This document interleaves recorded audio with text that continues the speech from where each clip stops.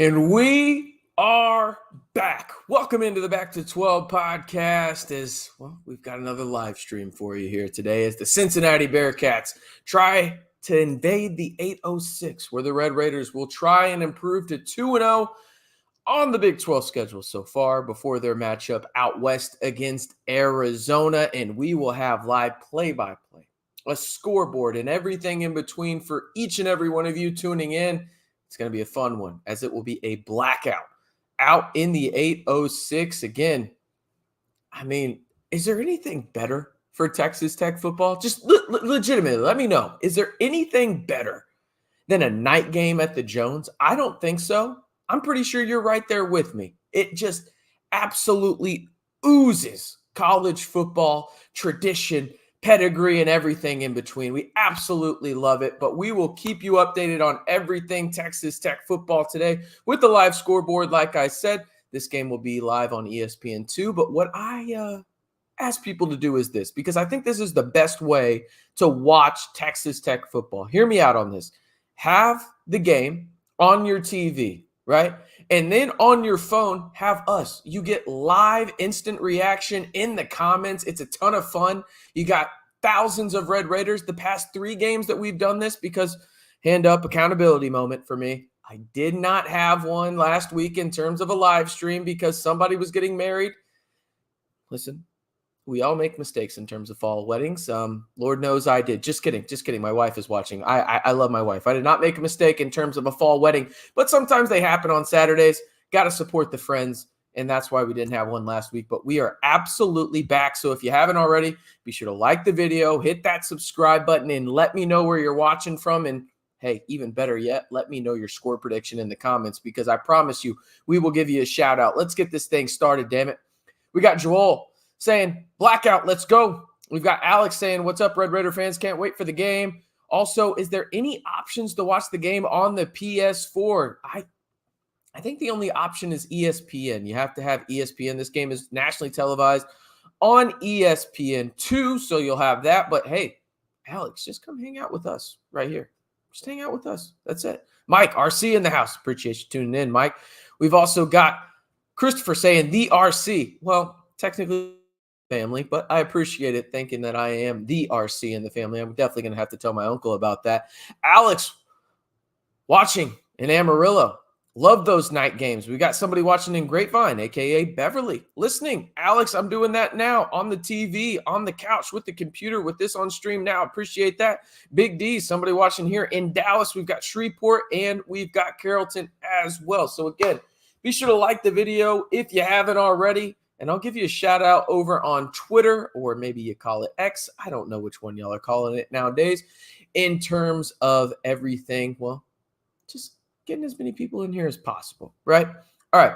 We've also got somebody watching, Noah, watching from Southern West Virginia. Love that. Let's preview this game a little bit, because this is a very, very pivotal game, in my opinion, for Texas Tech, because we talked about it in the preseason. We're going to talk about it now in the sense of, if Texas Tech handles business at home, I think this is a potentially 8-win team, right? And call me crazy on that, especially after the first 2 weeks.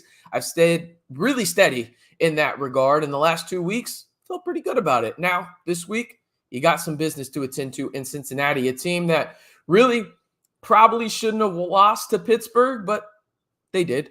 But Sorsby is a really good quarterback. You've got Kiner in the backfield there, and then you've got Henderson in terms of the offensive weapons for Cincinnati. Texas Tech is going to have to come into this game and win the turnover battle, and that is something that's going to be uber difficult, in the sense that Cincinnati just doesn't turn the ball over. You look at Sorsby in the sense of interceptions, I should say. They don't turn the ball over that way. He has 0 picks this year. Now, Cincinnati does have a fumbling issue. They have fumbled the ball 8 times and lost it 5 this year. Yes, that is correct stats right there. Absolutely crazy stuff in terms of Cincinnati. But Texas Tech has to win the line of scrimmage battle, and that's going to be something that we talk about each and every live stream, in terms of, if Texas Tech wants to win these football games, they're going to have to get pressure on the quarterback. That does not mean they have to get sacks. No, that is not what they have to do. But they do have to make it very difficult on Sorsby tonight in terms of getting pressure in his face, because if you make him go outside of the pocket, that is where he struggles. He struggles to throw on the run. That doesn't mean he can't do it, but that's where he struggles. If he can stay in the pocket and really manipulate the defense and go through his progressions, that's where he really, really thrives, okay? So that's what Texas Tech is going to have to struggle with tonight, not to mention Kiner in the backfield, a guy that is actually ahead of Taj Brooks in rushing yards. Now, to be fair to Taj Brooks, Taj has missed a game, right? Taj would probably be top 3 in the Big 12 if he didn't miss that Washington State game. But this is going to be a pivotal game for the Red Raiders in the sense of if you start the season out 4-1, 2-0 in the Big 12, you were sitting kind of pretty because next week you go into Tucson to face off against Arizona, a team that struggled. They play Utah tonight, and we'll keep you updated on that front. But it's going to be very interesting to see kind of where things go for Texas Tech on that front. All right, let's get some predictions in the chat so far. Let's see what we've got here. We've got Alex saying, dang, bro, UCF got beat pretty good by Colorado. Yeah, Colorado is one of those teams where they are really, really interesting to me in the sense of when they reach their ceiling, they're up there with not quite Utah, but they're up there in that top stratosphere of teams in the Big 12, right? But consistently, they're not there, okay? They're consistently kind of middle of the pack, and that's kind of where I think they are. I think they're a notch below Texas Tech, all things considered. It's just they have that firepower, right? Like there's nobody in the country that has a player quite like Travis Hunter. Period. I was watching games with my buddy this afternoon, and I was like, man, I don't know if there is a better player in college football than Travis Hunter, right? That's the thing about Colorado. They have those uber talented guys in terms of Shadir Sanders, Travis Hunter, regardless of your feelings of them. Those are 2 superstars in this game. But yeah, man, I just don't know how much depth they have long-term, but they absolutely balled out today in Orlando. Hopefully they get to go to Disney World after this because who doesn't love a good trip to Disney World? Maybe you're a Universal guy. I don't know. Also, is Ben Roberts playing? I'm not quite sure. I haven't seen the reporting yet in terms of Texas Tech, in terms of Ben Roberts. Let me send out a quick text on that front. But last I heard, he was reportedly going to play, but obviously things change when it comes to warm-ups for Texas Tech and everything like that. So let me give it a quick look real quick on this front. Wow. Shout out to my buddy. He just responded right away. Yes, Ben Roberts will be playing tonight for Texas Tech. There you go. Let me ask about Braylon Luck since he's on the phone real quick in terms of at least texting me. I haven't seen any Braylon Luck's update. If somebody wants to give me an update in the chat, I haven't seen one yet. But we've got unavailables tonight for Texas Tech. This from Don Williams of the Lubbock Avalanche Journal. And unavailable tonight for Texas Tech is Javion Wilcox with a knee. Braylon Lux is officially out tonight. Jalen Peoples out with a hip injury. Jason Llewellyn out with a head injury. And also Dylan Shaw out with a hand injury. So that means Josh Kelly will be good to go for the Red Raiders tonight against the Cincinnati Bearcats. So there you go. No Braylon Lux. You get Ben Roberts. You get Josh Kelly. So not ideal, obviously, but it is what it is on that front. Again, let me know your score predictions in the comments. Get a shout out here. Let's get as many people as we can in the chat. I mean, this is going to be fun. This is probably the most excited I've been about a Texas Tech game in quite a long time. I mean, Texas Tech is going to close as, I think they're going to close as about 4-point favorites, if we're going to be honest about this. So that'll be a lot of fun to see if Texas Tech can live up to that, as you can see right here, as they do a terrible job of transitioning things on there. But there we go. Well, the young secondary will just keep learning and improving, hopefully. Yeah, I think you'll probably see that. That's the interesting part about tonight. So you have no Jalen Peoples.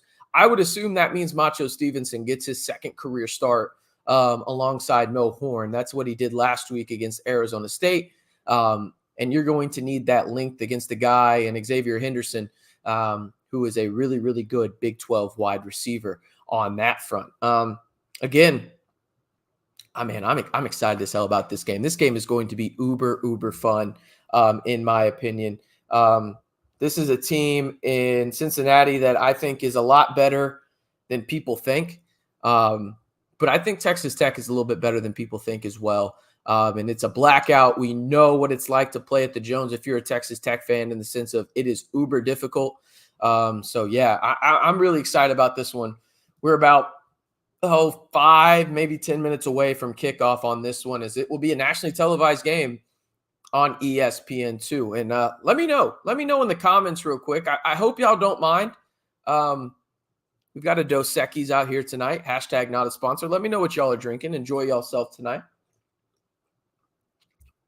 Should be a good one. All right. Mike says offense needs to blow the roof off tonight. Pre-gaming a little bit in terms of what I think Texas Tech needs to do offensively, okay? I don't think this is one of those deals where Texas Tech needs to reinvent the wheel. For me, the biggest thing for Texas Tech tonight is you have to get the run game going early, because they've proven the past 2 weeks, albeit one against UNT, but the other one against the Big 12 team in Arizona State, the best course of action for this offense by far is play action and RPOs. I don't know if anybody can debate that in that regard. And that's where Baron Morton looks the most comfortable, because it takes a lot of that pressure off of him, and it allows there to be bigger windows for him to throw to, whether that's to Josh Kelly. I noticed, you put 35-14 Tech, but you put Caleb Douglas. That is not his name. His name is Caleb Payday Douglas. I'm only kind of kidding, but we're very serious about the payday here on this channel. But I think that that's where Texas Tech really, really has to impact things on the offensive side of the football, because in my opinion, the best way to get your offensive line to be solid and kind of into the game, right, is running the football. And what better way to do that than with Taj Brooks? Taj Brooks is arguably the best running back in the Big 12. Right now, I'd probably say he is, because I don't know if y'all been paying attention to what Ollie Gordon is doing up at Oklahoma State, but the Cowboys are an absolute mess right now, and it's no fault of, Ollie Gordon. It's more so that, I don't know if y'all watched Alan Bowman today, but it was pardon my language, a shit show. I mean, that was a shit show up in Manhattan for the Cowboys. But Mike says, yeah, RC, just need consistent production from the offense. We got stuck a bit for prolonged periods of time last game. Yeah, they did. But also last game, if you go back and watch it, you could tell that the game plan for Texas Tech was, okay, get up big and then slow things down, because they knew Arizona State did not have that big play offense. Arizona State is more of the, hey, like, let's go run the football, have these prolonged drives, and milk the clock a little bit. So if you got up 2 possessions, you saw Texas Tech. Now, the offense did struggle in some regards, and there's no excuse for that. But I think that was part of the game plan for the Red Raiders in terms of get up big early. That's why they received the football, right? You think back to that Arizona State game. They took the kickoff after winning the toss, okay? So they go out there, they go down, and they score on their first drive. Then they score on their next. They're up 14-0, and then they really slow things down. And I think that was part of the game plan for Joey McGuire and crew on that one.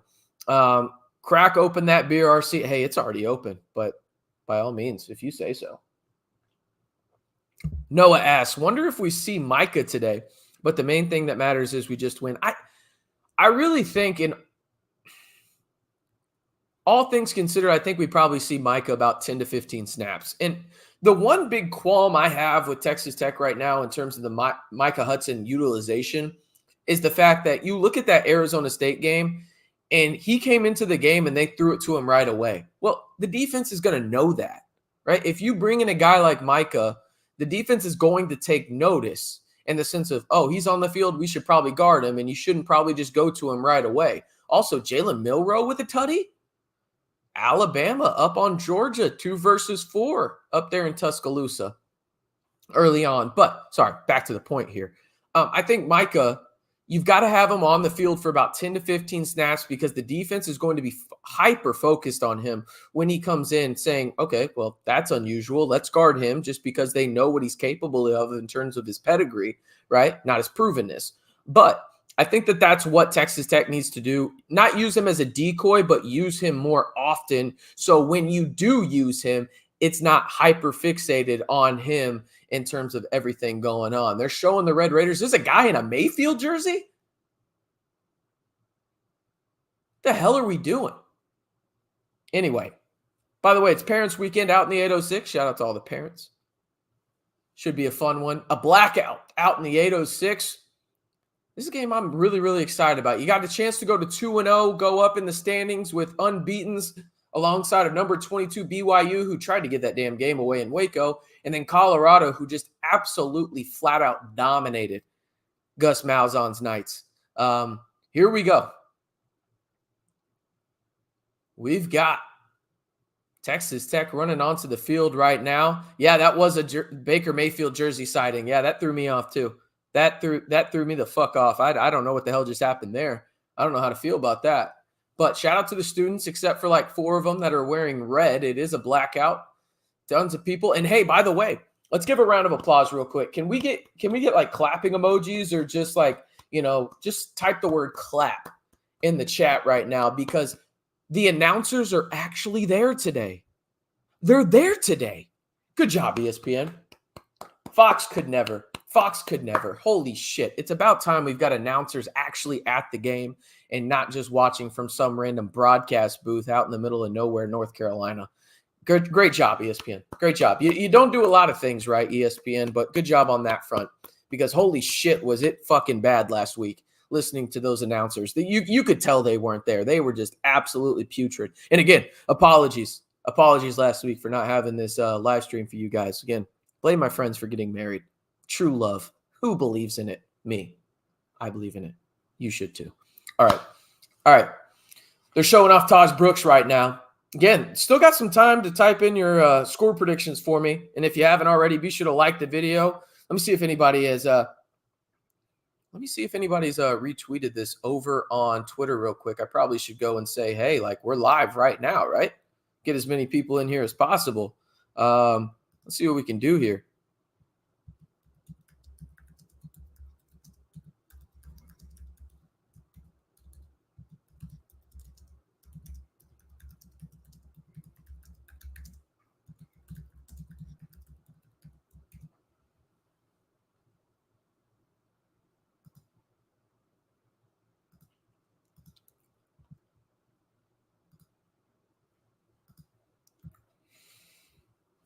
Mike, I apologize. Yeah.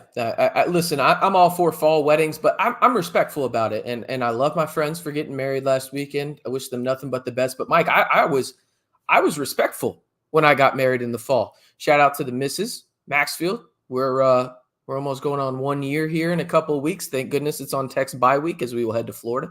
But I got married on a Friday during football season. That's being respectful to college football fans, if you ask me. I don't know if there's any bigger act of kindness to my friends that I could give them, in the sense of, hey, like, I know y'all love college football. I'm not going to make y'all miss this. No, that's disrespectful. We're going to get married on a Friday. I don't know. That's true friendship and true love, in my opinion. But hey, everybody has different opinions, and you know what they say about opinions. Everyone has them, just like everyone has it's a family show sometimes. So I'll and notice I said sometimes, because Lord knows I will be cussing on this show if Texas Tech makes me upset. All right. John saying, hey, y'all. Welcome in, John. Appreciate you. Cowboys season says, just get married on a bye week. Hey, that was probably the smart play. The venue was cheaper. I ain't going to lie to you. I ain't going to lie to you. The venue was cheaper on a Friday, so we went ahead and did it. You know what I'm saying? That's what we went ahead and did. But hey, to each their own. I respect each and every one of y'all that, believe in true love. We love it. Again, Texas Tech on this one, as we look forward to this matchup. Texas Tech will close as 4.5-point favorites in this one. The over-under in this one is set at 58.5. Okay, so the implied total there, if you go with quick math, somebody correct me on that. That's going to be about Texas Tech. What are we doing there? Real quick. Quick math. So that's 54. That's 27. Texas Tech 31.5 to 27.5, somewhere in that range. I'm just glad that the announcers are there for this game, as we are about to have kickoff. It looks like Texas Tech will receive, and that is in fact the case, as it is a blackout out in the 8:06. Should be a lot of fun. Here we go, ladies and gentlemen. Let me go ahead and take that off for you guys in terms of making this look a little better. And here we go. The kickoff is to Dre McCray, and he takes it up to about the 35-yard line right there. Looks like he's going to be actually just a little bit short, and it will be 1st and 10 at the Texas Tech 34 for the Red Raiders and Baron Morton. Are we not going to get stats today? This is actually going to suck if they don't put stats up on the screen real quick. We'll go ahead and change that here in just a second if they don't. Baron Morton out on the field, 12 touchdown passes, leads the Big 12. The junior out of Eastland, Texas, redshirt junior to be specific. Hands off to Taj Brooks for the first play of the game, and Taj, as he does, moves and falls forward for about a gain of 5.5, maybe 6, as Texas Tech moves quickly. Again, black helmets, black jerseys, black breeches for the Red Raiders in this one, as Cincinnati is in all white. I will say this is easily my favorite Texas Tech jersey combo. Love the all black. Dre McCray moves in motion. Fake handoff to Taj. No, he gets it anyway, and he goes up the middle, makes a cut, and Taj Brooks up the middle to the Cincinnati 45 for about a 15-yard gain. Let's get these guys going. This one's going to be fun. For those that maybe don't know, Taj Brooks is on pace to become the leading all-time rusher in Texas Tech program history. He's averaging more than 100 yards per game. Right now, he needs to average about 102 per game to get to the record. Right now, he is currently 5th all-time. Shotgun, 2 wide receivers at the bottom of the screen. 2 guys move in motion. Caleb Payday Douglas moves back to the top of the screen. Mason Tharp to the left side for trips left. They move up, and Texas Tech's going to have to take a timeout. Caleb Douglas was absolutely lost there. Baron Morton sent Mason Tharp in motion. Caleb Douglas was moving in motion as well. He did not know what was going on there, so to be better safe than sorry, Texas Tech sends, a timeout right there. All right. Again, nice little couple of plays right there. What did we talk about in the pregame? Texas Tech was going to have, some action when it came to the RPO, the play action type setting, and that's what they've done so far in this one. You can definitely tell they're prioritizing the slants across the middle there, and it looks like an absolutely beautiful night out in the 806. It is family weekend out there, so this should be a lot of fun. Get the graphic back on the screen for you guys. Josh Kelly, Jacob Rodriguez are the 2 that are highlighted for the Red Raiders. Dante Carleone, good to see him back playing football. He had a heart issue, did number 2 for Cincinnati, and he is back, so that's great to see. Taj moves in motion. He gets another handoff. This one, he bounced back into the middle, and he falls forward for another 5-yard gain. Texas Tech in business, 2nd and 5 on the Cincinnati 40. I ain't gonna lie, I really like Cincinnati's jerseys tonight. I wish they were wearing white helmets, but I digress. I really get upset when the teams wear the same color helmets. It's a very small thing, but here we are. Morton in motion, hands off to Taj Brooks, and he's got a little bit of a lane, and he falls forward for yet another first down. Cincy has struggled against the run in between the 20s, but when they get into the red zone, that's where they bend, don't break. And Texas Tech is looking to be, the first team against Cincinnati all year to score a rushing touchdown, let alone a red zone rushing touchdown. Taj Brooks has gotten every touch so far. He has 4 for 32 yards as Cincinnati goes through a little bit of a line change on the defensive line. Taj right next to Morton to his left, trips to the top of the screen. Taj moves again, fake handoff. Baron Morton looks deep. Red Raiders have a man, and it is great defense by number 21 of Cincinnati. Coy Aiken almost made a play on that tip ball, but great play by number 21 of Cincinnati to prevent the Texas Tech touchdown. It will be 2nd and 10 for the Red Raiders. Like that play call there. Again, love the play action stuff by Zach Kitley early and often in this one. Looked like, Barron put that ball pretty much on the money, but just better defense by number 21 and just kind of slipped through the hands after the tip of Coy Aiken right there. Josh Kelly moves in motion. It is a handoff to Taj Brooks. He goes up the middle and falls forward as Taj does and gets about a 4, maybe 5. Looks like it's going to be 3rd and 6, though. if we're being honest. Again, if you haven't already, be sure to like the video, hit that subscribe button. Let's get as many Red Raiders in here as possible tonight.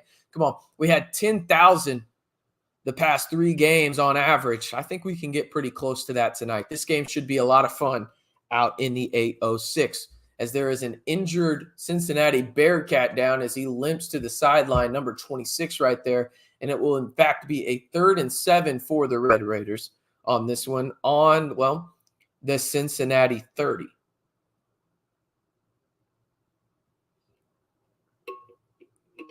We'll head to a media timeout, it looks like. So far, so good. I mean, you had one pass from Baron Morton. Didn't work out the way you wanted to, but Taj right now is averaging about, well, just 7 yards a carry. Pretty solid stuff right there by the Red Raider leading tailback.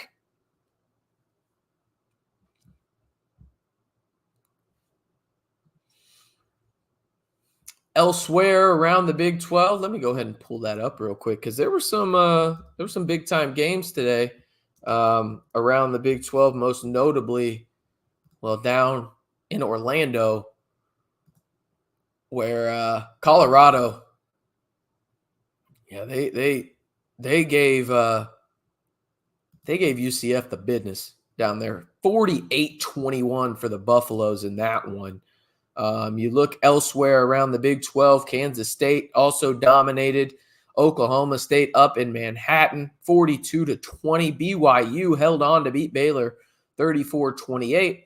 And then you had TCU beating Kansas 38-27. It didn't look like Lance Leipold was too happy about that result when it came down to it. He was calling out the officials after that game was over up in Kansas City. Also, very weird how Kansas did not have an agreement with Arrowhead Stadium until merely hours before that game kicked off against TCU. Really interesting stuff. Dante asks, I wonder if Cincy has any Sauce Gardners in their secondary. A quick answer to that, fuck no. No, Sauce is one of one. No. Apologies for the vernacular there, but no. So they don't have anybody close to Sauce Gardner in their secondary. No, I'm just hoping Kitley doesn't decide to go away from the run later in the game because it's looking really good right now. Yeah, I think he'll obviously try and incorporate the passing game a little bit, as we know.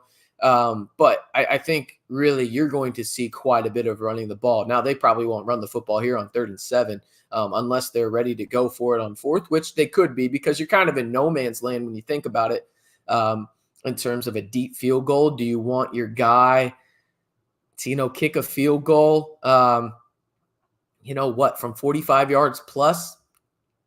Probably not. But, hey, that's probably where you're at. This is an opportunity where if Texas Tech gets it to like 4th and 3, I might kick the field goal, but I also would not mind Joey McGuire going for it on 4th down. This is one of those situations. 18-12, a 600 winning percentage for Joey McGuire. He is 13-3 at the Jones. 3rd and 7, Taj Brooks moves from right to left, and that will be a false start for the Red Raiders. Pretty clear as day. That'll make it 3rd and 12.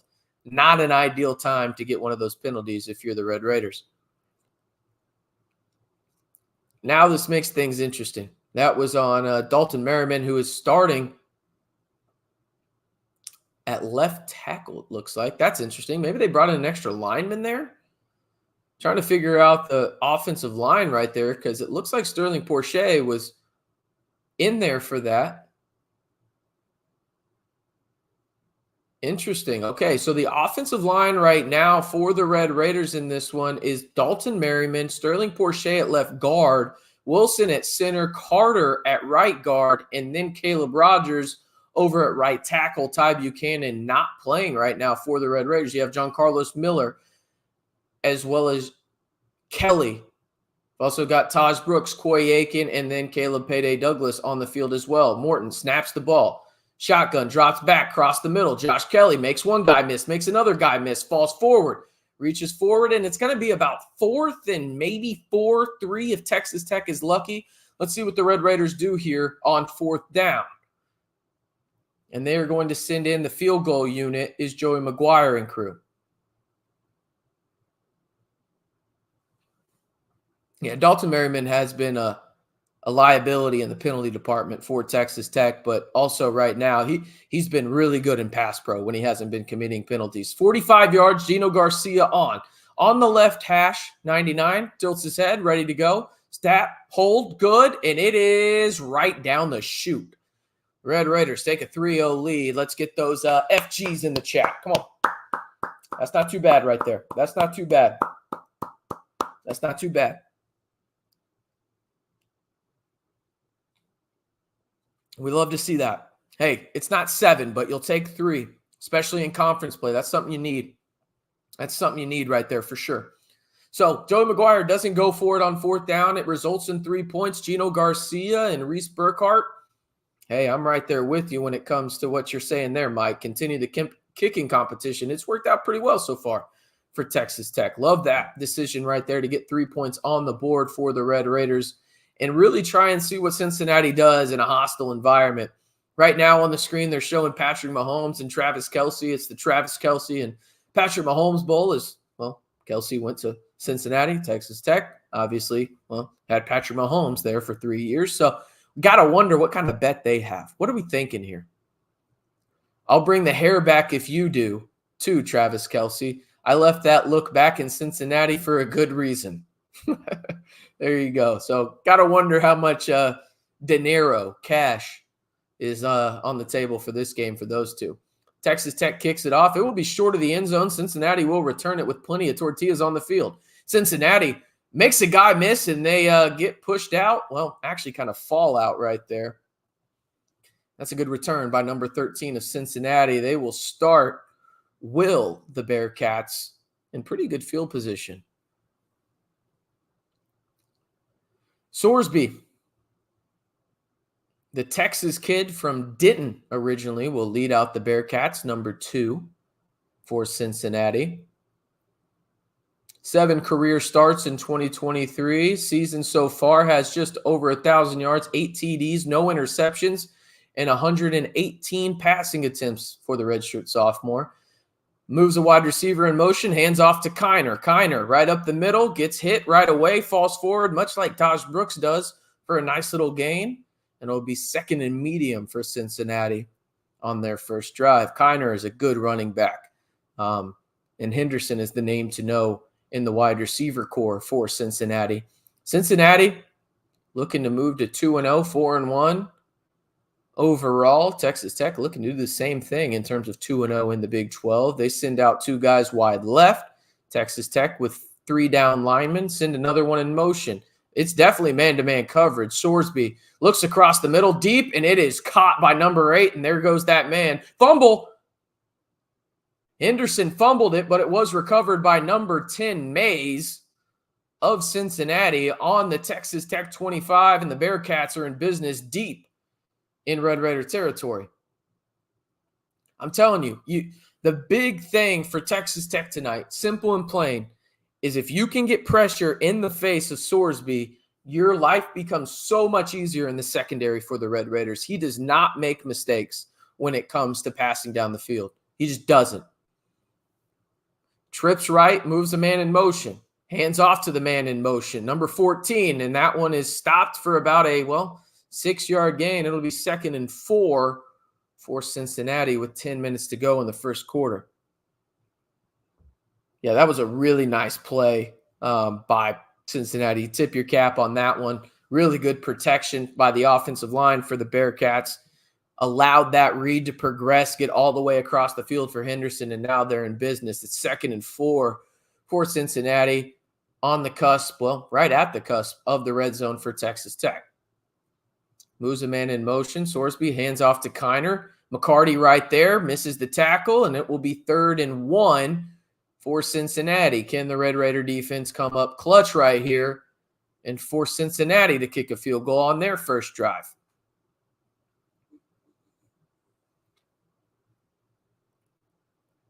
I'm not going to lie. This jersey battle is fantastic. This is a great jersey battle, in my opinion. You got the all whites, all blacks. Absolutely love it, in my opinion. 3rd and 1 for Cincinnati at the Texas Tech 16. Up the middle, and they stop them. Cincinnati's got a question now here as A.J. McCarty comes in and absolutely obliterates Kiner, who is still down on the ground. It'll be 4th and 1, and it looks like Cincinnati, off that play call, will go for it on 4th.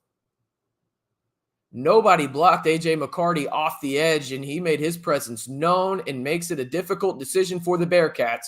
4th and 1, they will indeed stay on the field. Will Cincinnati trying to get 7, 8:30 remaining. Jumbo package in for the Bearcats. Texas Tech brings in everybody close.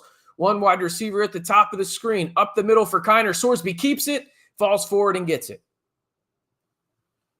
First down for Cincinnati and a first down conversion on 4th and 1.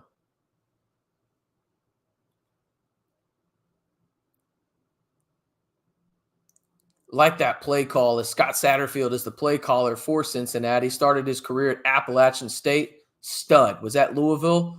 Pretty solid there too, and now took over a team in Cincinnati after Luke Fickell left for Wisconsin that didn't do too great last year, but has him on the come up, that's for sure. Everybody moves inward towards the line for Cincinnati, and another Texas Tech timeout. The Red Raiders will only have one timeout for the remainder of the first half with 7:42 remaining. Joey McGuire is absolutely heated right now on the Texas Tech sideline. Absolutely heated. Chewing anybody out that's close to him right now. Again, Texas Tech got a field goal on their first drive, 45-yarder from Gino Garcia. And, Cincinnati on their way down the field right now, looking to potentially go up on the Red Raiders out in the 8:06. Let me know where you're watching from, and if you haven't already, be sure to like the video. Let me see if there's any people we need to shout out, I should say, over on Twitter sphere. We got Dez. We've got Don and John tuning in. That was almost a slip up by me. Who else we've got in here? We've got Bandit Stan over on Twitter. We've also got another Don, but this one goes by Donovan. And then we've got Carlos as well. Appreciate each and every one of y'all tuning in to the live stream tonight.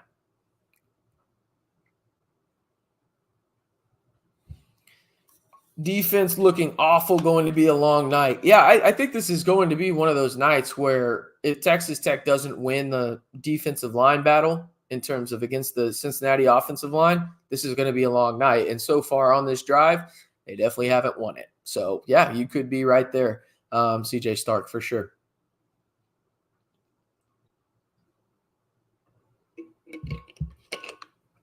Elsewhere around the country, Alabama up on Georgia 14-0 in Tuscaloosa with about 4 minutes remaining in that one. Kalen DeBoer, man. Gotta love me some Kalen DeBoer. One of the best coaches in all of college football. Dude just knows how to win. Just simple and plain. That's what he does everywhere he goes. It's unbelievable. So again, big news out of this one for Texas Tech right now is this. You have used 2 timeouts about midway through the first quarter. With 7:42 remaining in this one, you have 1 timeout. Okay?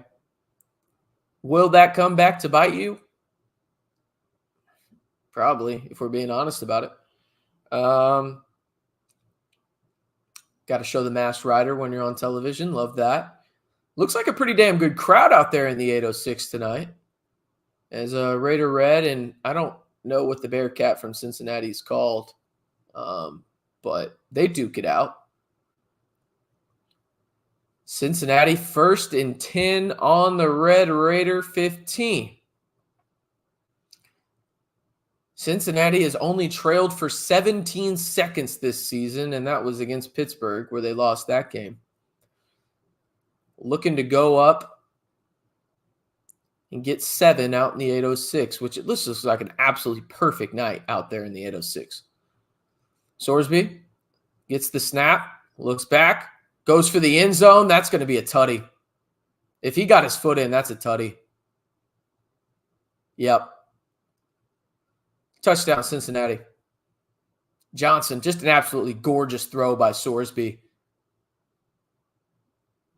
Red Raider defender got absolutely fucking cooked on that. Tony Johnson with the 15-yard TD, and Cincinnati will look to go up 4 on the extra point. Chapman Lewis got absolutely fucking cooked man-to-man on the outside. Not his strong suit, but, I mean, he got cooked.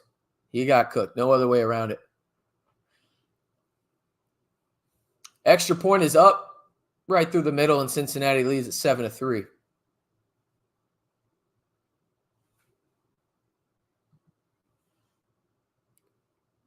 Yeah, that was bad coverage and a good throw by Sorsby. It's what it was right there. No doubt about it. So Cincinnati leads at 7-3 with about 7:35 remaining.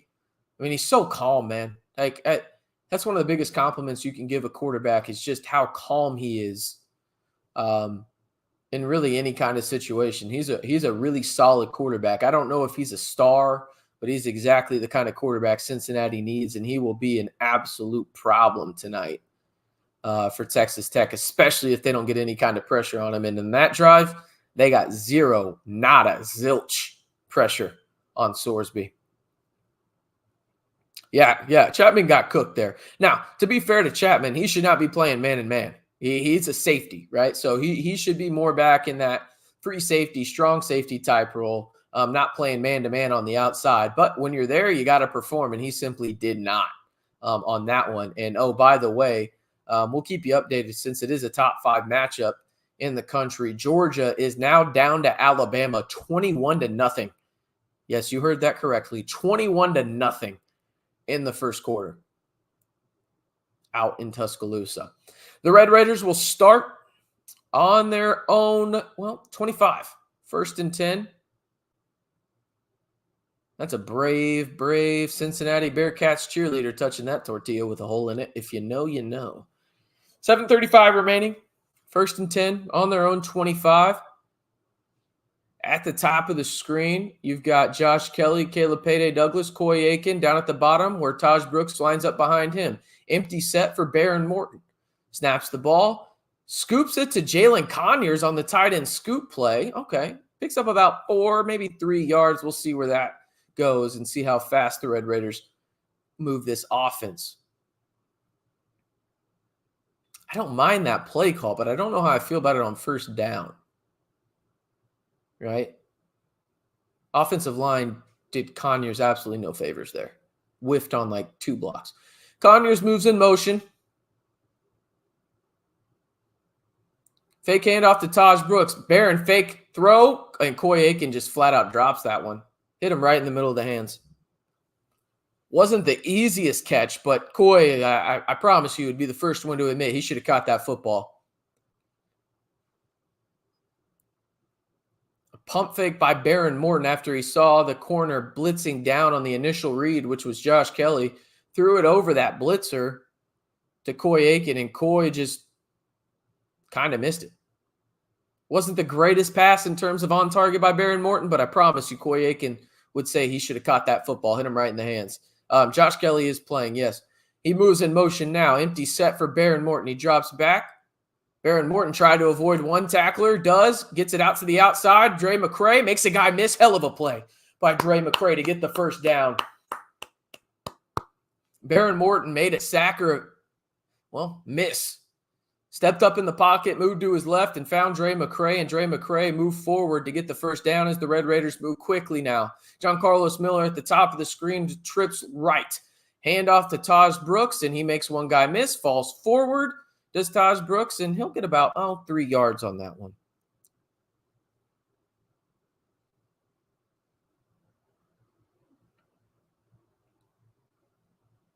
Second and 7. Texas Tech moving a little bit slower here on this drive after that first play.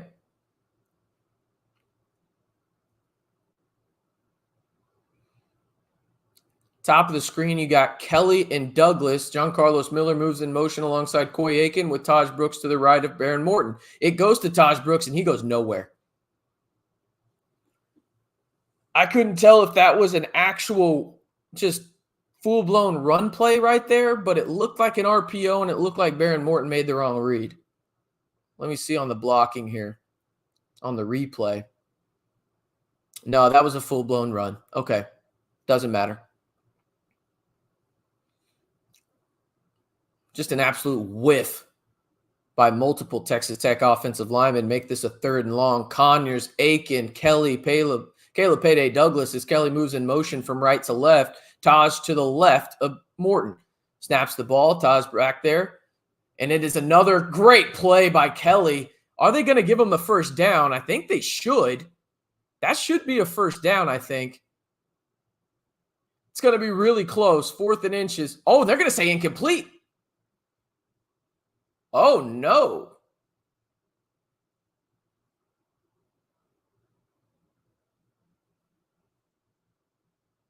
That's a catch.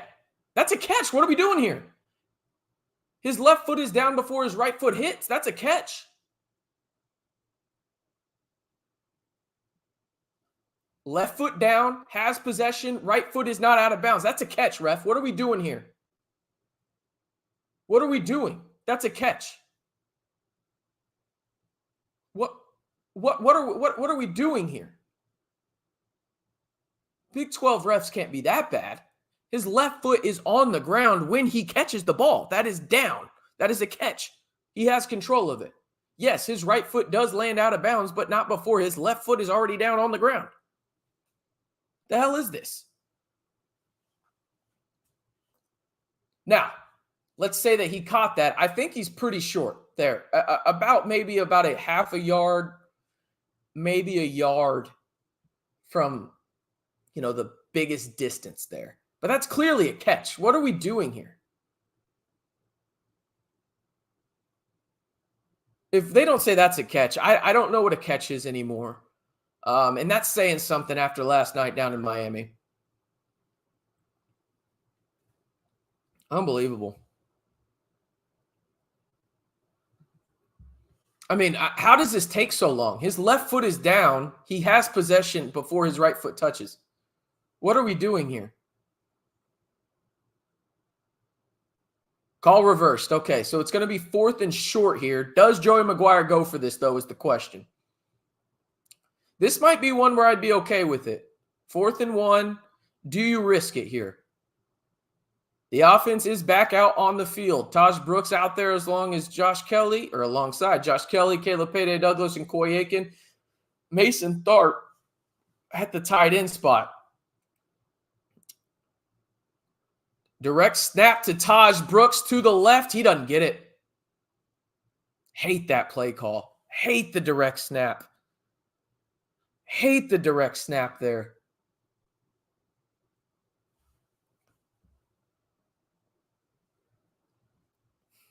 Unbelievable. Direct snap right to Taj. It does not work at all.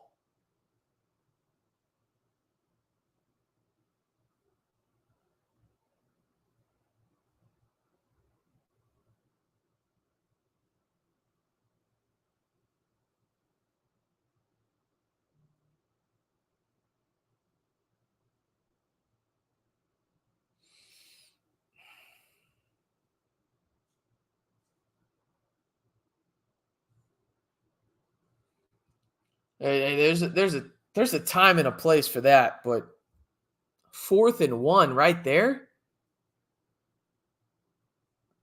Here's the thing. I'll set the scene for you guys. You had 2 at the top, Josh Kelly and Caleb Payday Douglas. You also had Coy Aiken at the bottom of the screen. Those were your 3 wide receivers. Mason Tharp was your tight end. Taj Brooks, obviously the running back there. You lined up Tharp right over Taj Brooks initially, right? With Baron Morton ready to get the snap. Baron Morton moves to the right. You know what the fuck is about to happen if you're the defense. Like, you know what the fuck is about to happen. Like, it's a dead giveaway, okay? Taj ain't throwing the fucking football. It makes 0 sense to run that play right there. Yeah, exactly. I'm right there with you, the big Lubbock. Like, if you're going to do that, just bring in Cameron Brown, right? Bring in that kind, or better yet, just run Jalen Conyers with the football. Like, just run Jalen Conyers with that. Yeah, and I agree with you guys. The offensive line has looked like booty cheeks so far in this one, especially the left side. Absolute booty cheeks. Let's not do the whole McGuire is the guy thing. Let's not do that. That's a Kitley call. Okay, McGuire made the right decision there. I would have 1,000% gone for it right there, 100 out of 100 times. But yeah, that was just a shitty ass play call by Zach Kitley. Call it what it is. Unbelievable. Ugh.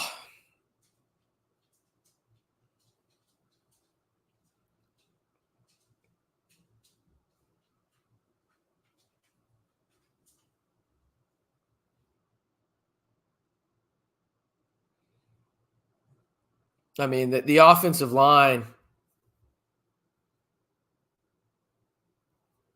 was just bad on that drive. Really has been bad the first two drives, if we're being honest about it. I'm telling you, if you're going to run something like that, just run the Wildcat with Jalen Conyers.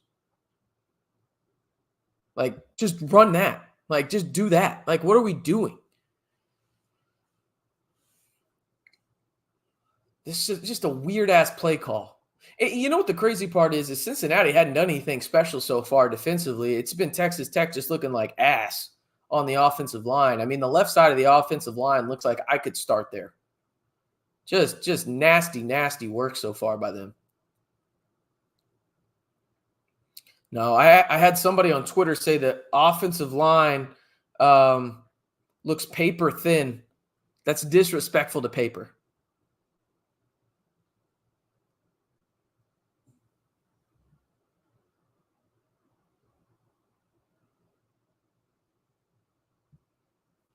And on the first play, touchdown Cincinnati. Xavier Henderson, 42-yard touchdown. Yeah, Texas Tech did not come to play tonight.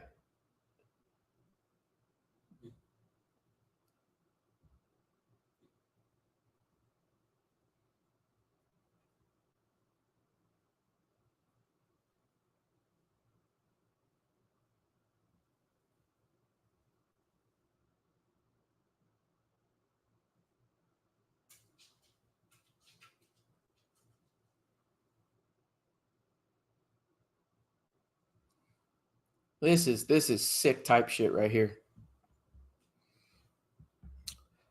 Unbelievable.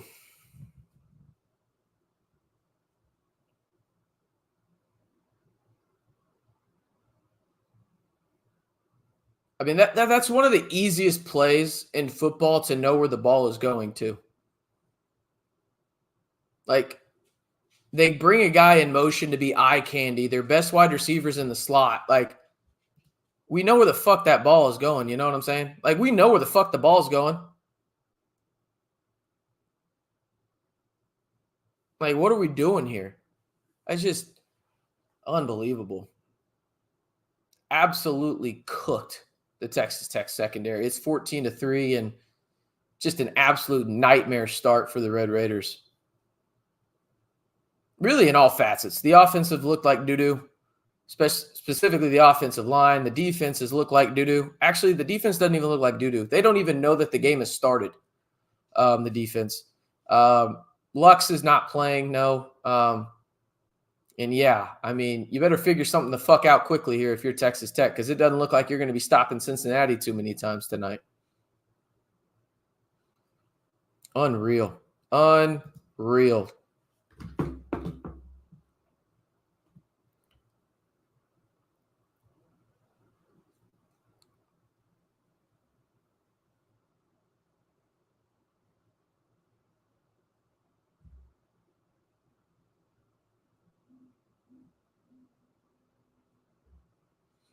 That play deep, caught. Josh Kelly, Red Raiders in business on that one, down to the Cincinnati 45. Maybe we just got a good old-fashioned Big 12 shootout on our hands.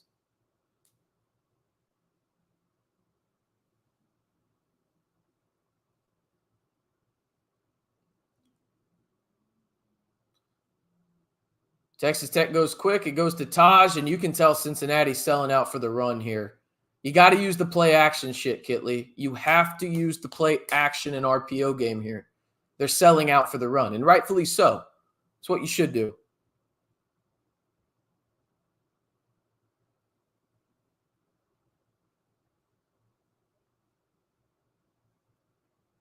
Second and 9.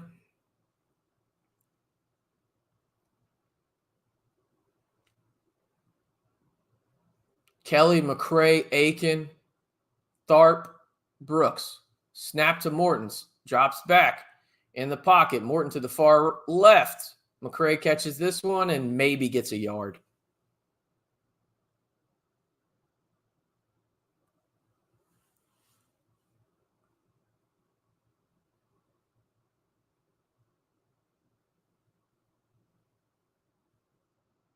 Douglas running back on the field. Texas Tech 1 for 3 on third down so far. Kind of crazy. Cincinnati is leading 14-3 and is 0 for 1 on third downs so far. Tells you how good they've been offensively. 3rd and 7 on the Cincinnati 43. Morton quickly to Tharp. Tharp falls forward, makes a guy miss, makes another guy miss, stays on his feet and falls forward to the Cincinnati 27. Texas Tech is in business and moving quickly now. Trips to the top of the screen. Morton makes sure everybody's set. Handoff. Taj Brooks hands it off. He fakes left, goes right. You got it. Oh, man. Morton's got to make a fucking read on these RPOs, man. He's got to make a read.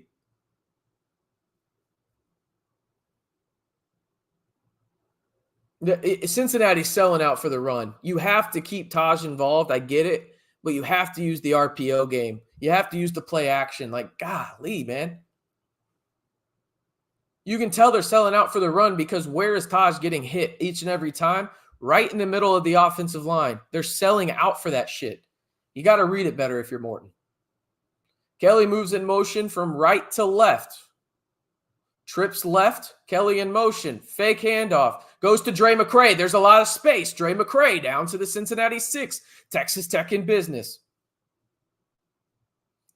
Hell of a read by Morton there. Again, when you talk trash about a guy, you got to give him his flowers too, okay? That was a good read on the RPO right there by Morton.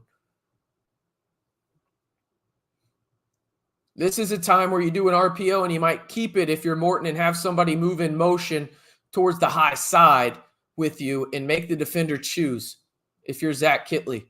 Let's see if they get somebody in motion here. There goes Coy. In motion. Handoff. Fake handoff. Goes to Coy. Touchdown, Red Raiders. Get the damn TDs in the chat. Hell of a response.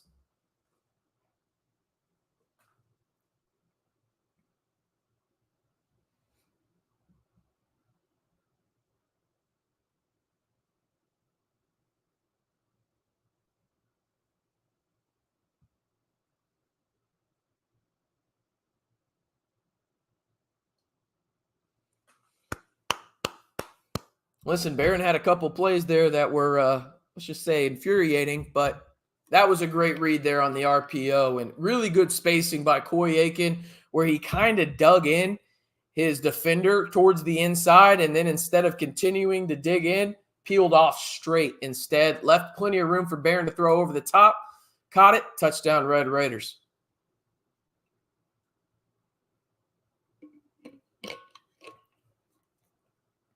I'm telling you, if Texas Tech runs a heavy RPO play action offense, I don't know how many teams in the Big 12 are going to stop them.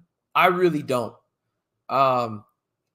Because each and every team in the Big 12 should 100% game plan against Taj Brooks, right? Like, I think everybody agrees watching this. That's what they should do.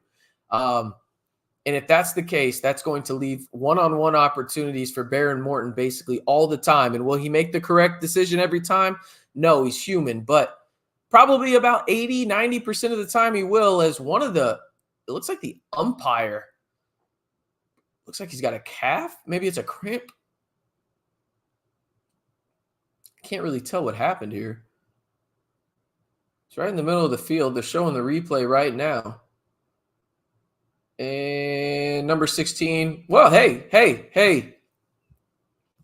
Listen, you can't get mad at the refs on that one. That was a good pick play. Shout out to the umpire on that one. Shout out to you, ref. Appreciate you. Appreciate you on that one, ref. Yep, that one's big. That's big right there. Appreciate you. I'm okay with it being 12 against 11 if it's the Red Raiders getting the benefit of it. Gino Garcia on for the extra point. Snap, hold, good, up, right down the chute. 14-10 Cincinnati. Elsewhere around the country, Alabama is beating the ever-loving shit out of Georgia. Is that score right? Chat, let me know. Is that score right? 28-0? Dear God.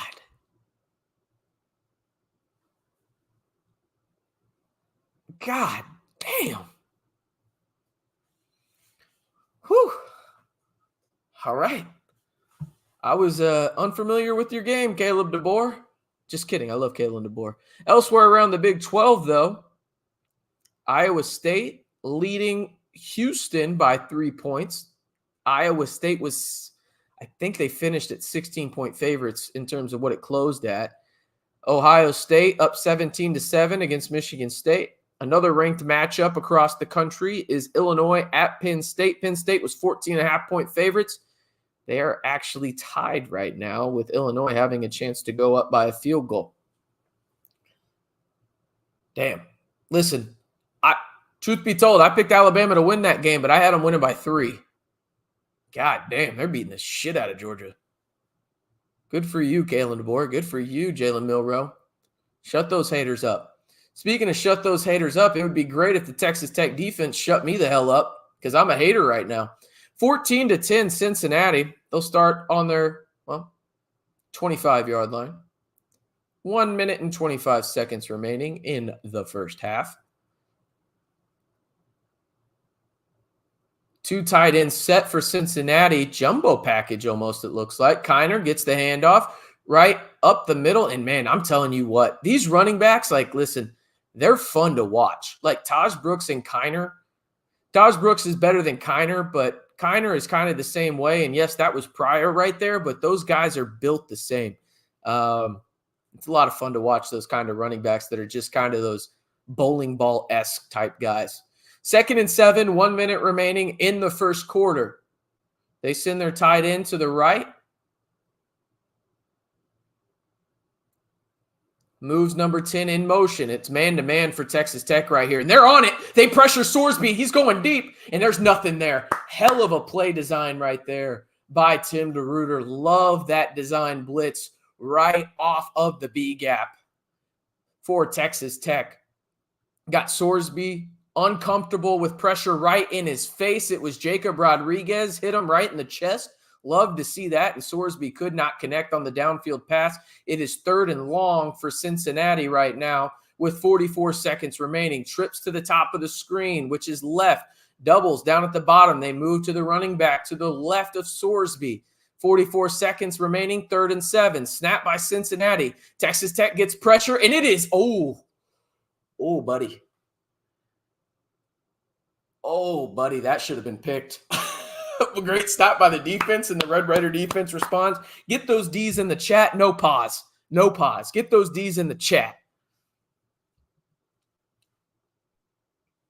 Big time response by the Red Raider defense right there. Big time response. Love to see that.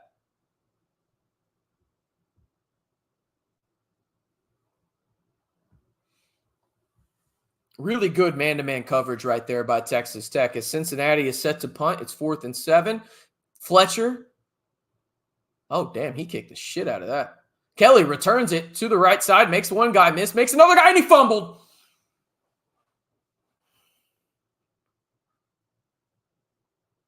Josh Kelly trying to do too fucking much.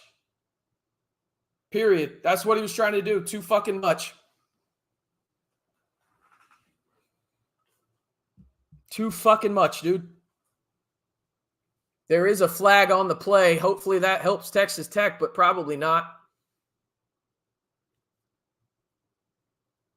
Texas Tech pray to whatever, but it looks like it's going to be on the Red Raiders on this one. Josh Kelly just tried to do too fucking much.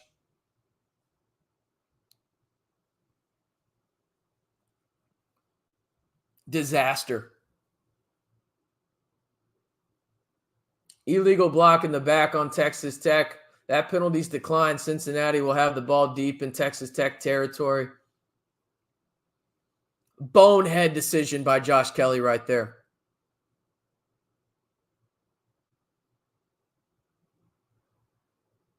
Did not secure that football tight at all. Got hit by actually his own guy. Fumbled it. Cincinnati's in business. He didn't look like he had the ball at all there, really, in terms of actually securing it. Nightmare type fuel for the Red Raiders. Nightmare type fuel.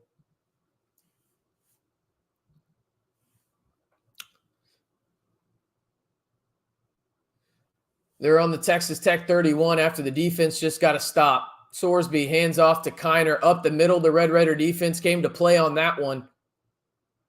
As they stop him, it'll be second and long.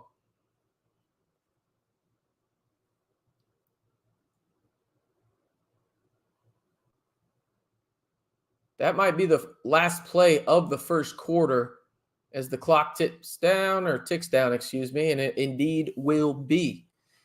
Texas Tech down 14-10. The defense did not look good early. The last drive anyway, looked good. And then Josh Kelly with a mistake on special teams put Cincinnati in primetime position to get at least 3 more points. But it's 14-10 headed into the second quarter. I'll be right back here in just a second, ladies and gentlemen.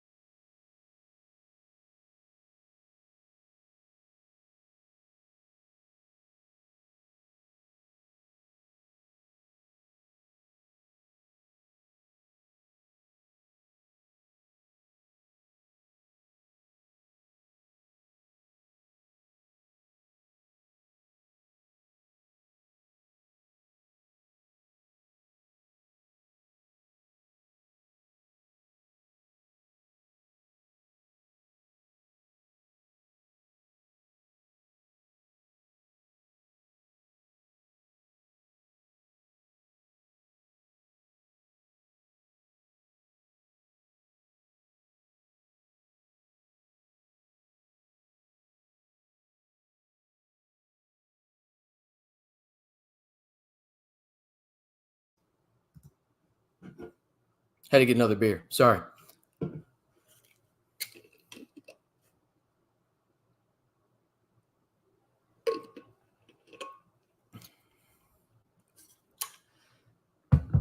Man. Not ideal right there for Texas Tech in terms of that turnover, but if there's a positive, the last really, 6-7 plays, the defense has looked all right. I guess technically it's only been 3 or 4, but they've looked all right. Hopefully the defense, something clicked there, but I think, CJ, you brought up a really good point there, the discipline aspect of it.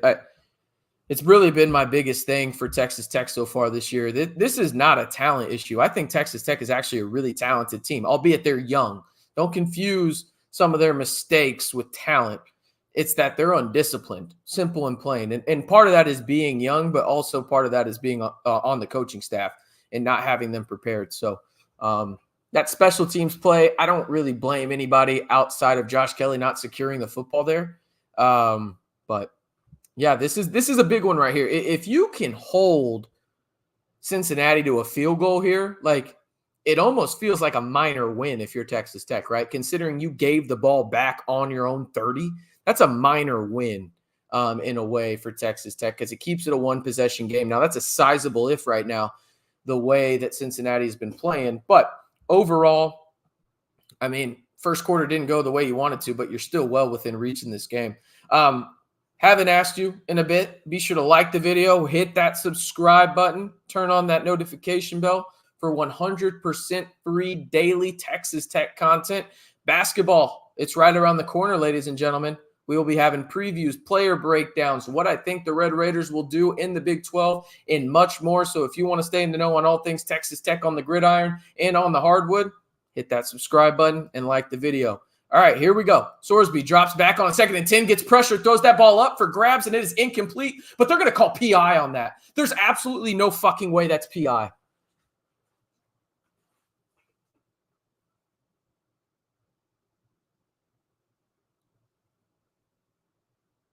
There's no way you can call that. The ball was short by a country mile, and they called PI anyway. Fuck my opinion, right? Automatic first down is Texas Tech. I mean, got pressure on Sorsby. Isaac Smith out in coverage against Kiner. How is that PI?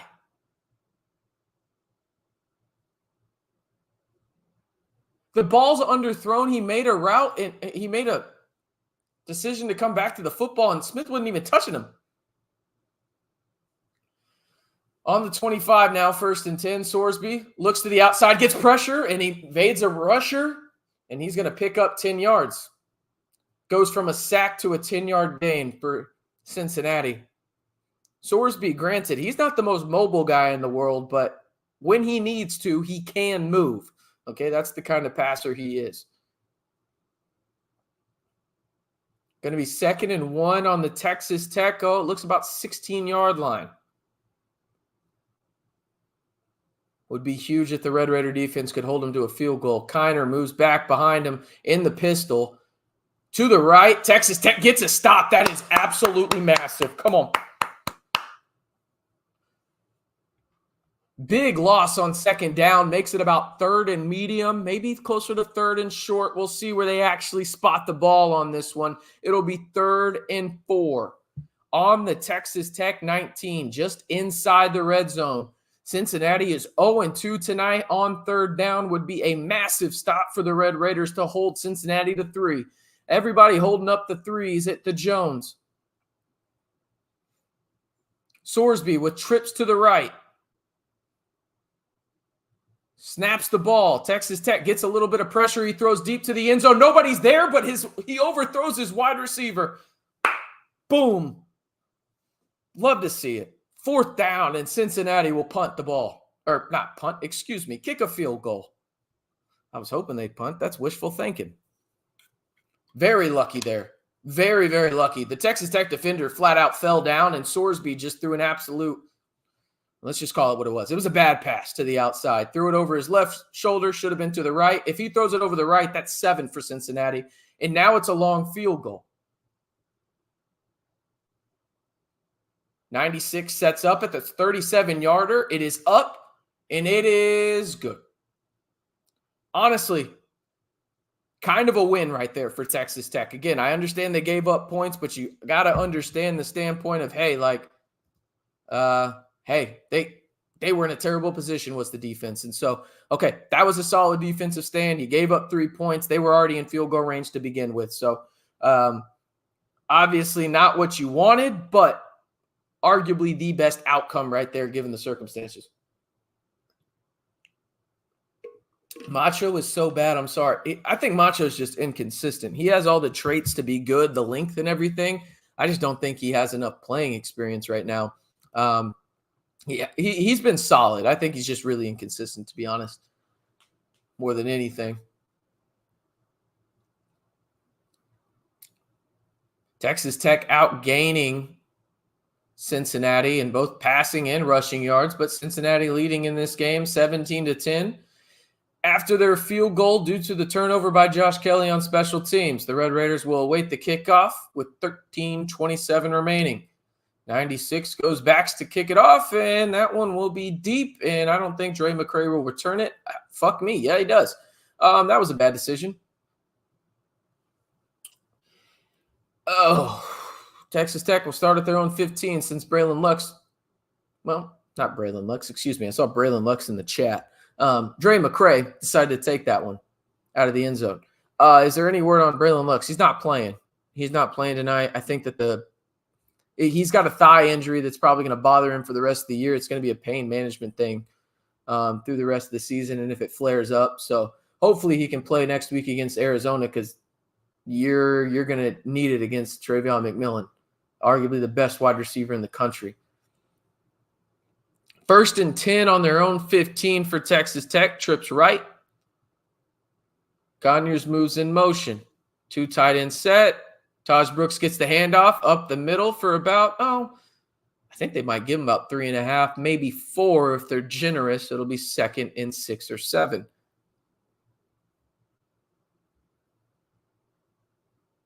Looks like Cam Dickey is about to come on the field for Taj Brooks.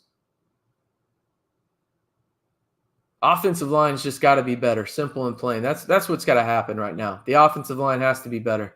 2nd and 6. 5 wide on this one.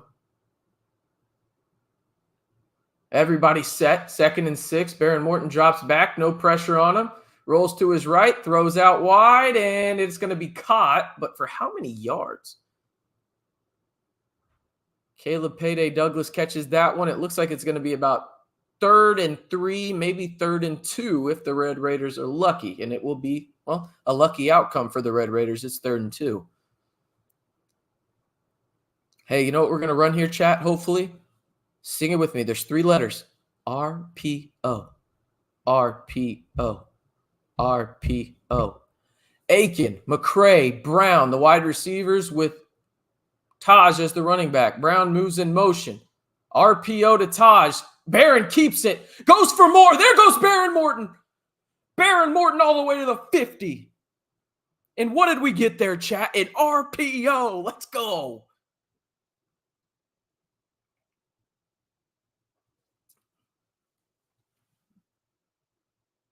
Who doesn't love a good RPO? Who doesn't love a good damn RPO? This one goes to Taj. He makes one guy miss, falls forward, holds on to the football. Cincinnati gang tackles him after that. After a 5-yard gain, though, and the Red Raiders are in business in Cincinnati territory at their 45. Big time RPO right there by Baron Morton. He made the right read on that one. Another RPO, and he made the wrong read. Giveth, taketh away. But also, credit to Cincinnati. They sniffed that one out pretty quickly on that one. Really didn't have a choice if you were Baron Morton. It was either take the sack or hand it to Taj. Handed it to Taj. It will now be 3rd and 8, as it looks like there's going to be a damn near line change for the Red Raiders when it comes to offensive skill players. And that is the case, as Cincinnati will take their time to get off the field. And why the hell not, right? You've got Kelly. You've got Douglas, Conyers, and then Coy Aiken at the top of the screen. Kelly and Douglas at the bottom. Brooks to the left of Morton. Douglas moves in motion. He's open, by the way. Throw the football, Baron. And there goes Coy Aiken, and he makes a guy miss. See ya. House call. Get the damn TDs in the chat. Coy Aiken, baby. Boy, let's go. Get those damn TDs in the chat. Let's go.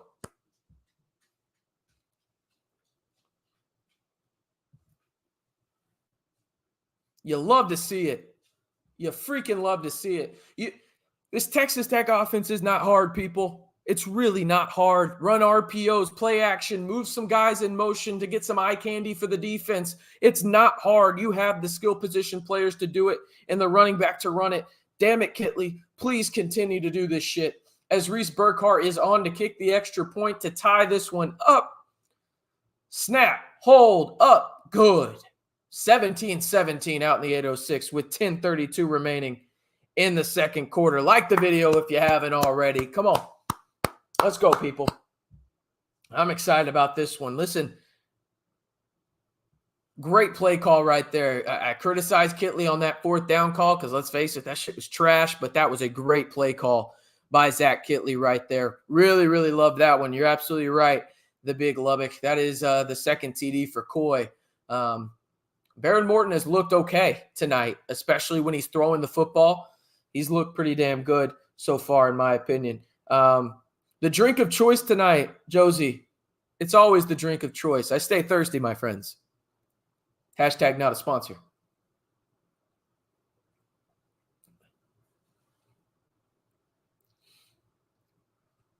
You know what the thing is about Coy Aiken? Like, if we're being honest about this, and call me out if I'm being out of pocket here, chat. Coy Aiken's your third best wide receiver. Your fourth best playmaker. Maybe your fifth best playmaker, depending on your feelings of Jalen Conyers. Like, maybe I'm out of pocket there. But, I mean, and that's not a diss to Coy Aiken. It's really not. It's more so like a testament to how much talent and how much improvement this Texas Tech offense from a skill position player standpoint has had from last year to this year. Maybe I'm out of pocket there. Who knows?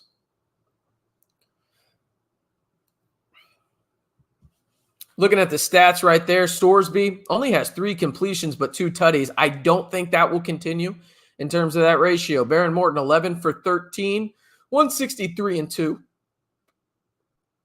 Wow. I did not realize Henderson had that big of a play outside of that 42-yarder. But he leads the way for Cincinnati. And then Coy Aiken, not too bad of a ratio there. 2 catches, 2 touchdowns. That'll play. Christopher asked, who are 1 and 2? I think Josh Kelly's number 1. I don't think that that's a debate. And then, or from a receiving standpoint, Josh Kelly is, though, the number 2 playmaker on your team. Then number 1 is Tosh Brooks. But in terms of just wide receivers, I would go Kelly, Payday, and Coy. Yeah, that's what I would do. I think Caleb is one of the more underrated wide receivers. I think he brings a unique skill set Texas Tech hasn't seen in a while, and is a perfect complement to Josh Kelly, in my opinion. But, again, just my opinion. And by the way, I could see people thinking that Coy's higher, by the way. Oh, well, there you go. KJ Stark. Yeah, Coy, I could see it. I understand completely if you think Coy is higher. Definitely understand. No doubt about it. I think it's just a nice luxury to have, like, even in the debate, right? Like, in terms of who's better, Coy Aiken or Caleb Payday Douglas, that's a nice debate to have. You know what I mean? So, Texas Tech definitely in a good spot right here. From that standpoint, 17-17, 10:32 remaining. Reminder, the over-under in this one was 58.5.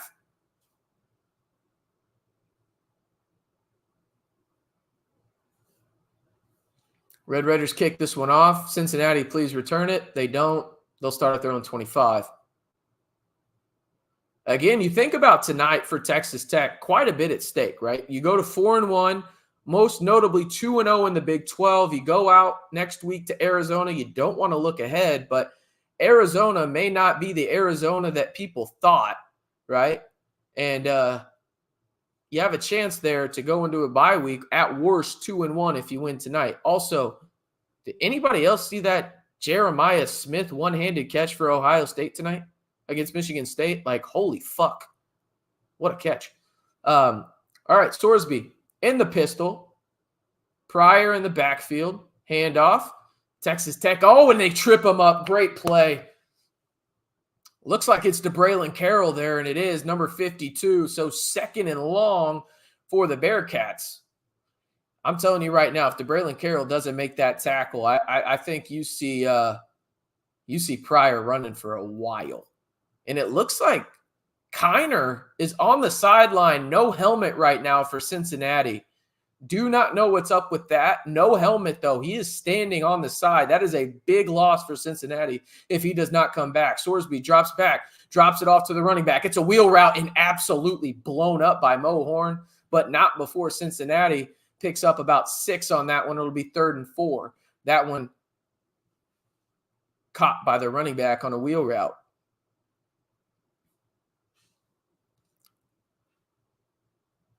Third down, Cincinnati 0 for 3 tonight on third down. From their own 31 would be a big-time stop right here for the Red Raider defense if they can get another one. Doubles to the top and the bottom of your screen with the running back to the right of Sorsby. Moves in motion, does Henderson. Sorsby across the middle. It is caught by the tight end and should be a first down. Yeah. Caught by number 11, and that will continue the drive for Cincinnati. Royer caught that one. I ain't going to lie to you. I'm looking at his tattoo, and for a split second, I can tell that's like a family member, Royer, on his arm. I thought it was Amanda Bynes.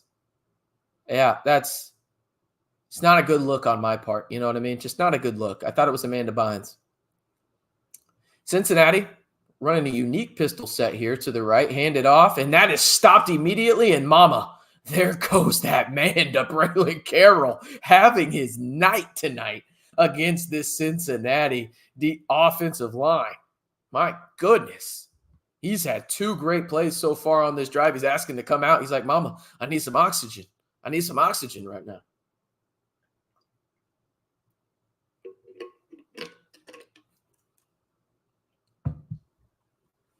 Second and 14. DeBraylon stays on the field, though, for the Red Raiders. The transfer from Rice.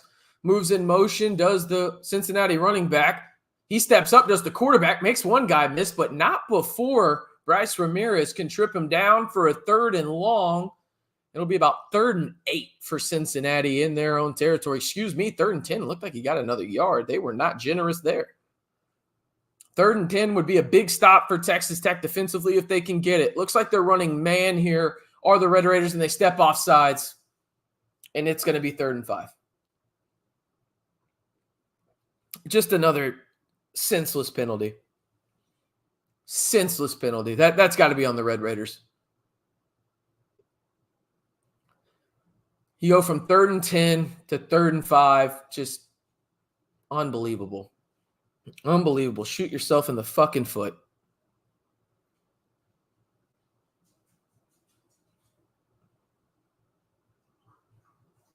Looked like it was Amir Washington. That's who they got. In fact, it was number 88. So instead of 3rd and 10, it's 3rd and 5. Texas Tech defensively still has a chance to get off the field here, but made it a little bit more difficult for themselves. Trips to the left, wide receiver at the top of the screen as well with the running back to the left of Sorsby. Moves in motion to the top of the screen to 0. Sorsby steps back, looks in the pocket, moves around a little bit. Moving from left to right, throws across his body, caught, first down Cincinnati. I'm telling you, man, like watching Sorsby, is he the best quarterback I've ever seen? No, but man, does he understand the game really well in his skill set. He is so fundamentally sound. Drops back, throws it out to the right, and luckily for Texas Tech, the Cincinnati wide receiver stumbles down for only a gain of 3. Cincinnati now on the Texas Tech side of the field, 17-17 with 6:40 remaining in the second quarter, 2nd and 7, Cincinnati. If it makes y'all feel any better, Tyler Shuck lost today to Notre Dame, so after his comments about Lubbock, I'm sure that makes some people feel good. Trips left, bottom of the screen, pistol formation. Tight end moves in motion to the left of Sorsby. Handoff, fake handoff, throws it to number 10. Nope, fake psych, and number 0 is wide open. And just a miscommunication for the Red Raiders in the secondary. Looked like the star position, A.J. McCarty, was just absolutely cooked and didn't know where to go on that one.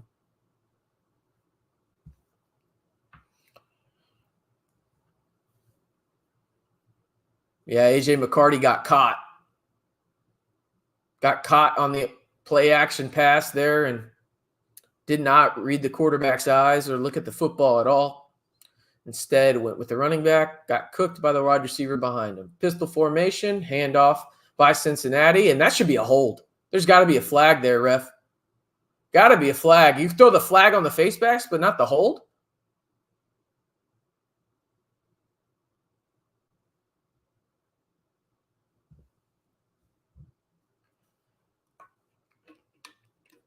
Looked like Cincinnati got away with a hold at the line of scrimmage. I mean, Macho just absolutely tried to decapitate the running back there.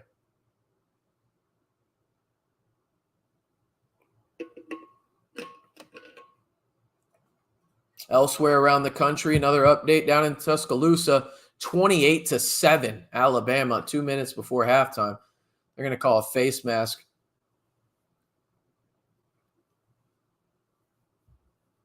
Yeah, they got the wrong number there. They called that on C.J. Baskerville. That was clearly on Macho Stevenson. I don't know what the ref was doing there. Cincinnati well into the Red Raider red zone now. Texas Tech, 4 penalties, 27 yards so far. You'll never guess how many penalties Cincinnati has. 0. Texas Tech continuously shooting themselves in the foot. 1st and 10 at the Red Raider 11. Pistol formation for Cincinnati. Drop back, hand off to the running back, and to Braylon Carroll.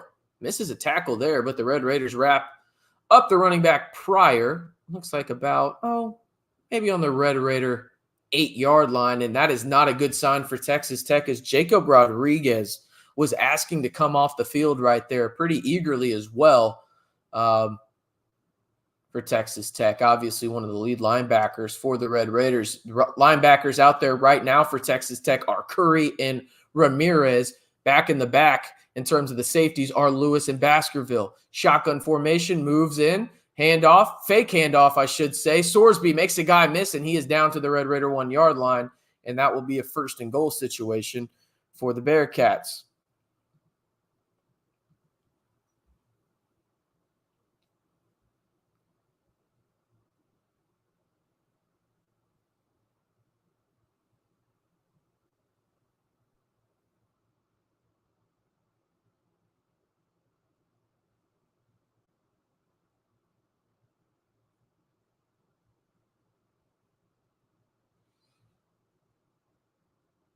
Sorsby under center at the 1, jumbo package for Cincinnati.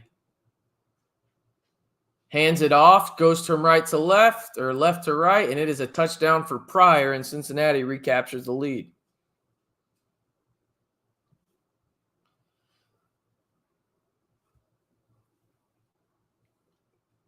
I told you, ladies and gentlemen, get ready for a good old-fashioned Big 12 shootout.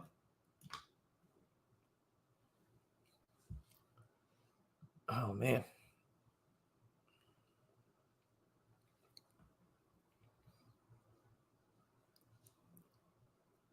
I'm not going to lie. I don't know who their right guard is for Cincinnati. I'm not going to even act like I know. He took out 3 Red Raiders on that block for the run to the end zone. Pretty impressive shit by him.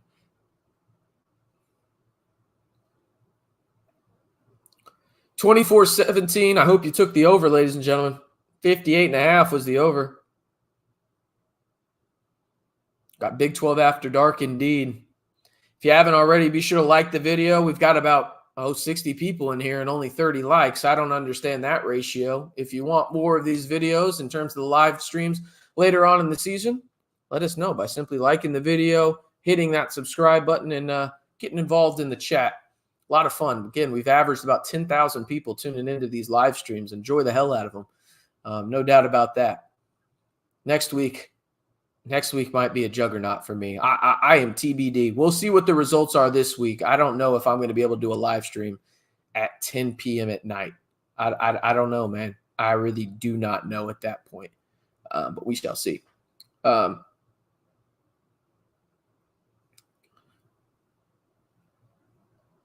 Mike, that's the thing. Like, I agree with you on the offensive line. The offensive line tonight has been, for the most part, booty cheeks, a.k.a. peach emoji. But the defensive line, maybe it's just a Braylon Carroll skewing. Maybe DeBraylon Carroll is skewing my thought process of that defensive line because he's looked good tonight. I thought Duda's looked good in terms of staying in his rush lanes and everything. But the main thing that's going to kill Texas Tech this year in the Big 12, in my opinion, is I don't know if they can get to the damn quarterback. I really don't know. They have sucked ass at getting there. You are young. 10 p.m. is no big deal. What? Nah, bro. I'm old. Just kidding. I am young, but also at the same time, I enjoy sleep. I'm a big proponent of sleep. I know I might be alone on that stand right there. Big proponent of sleep. Yeah, I think the biggest thing for me in terms of Texas Tech from a defensive standpoint is, like you said, Mike, rushing 4. Okay, cool. If that's part of it, but it's not working. You got to make an adjustment. And I know that you've lost some of your outside linebackers, your edge rushers. You got to be creative if you're Tim DeRuyter, right? Your defensive line in the interior can only do so much. And I thought they actually looked pretty good tonight. Now, obviously, they haven't looked perfect. I don't think anybody's expecting them to be, but they've looked pretty good tonight in a lot of facets of the game. But, yeah, they got to figure out creative ways to get to the quarterback because Sorsby really has only been touched or, hit 3 times, I think, tonight.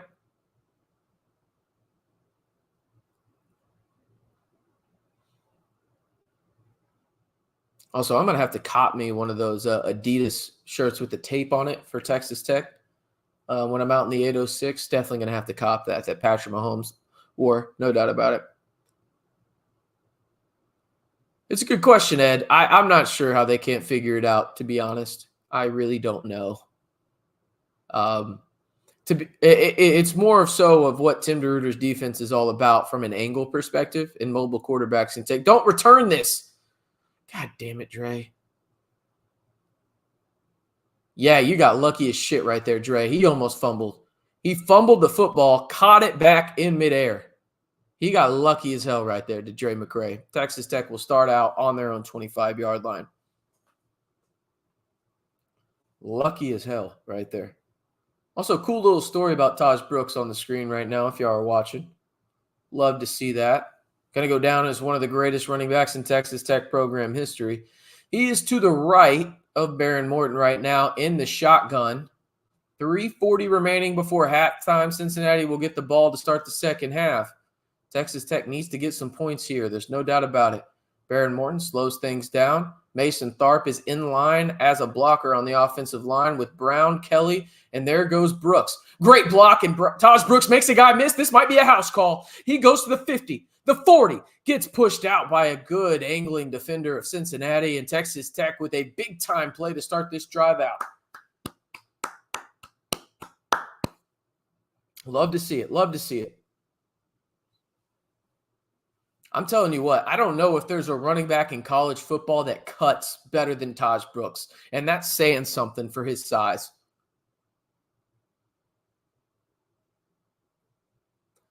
Taj Brooks lined up to the left of Baron Morton, 1st and 10, trips to the top of the field for the Red Raiders. Mason Tharp as an inline blocker for Texas Tech. John Carlos Miller, Kelly, and Aiken as the playmakers. Snapped. RPO, play action handoff. Baron Morton looks to the far side, gets something, and Coy Aiken flat out drops that football.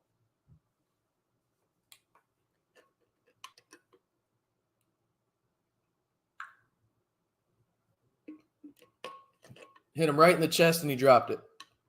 Wasn't going anywhere crazy, but would have been a nice first down play, probably about 4 yards, maybe 5 if you're lucky for Texas Tech. Trips to the top of the screen again, including the tight end, John Carlos Miller on inline. Coy Aiken moves in, back out, Kelly in the slot. Fake handoff to Taj Brooks. Baron Morton looks deep, throws across his body to Coy Aiken. Coy Aiken makes 2 guys miss. Across the 20 into the red zone, Texas Tech is in business with about 2:40 remaining in the first half. Coy Aiken is going nuclear tonight under the lights in Lubbock, Texas. His 3rd catch, and he is close to 100 yards. I saw that too, CJ. Yeah, That could have been a late hit right there. I mean, number 7 is lucky for Cincinnati. He tried to catch Barron, but that might have been a late hit. But yeah, no, I saw that too, CJ. Coy was talking trash to number 21 and then cooked his ass. Hand off to Taj. Taj up the middle. Doesn't make a guy miss, but inevitably, Taj Brooks falling forward is inevitable. What am I trying to say here? What am I trying to say here? I'm trying to say that it happens all the time. There we go. That's much easier than the word I was trying to say. That's the 2-minute, not warning, timeout because we play college football. Texas Tech in business trying to get back even with Cincinnati before halftime on this one. Thoughts so far at halftime or close to it? Let me know your thoughts. Because, again, Texas Tech hadn't looked perfect so far. But offensive line seem to have settled in a little bit, right? They've settled in a little bit. Have they looked good? No. Have they looked like they're an average offensive line? Okay, sure. But nothing crazy in that regard. So I think overall, C+, maybe, that's probably too high. C- performance so far for Texas Tech overall. That includes special teams, defense, and offense. So all 3 facets of the game, I'd probably say C-.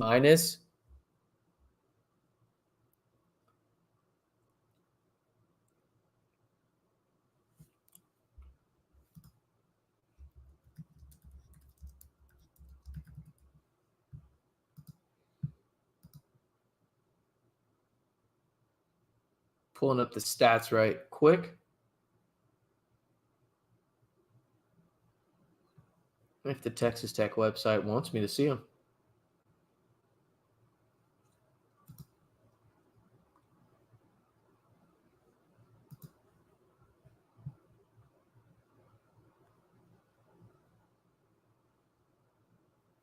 Yeah, I just don't, Mike. I don't know where the pressure's coming from. I don't know where you're going to get that this year. And I think that's my biggest qualm with this Tim DeRuyter defense.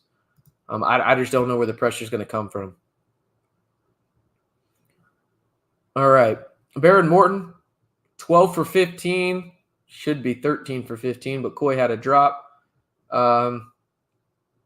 175 yards, 2 TDs, not too bad. Coy Aiken leads the way with 3 catches, 78 yards, 2 TDs. Josh Kelly with the same amount of catches as well as Dre McCray. Josh Kelly has 44 yards receiving, Dre McCray 30. Taj Brooks already has 15 carries in this one for 78 yards and is averaging 5.2 yards per carry on this one. Well on pace is Taj Brooks to get to that century mark to keep him on pace to become the all-time leading rusher in program history. When it comes to penalties for the Red Raiders in this one, they have 4 penalties for 27 yards, and one of them, the Macho Stevenson face mask, really prolonged the drive for Cincinnati to put them in perfect position to score on that last drive.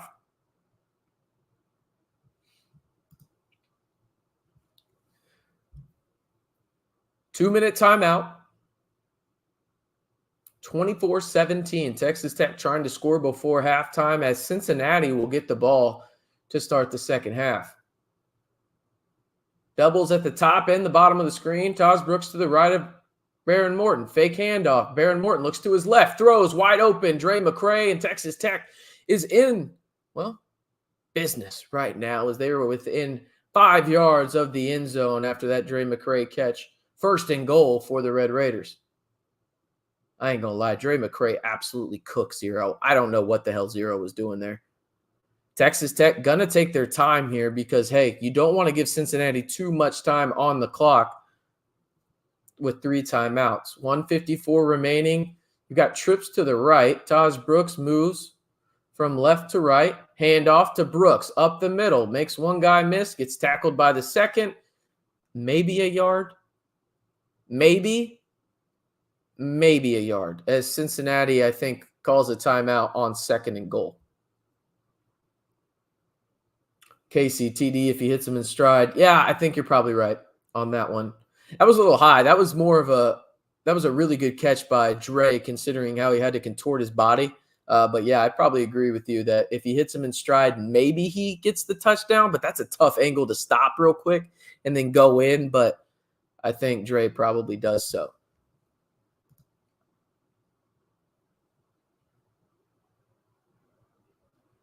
I wonder if we would see better pressure if Dylan Spencer and Joseph Adedire were healthy. That from Thomas. Yes, you would. Those are your two best rushers, in my opinion, pass rushers. I like Amir Washington, but I thought Dylan Spencer was in line to have a really special year. Unfortunately, he's going to miss the year now due to a knee injury, as well as Joseph Adedire. So I think you would be better. Now, to be fair, I want to preface but clarify what I just said. I don't think they'd be an elite pass rush, but I do think it would be better. What does that mean? I don't know. Probably closer to average, but right now they're just not very good at rushing the passer. I mean, they're closer to putrid than they are average, if we're being honest about it.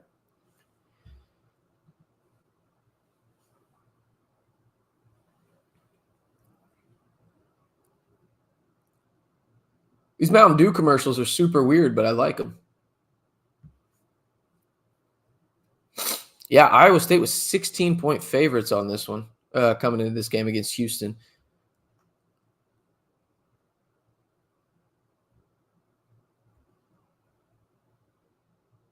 I mean, this is 4-down territory, right? Y'all can agree with this. This is 4-down territory unless they just take a colossal loss right here. This is 4-down territory for the Red Raiders.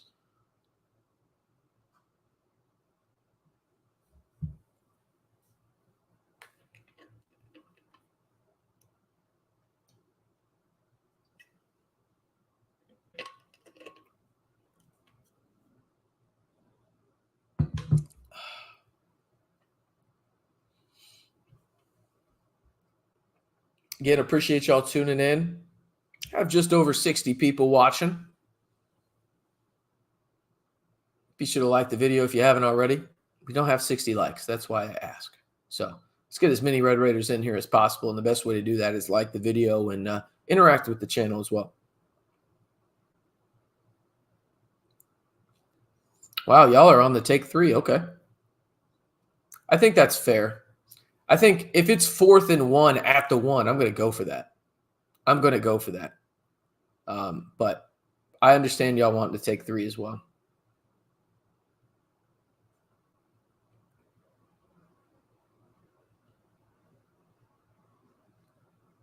So far, Barron hadn't looked bad, though. I mean, all things considered. 13 for 16, 187 and 2 in the first half. Taj, 16 for 79, so 16 for 80, averaging about 5 yards a carry. Take that, right? I mean, could be a lot worse, but I thought Barron has had a couple of good throws. He's also had a couple of bad throws. But overall, I think he's looked pretty good. Who's the Cincy quarterback? Brendan Sorsby from Denton, Texas. Redshirt sophomore. Pretty solid player. No turnovers so far this year for him in terms of interceptions. Conyers, Wildcat, direct snap to Taj. He makes one guy miss, and Taj reaches forward. He's going to be short. This is the territory where if you continue to do this, you go for it on 4th down, in my opinion. As long as you don't have a big loss here, you go for it on 4th down. I actually like Wildcat there. I like Wildcat. I don't know about the direct snap to Brooks, but I like the Wildcat aspect of it. The reason I think I don't mind the Wildcat there, I wish Taj would have actually gone to the left because it was one-on-one and Conyers obliterated the Cincinnati defender. But I don't mind it there because what does Taj do better than maybe any running back in the country? He falls forward, right? So I don't mind that there. I don't know if I'd go QB sneak here, but I definitely wouldn't mind another Wildcat situation with Conyers. But I want to see some motion here. I want to see some guys move across the line, fake jet sweep, whatever you need to do here. Try and confuse the defense and make it as easy as possible to move guys away from the offensive line. Pitch out to Taj. That'll be a tutty. It's Taj times out in the 806. Let's get those TDs in the damn chat. Get those TDs in the chat. Come on. Come on.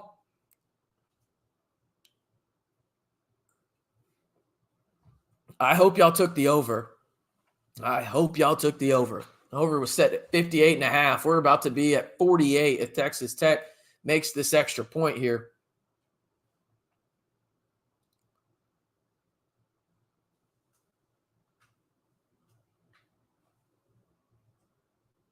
Oh, that could be a big loss for Cincinnati.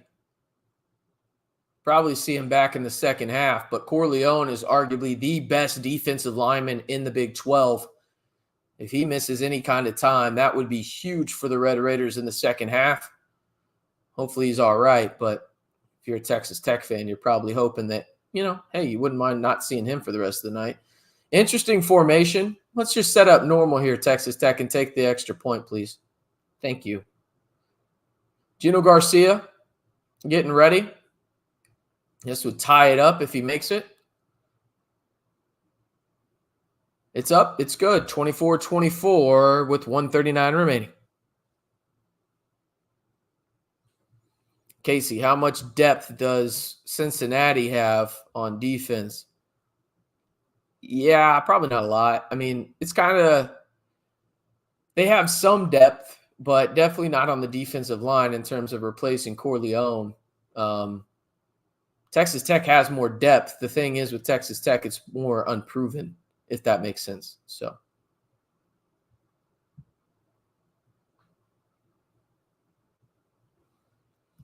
I don't know about you guys, but I'd love to see a turnover right here. Anybody else? Anybody else agree?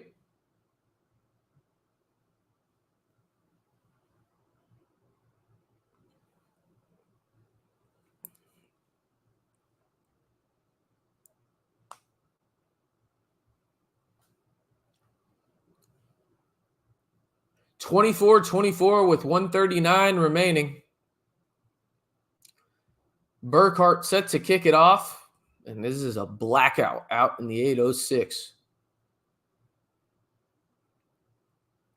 Don't think Cincinnati's going to return that, and they won't, as that ball lands outside of the end zone, and Cincinnati will start this drive with one timeout and 1:39 remaining before half. Again, I know I've mentioned it already a couple times. Cincinnati will get the ball to start the second half.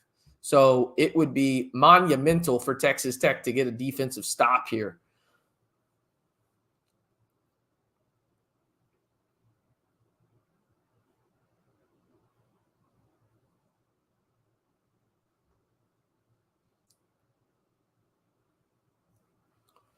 Sorsby in the gun, running back to his left, doubles at the top and the bottom of the screen. Tech is definitely playing man with how Macho impacted that. And that is really good catch by number 10 right there with Jacob Rodriguez all over him. The clock continues to wind. Pistol set, now drops back to shotgun. Running back moves from right to left. Sorsby snaps the ball. Pressure from Texas Tech. Sorsby has to step up, moves to his right, and it is incomplete. 3rd and 6. With just 24 seconds off the clock so far, the Texas Tech defense could get a stop right here and potentially get the ball back. Big 3rd down right here for the Red Raiders. Is a tremendous job by Texas Tech to really force Sorsby to his right, pressure him, and really make it difficult on that far right sideline near the Cincinnati bench. They move their tight end in motion. Running backs on the right side, doubles at the bottom of the screen, single high set. That's a false start. That's a false start. Yeah.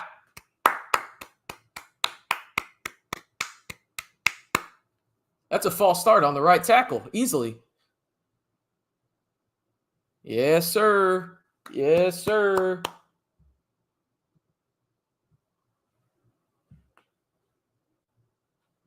Pretty clearly moved up front. Yeah, that's pretty clear. Listen, some people will say that's nitpicky, but if you barely flinch as an offensive lineman, false start. Now it's 3rd and 11. Texas Tech desperately needs a stop right here. Would be big. Only 24 seconds off the clock if they can get a stop right here. Tight end moves inward on the left side. Sorsby snaps in the shotgun. Amir Washington across the middle, and it is caught by Cincinnati. It's a 1st down. Putrid coverage by Texas Tech. Off coverage. Why the fuck were you playing soft? Why are you playing soft right there? They were playing 7 yards off. What are you doing? 0 cents. 0 cents to play off coverage like that. 0 cents.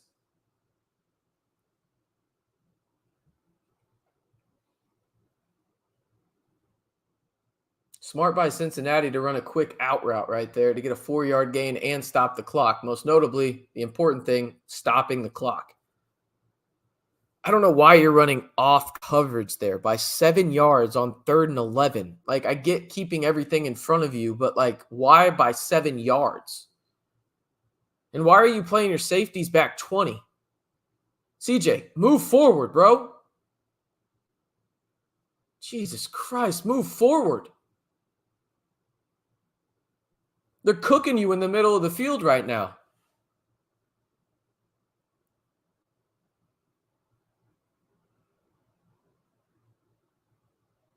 Got fucking lucky that Sorsby threw a terrible fucking pass, or else that would have got down to the 20. I mean, literally all they're doing right now is isolating their tight end into space. That's all they're doing.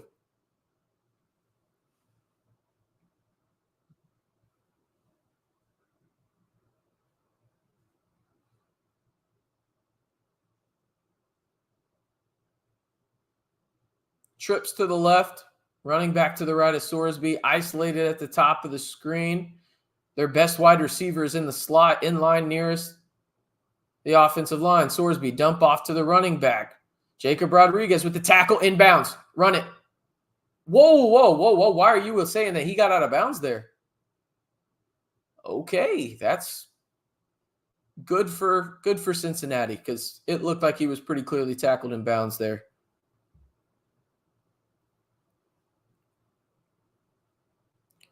Cincinnati now within field goal position here. 37 seconds remaining. Still one timeout for the Bearcats. They put their best wide receiver in the slot. The nearest Texas Tech Red Raider in the secondary is 8 yards off. It's man. And that's a big-time play by Mo Horn to stop that, but couldn't tackle him in bounds, and Covey gets out of bounds, and it's 31 seconds left with second down and about 7.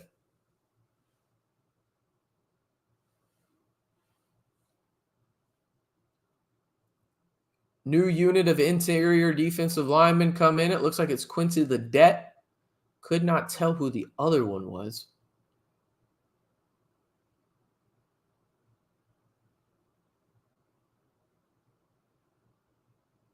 Across the middle, caught.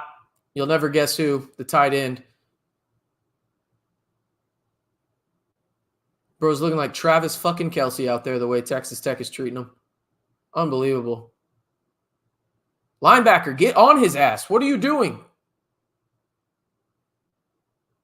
Sorsby breaks outside, no contain whatsoever, and he still gets out of bounds with 9 seconds left. Tech could be lucky here just to get 3. I mean, the way Cincinnati's going right now, if you hold them to a field goal, might be best case scenario.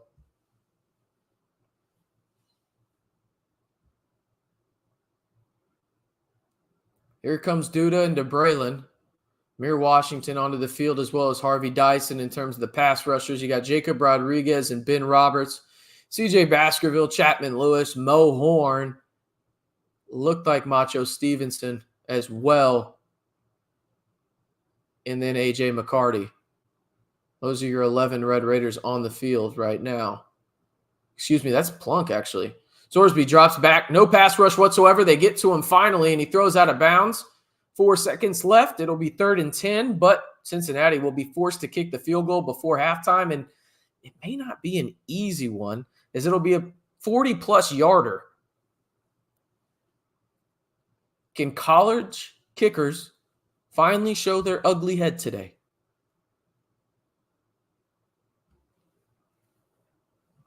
Four seconds left. It'll end up being a 42-yard field goal officially. On the left hash, just inside of it, Texas Tech calls a timeout.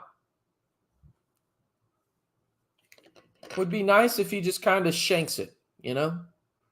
Just shank it a little left. No problem. Ain't no problem.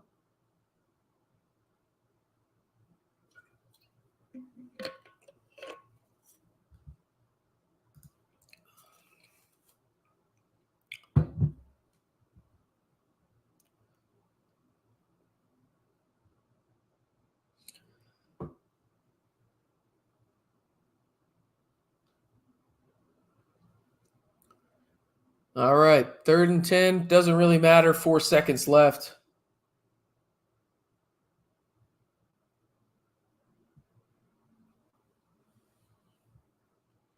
Christopher, the answer is no. Trust me, I've tried. 42-yarder, 0 timeouts for Texas Tech. This is going to be the last play of the half. Snap, hold, up.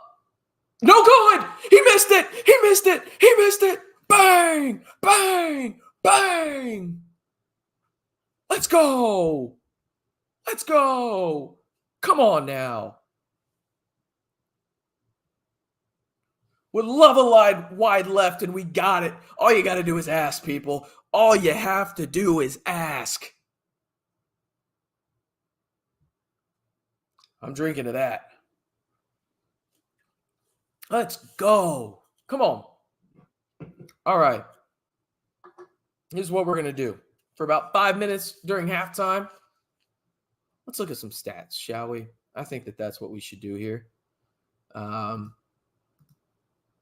Let's go look at them. Here we go. I'm going off screen. You can see them right there in terms of the stats. Baron Morton, 13 for 16, 187 and 2 in the first half. Dre McCray has the most catches for the Red Raiders, but the standout in the wide receiver position for Texas Tech is Coy Aiken with 3 catches, 78 yards, and 2 tutties.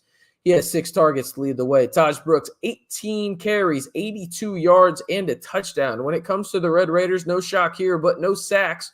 They do have 2 combined tackles for losses, however. DeBraylon Carroll leading the way for both. When it comes to penalties for the Red Raiders, they had 4 for 27, and most notably, the biggest one was when,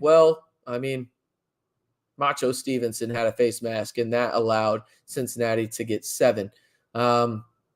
You look at the defensive leaders, Jacob Rodriguez. You've got, Macho Stevenson. There you go. With 4 total tackles, as well as DeBraylon Carroll. Now, when we go and we look at overall in terms of the comparison side of things, let's go ahead and scroll up real quick. Here we go. Net total yards, Texas Tech with almost 300 in the first half. Net rushing yards, 108. Rushing attempts, 19. Texas Tech is averaging nearly 6 yards per carry in this one. Yards gained, 116, with yards lost, 8. Now, net passing, they have 187, just 2 short of what Cincinnati had in the first half. Both teams completing a high percentage, over 70%. Texas Tech and Baron Morton over 81%. Now, Yak, that's where Texas Tech leads by 13 yards with 79. Total first downs, Texas Tech down by 3 there, 14-11. And then you look at everything else in terms of really just how do they distribute things, right? 38 plays total for Cincinnati, 17 rush, 21 passing. Then Texas Tech is a little closer to each other in terms of the averages there, just by 1. 19 rushing plays, 16 passing. Now in the red zone, both teams are, perfect. 3 for 3 for Cincinnati, 2 for 2 for Texas Tech. Cincinnati has 17 red zone points to Texas Tech's 14. When you look at 4th down, Texas Tech is 0 for 1. Cincinnati is 1 for 1. On 3rd down, Texas Tech is 5 for 7. Cincinnati is capitalizing at 50% with 3 for 6. Now, punts, Texas Tech hasn't punted yet, so that's pretty nice, I guess. In time of possession is pretty close on this one, about a minute difference, with Cincinnati leading the way, 15 minutes and 28 seconds to 14 minutes and 32 seconds. Overall, get back on screen real quick. I don't think it was an awful half for Texas Tech, all things considered, right? You look at everything, and again, were they perfect? By no means. I wish they could get a pass rush to save their lives, but also they have to create a turnover or 2 in the second half. Texas Tech is 3-0 this season when they create turnovers and win the turnover battle, okay? So the one game they lost this year, that's when they lost the turnover battle, and yeah, they lost it by a lot against Washington State. So that's something that has to change. Also, what has to change, pass rush, just a little bit. I'm not asking you to sack him 7 or 8 times, but at least make him know that your presence is there, right? Make him uncomfortable. Get a couple of QB pressures. Get a couple of QB hurries, right? Maybe a sack in there too. That would be great. But you have to make that happen, but you also have to do it while containing him to the pocket, because he's shown tonight that he is okay with moving a little bit. Now, he's not the most athletic guy, so to speak, but if you move him outside of the pocket force him to pass. Do not allow him to run because throwing on the run is not his strong suit.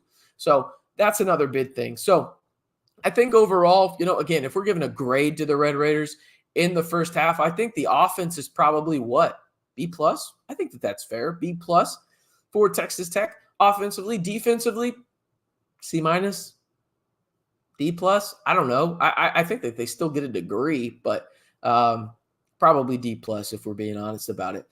So B plus for Texas Tech offensively, and then D plus for Texas Tech defensively. Special teams wise, Josh Kelly, just get the fuck down, dude. Like, let's not try and do too much. I know that was a weird play in terms of his own player ran into the ball, but he did not have that ball tucked away at all. You got to be smarter than that in that situation. And credit to Cincinnati. They capitalized right away with a 42-yard touchdown pass on the first play of their drive. So that's really the big pivotal moment in this game, if we're being honest about it. Even if you gave Cincinnati that field goal right there, Texas Tech should be up 4 if they didn't have that turnover. And who knows if Texas Tech goes down and scores the football. I'm just being generous and saying they're not to Cincinnati fans. So I think overall, you got to get better defensively. The secondary's got to be a little bit better in terms of the angle and the pursuit, specifically on the outside. And then also figure the hell out what you're doing in the middle of the field in that 8 to 15-yard range, because their tight end is absolutely cooking your ass, Texas Tech. So figure that shit out. And in the second half, I think you'll be a little bit better because the defensive line has actually done a solid job of minimizing the run game for Cincinnati. Now, Cincinnati's also got to use it because, well, you got to keep the defense honest, right? But I think Texas Tech has done a good job at minimizing the impact of the Cincinnati run game, which was critical in this game. Now, no Kiner, and it looks like he may not come back for the second half. We'll have to keep an eye on that. He had no helmet on the sideline for the Cincinnati Bearcats, their star running back. That would be a big loss. But in the second half, the things I want to continue to see offensively, RPO play action, it works. It works, period. End of story. It works. It helps your offensive line because it puts the defense on their heels, and it also opens up running lanes for Taj Brooks later on, and not to mention the passing windows for Baron Morton. Defensively, contain Sorsby to the pocket and get pressure on him. Again, I'm not asking you to sack him 8, 9 times. I'm just asking you to hit him. Obviously legally, right? Don't want any penalties. But that's what I'm looking for in the second half. And also in the secondary, listen, I understand you're playing man because that's what the game plan is. Maybe switch it up a little bit.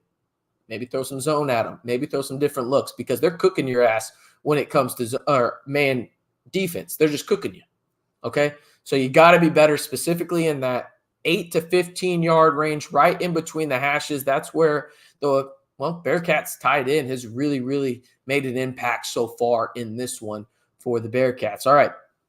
I will be right back. I am going to, go grab another beer, I think. And probably, I'm not going to say that. But I will leave the stats on the screen for you. Let me know your one word to describe that Texas Tech first half in the comments while I'm gone. I'll be right back.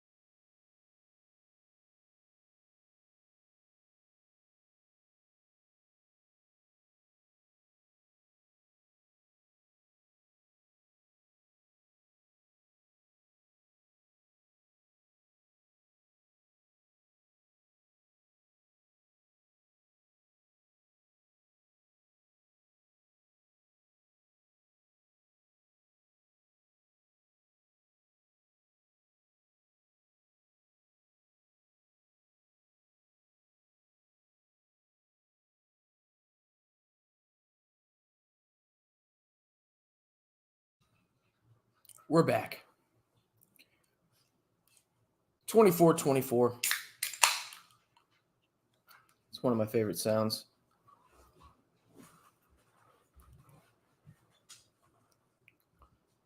Let's take a look elsewhere around the country on this one. Here we go. We've got Clemson just beating the absolute brakes out of their ACC rivals. Stanford, I say that with the utmost sarcasm. Iowa State now up 20-0 at Houston. Houston is just putrid. Alabama, Georgia, 30-7. Georgia getting the ball on their own 20. Ohio State is shellacking the Spartans up in East Lansing. Penn State allowing Illinois to stick around, ? 14-7, that one between the number 9 and number 19 team in the country. Oh, I'm drinking Dose. Yeah, drinking Dose. There's nothing else. Sorry. It's what I do. Nothing else. Got a 24-pack for $24 yesterday. Steal, right? That's a steal. $1 a beer? You can't beat that. You can't beat in this economy? In this economy? Can't beat that. Can't beat it. Can't beat it. I'm telling you.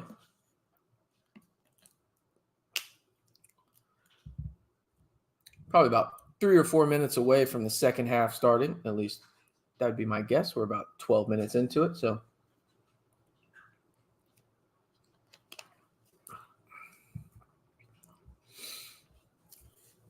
again, my biggest things for Texas Tech in the second half. I mean, the offense, I don't mind what the offense is doing, to be honest. I wish that they were a little bit more efficient on the run on the ground game, but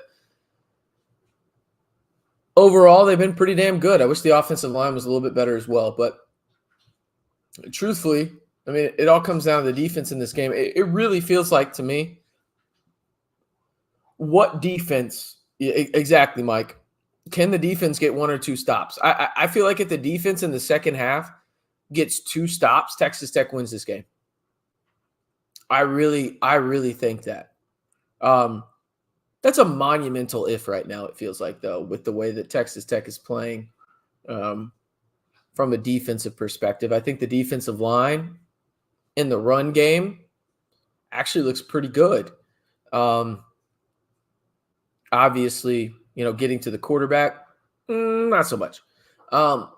Secondary, not that great either, but it is what it is. Also, Iowa State broke that for a touchdown. All right, we need to send Houston to the shadow realm. That's nasty work. That's nasty, nasty work.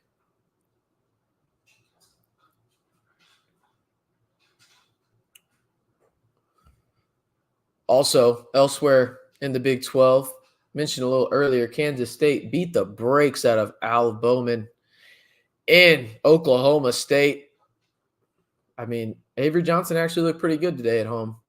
Had a couple good throws. Obviously, last week against BYU, looked like booty cheeks. But in this one, pretty damn good stuff from Sunshine. And I say that with the utmost respect. I actually like Avery Johnson quite a bit. They win 42-20, does Kansas State, and get a top 25 victory. BYU tried everything in their power to lose to Baylor today. They tried everything in their power after going up 28-7. And then Colorado just beat the absolute ever-loving you-know-what at a UCF down in Orlando, 28-21. Nasty, nasty stuff. Jericho asks, when does he turn 30? I'm pretty sure Alan Bowman's like 26. Am I wrong on that? Is he 26? Maybe he's 25. I don't know. I'm going to look this up. No way. There's no way. Alan Bowman's only 24?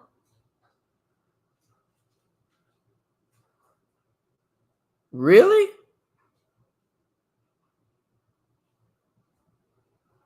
I swear I thought Alan Bowman was at least 25. That's crazy. It feels like he's older than that. But, yeah, he's only 24.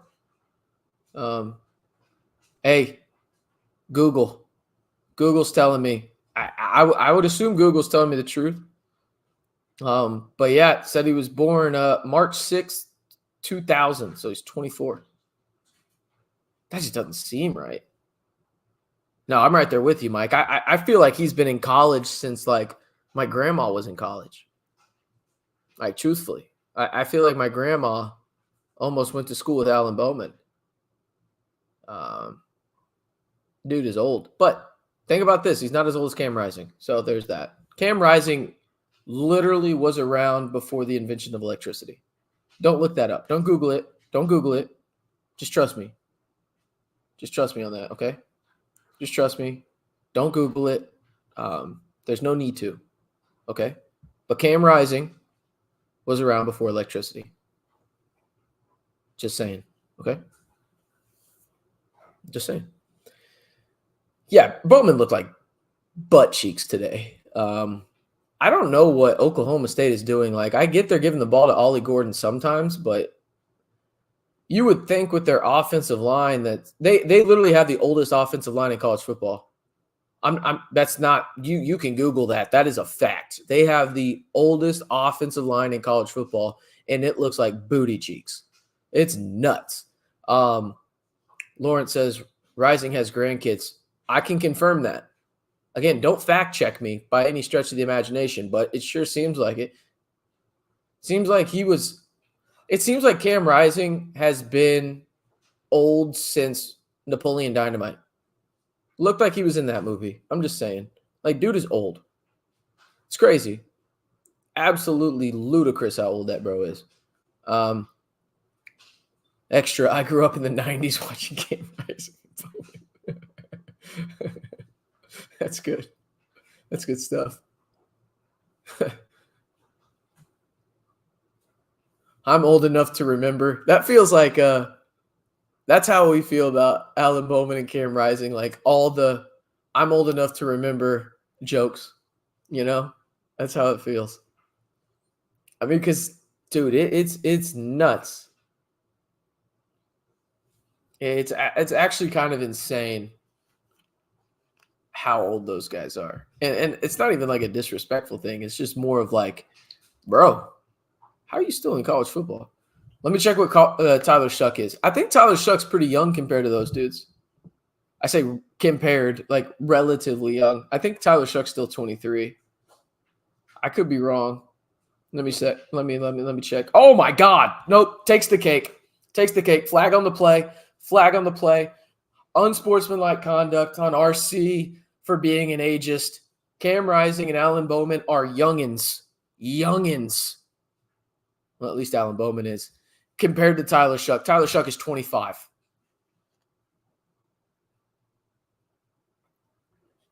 Yeah, Tyler Shuck did get beat by Notre Dame. I did not realize Tyler Shuck was 25. I thought he was like 23. You learn something new every day. Google's free, kids. Google is free.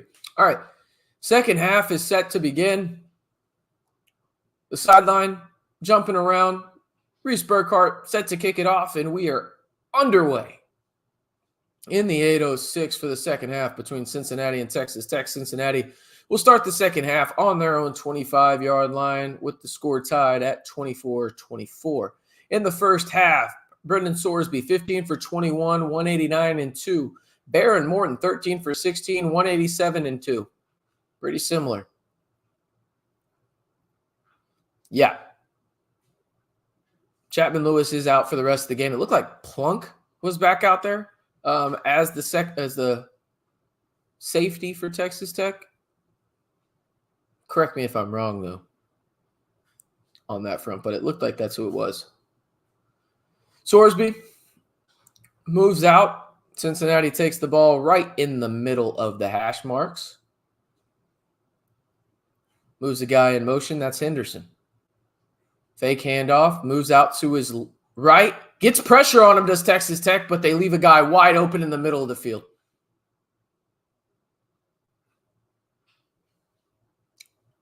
And it looks like that's Kiner. Is Kiner back in this game? Don't know if that's Kiner or not, but Plunk got the tackle for the Red Raiders, number 31, the replacement for Chapman Lewis. That is not Kiner, excuse me, at the running back spot for Cincinnati, but they are in business at their own 41. They hand it off to him, number 6, and he gets Whoa, fumble! Texas Tech has the football! Texas Tech has the football! Get the double T's in the chat. Get the double T's in the chat. Come on. A big-time play for the Red Raiders.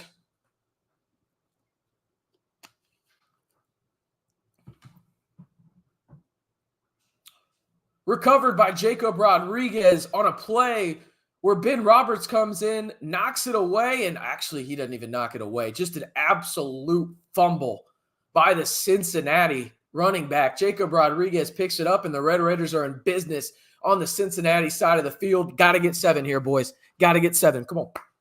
Let's go get 7. Come on. Let's go get 7, boys. Come on.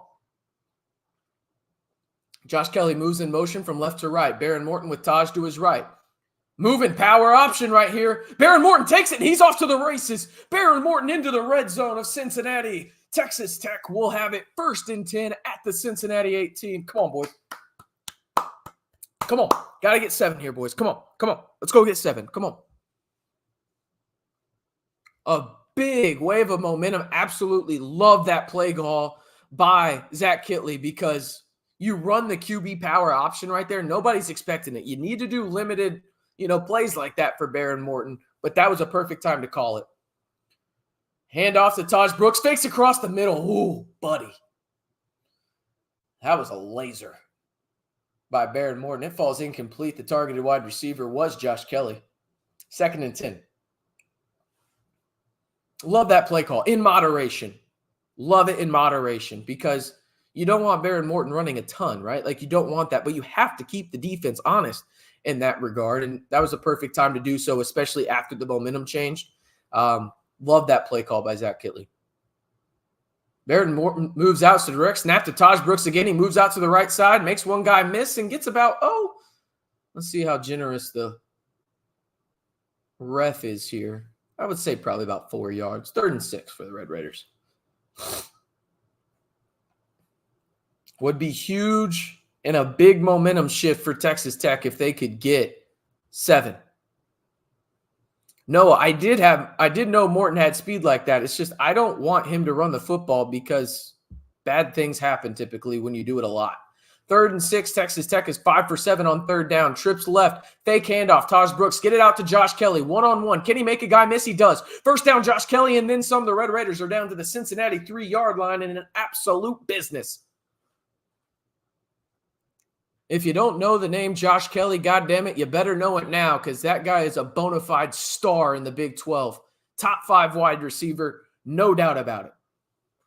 Texas Tech moving a little slowly now, making sure they have the right personnel in. 2 tight ends with John Carlos Miller and Mason Tharp. Wide receivers are Kelly and Douglas with Taj Brooks as the running back to the right of Baron Morton in the shotgun. Caleb Payday Douglas moves from right to left. Slowly, surely. Texas Tech does not run the football here. Baron Morton just needs to get rid of it. Does, and he's lucky he didn't throw a pick. That was the worst decision of the night by Baron Morton, and it looked like Josh Kelly was limping a little bit after that as that pass falls incomplete. It's 2nd and goal there.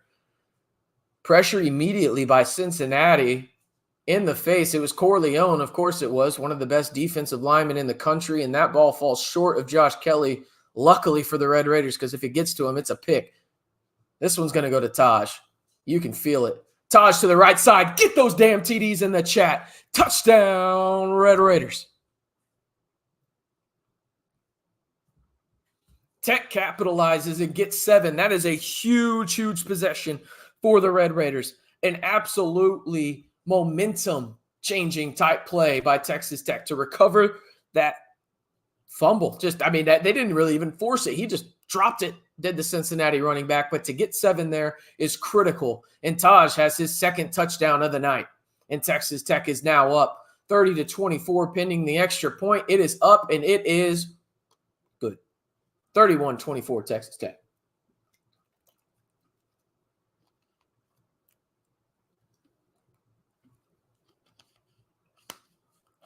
Had to get 7 there to make Cincinnati feel that really the true impact of that turnover, right? Big time stuff. And now the turnover margin is even for Texas Tech. Texas Tech right now, when you look at the stats, Baron Morton just short of 200 yards passing. Taj Brooks almost 20 carries and 85 yards with 2 tutties. Coy Aiken leads the way receiving with 3 catches, 78 yards, and 2 touchdowns. Big time stuff for the Red Raiders right there. That was a absolutely critical drive right there. And yeah, big stuff right there too, the Big Lubbock, in terms of 3 trips in the red zone, 3 TDs. That's efficient right there. And when they don't, get into the end zone, they made a field goal. All right, so that's big for Texas Tech. Still, Red Raiders look really good offensively in this one. Kitley, outside of really like 1 or 2 plays, has looked phenomenal tonight calling plays for this team. And if we're nitpicking 1 or 2 plays, probably need to shut the hell up. You know what I mean? Casey asks, complimentary football would be nice. Would be nice to have that. There's no doubt about it. But hell of a way to start the second half for Texas Tech nonetheless. You needed a play like that. We talked about it at halftime, right? If y'all were listening at halftime, what did we talk about here? We talked about how Texas Tech, when they win football games this year, they win the turnover margin. They had to create turnovers in the second half. What do they do to start the second half on that first drive from Cincinnati? Create a turnover. Big time stuff, and they absolutely capitalized on it.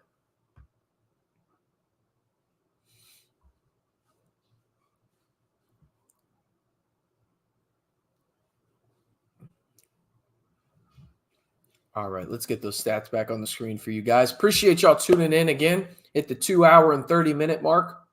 Not too bad. Got a long ways to go in this football game. Appreciate y'all spending some of y'all Saturday night with me. If you haven't already, be sure to like the video, hit that subscribe button, and turn on that notification bell for 100% free Texas Tech content each and every day. Whether you want preview videos, the latest breaking news for Texas Tech on the gridiron, or on the hardwood for Texas Tech men's basketball, we've got you covered right here on the most subscribed to Texas Tech YouTube channel in the Back to 12 podcast channel. So again, like the video if you love these live streams. Just let me know. I don't know about next week, people. I'm just being honest with you. I don't know if I'm going to stay up till 10 p.m. to do a live stream. I don't know if my wife will let me. And you know what they say, happy wife, happy life. I might have to make a business decision, people. Let me know. And the best way to do that in terms of if you want to live stream next week, like the video and get in that comment section. And if you haven't already, be sure to like the video or hit that subscribe button. Excuse me. Alex, I'm not lying to you, man. I ain't lying to you. Happy wife, happy life, my guy. I got to make a business decision. You got to make a business decision. I don't know if she wants me up until, 2 a.m. yelling at a computer. Texas Tech up 31-24. Taj Brooks with his second touchdown, capitalizing on a turnover by the Red Raider defense. Burkhart kicks this one off. This could be returned by Cincy, and it will be. Caught at their own 3-yard line. Texas Tech, great job. Great job, special teams right there. Stopping the Cincinnati kickoff returner before the 20, and Cincinnati will start this drive at their own 18-yard line.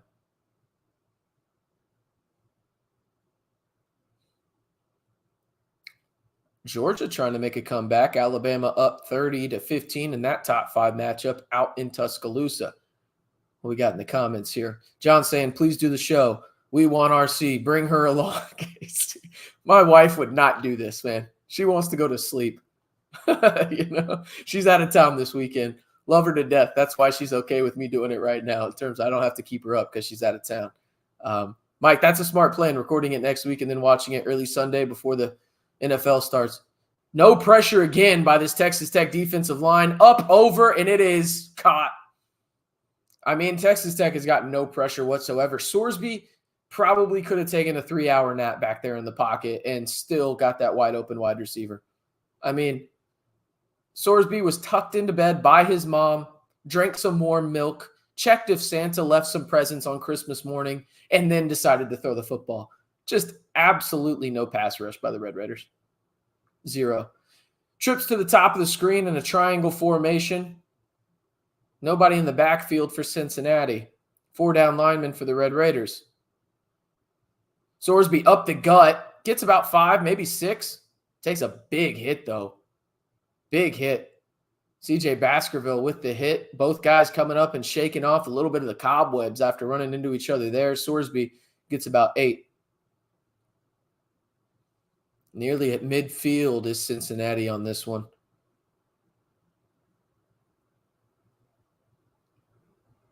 .11 minutes remaining in the third quarter. Texas Tech once again in man defense.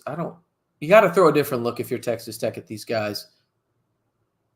Fake handoff, goes Sorsby. Oh! Maybe should have been picked there. Not sure who that was in the secondary. They've been rotating guys out at the safety spot for the injured Chapman Lewis. Don't think the safety thought that ball was going to get through. Wasn't prepared, but it was right on him. Falls incomplete. 3rd and 2 would be a massive spot for the Red Raiders to get a stop here. This is where you send a blitz. Send a stunt, DeRuiter. Send a stunt. Come on. Send a stunt. Make them uncomfortable. Send a damn stunt. They're running him.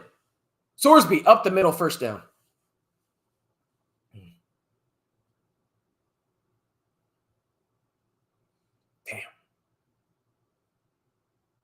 Damn.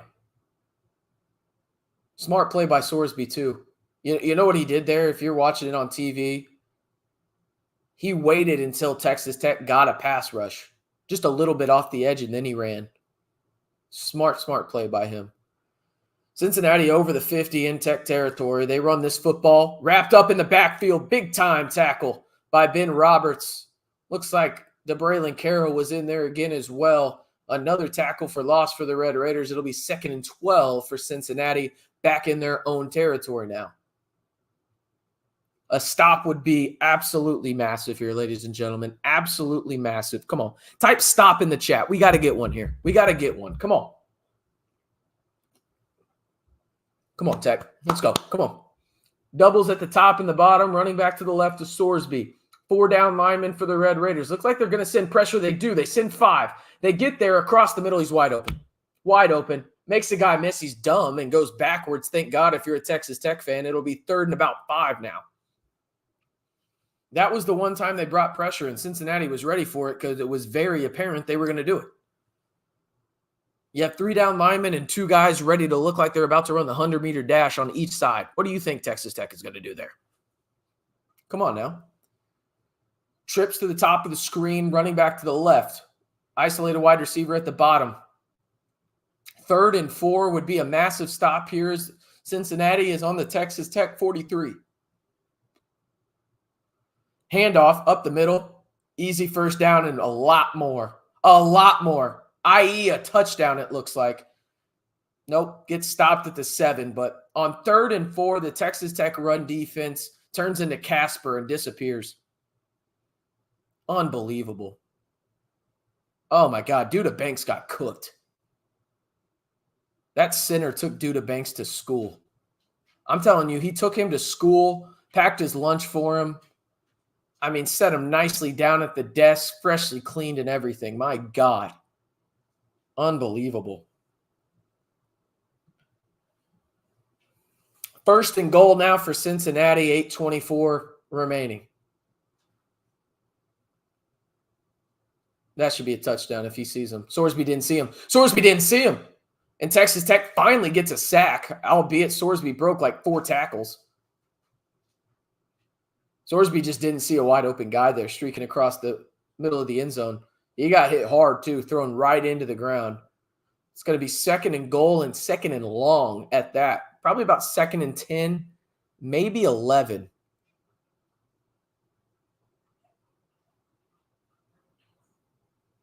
Nope, they're going to mark him at the 9, actually.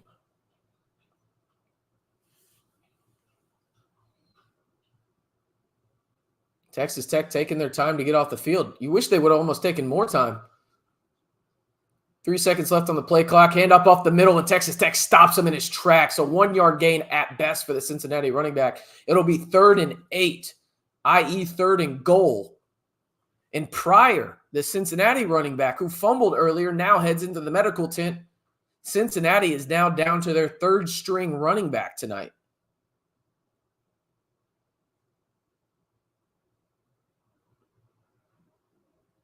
Kiner has not come back into the game after the first drive. Pryor had that fumble, but did have a touchdown earlier. Trips right for Cincinnati, tight end at the top of the screen alongside the running back, right to the side of Sorsby. Switches from left to right, does the running back. Snap. No pressure again by Texas Tech. They get a little bit of pressure this time. Out to the flat. It is incomplete. Texas Tech's going to hold them to a field goal attempt. The pressure came at the right time in terms of really surrounding the pocket for Sorsby, making him uncomfortable. He stepped up. There was pressure there. He stepped to the left. There was pressure there, and that made him uncomfortable throwing the football on the run. He threw it right into the ground, and the Red Raiders capitalized and will hold him to a field goal attempt.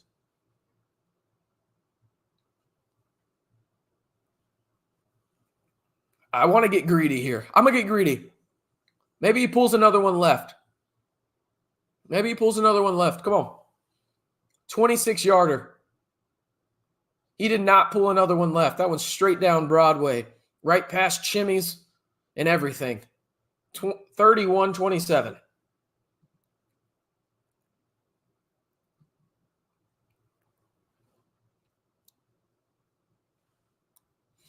Honestly, though, when you look at it, again, like,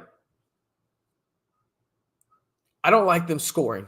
Let's face that. But at the same time, it's one of those deals where if Texas Tech continues to do what they're doing offensively, you feel okay about your chances. You don't feel great. You don't even feel good. You feel okay. In this type of game, feeling okay is probably the best you're going to feel. It feels like this is going to be one of those games that comes down to the last 2 or 3 possessions, really, in the fourth quarter.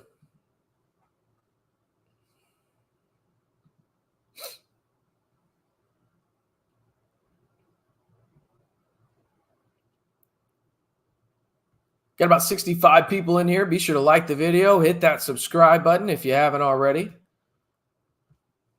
Best way to help the channel and, well, continue doing these live streams. I enjoy them, but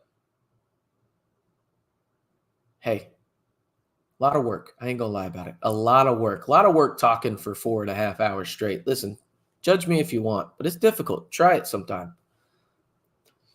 John says, not to sound rude, but I kind of hope he's out for this game. I'm assuming you're talking about Kiner. Yeah, I mean, that's football, man. Like, obviously you wish the best health for everybody involved in the game because it's a game, but injuries happen, and sometimes they benefit your team, sometimes they don't, but you hope that they do benefit your team more often than they don't. Casey, holy smokes, SMU killing FSU. Yeah, I got invited to that game tonight. Obviously I said no, but living right down the street from SMU. But I'm telling you what, guys, like I maybe I'm being too critical of Florida State. Florida State is an absolute fucking dumpster fire. Like, they were arguably one of the most lucky teams last year in college football. They bitched, moaned, and complained all offseason. We deserve more money. We deserve more this, that, and the other. Like, they fucking suck. Like, and it's not like they have talent on that team. Like, there's going to be good NFL players on that team, but DJU is garbage. He is garbage. My goodness. Have they even won a game yet? Yeah, they won one. I forgot who the hell did they beat Cal last week? I think that's who they beat. I think they beat Cal last week. But yeah, they're garbage. I mean, oh my God, they blow. They suck.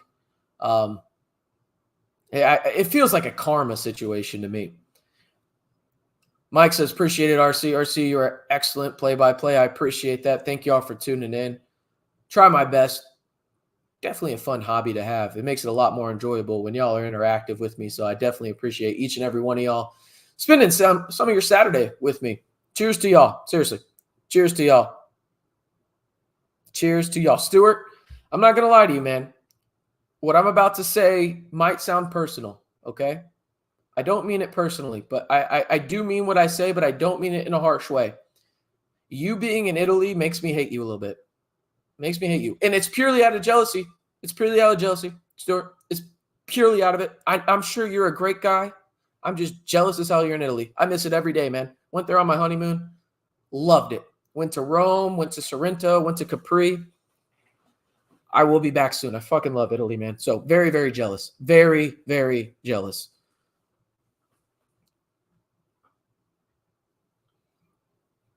All right, no return on that kickoff.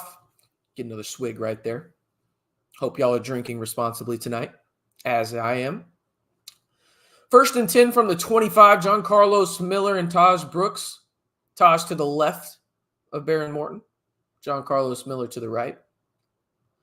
Josh Kelly, Caleb Payday Douglas at the top of the screen. Mason Tharp in line right next to Dalton Merriman. Taj Brooks makes a guy miss and runs up. That's a nice little start right there on this drive. Just a 5-6 yard gain, but hey, that'll keep you above the chains.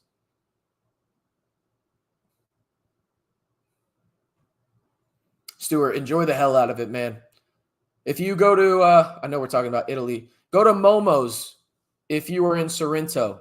If you go to Momo's, it's in the town square there. My favorite Italian restaurant. It's like mom and pop. It's delicious right there in Sorrento. All right, enough of that. Hand off to Taj Brooks. He makes one guy miss, falls forward, and it's going to be about 3rd and maybe 2, maybe 3. Worst case scenario for the Red Raiders.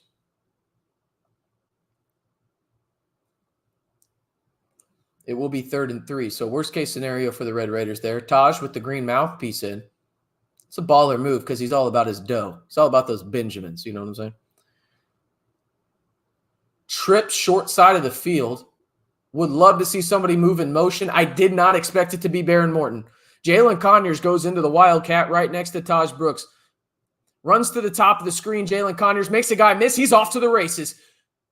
Up to the 45 and the Red Raiders move it.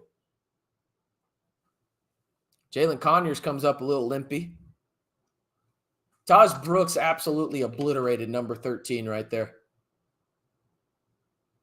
NFL scouts are going to love to see that shit. I'm telling you right now. That just got Taj probably an extra $50K in his wallet. Taj to the left of Baron Morton, Aiken, Dre McCray, Kelly, and Douglas, the pass catchers. Kelly moves in motion a little bit. Fake handoff to Taj Brooks. Baron Morton steps up right, goes deep, downfield. He's got a man. Caleb drops it. Oh, God.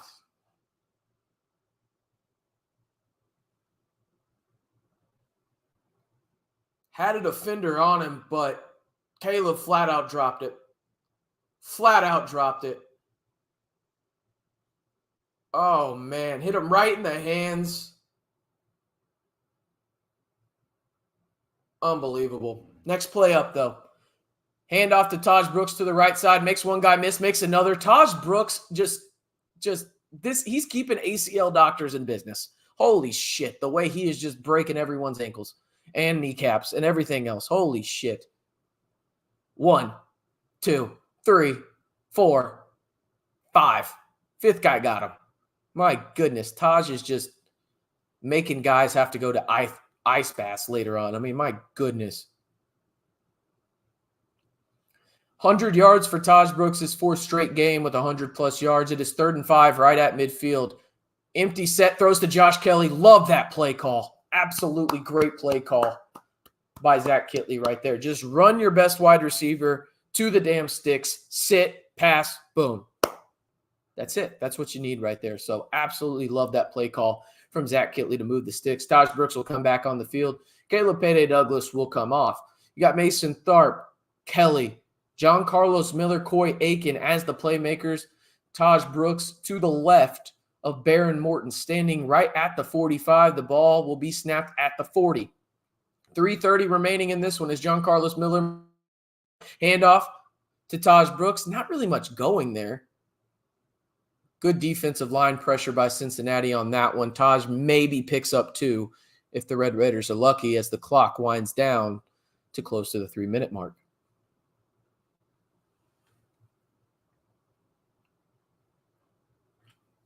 Yeah, for those asking, no Micah Hudson so far in this game. I haven't seen him play a snap outside of special teams.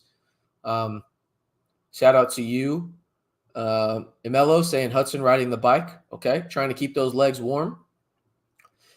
Douglas, Tharp, Brooks, Kelly, and Aiken on the field. Fake handoff to Brooks. He's looking deep. Is Baron Morton makes one guy miss. He's got to make something happen here. Smart play by Baron Morton to throw it away. Live to see another day. It will be 3rd and 8. Pressure got to him. He made one guy miss. Looked like he was going to try and force something running the football, but a really good angle taken by the Cincinnati linebacker. and Baron Morton smartly just throws it out of bounds for a 3rd and 8 for Texas Tech.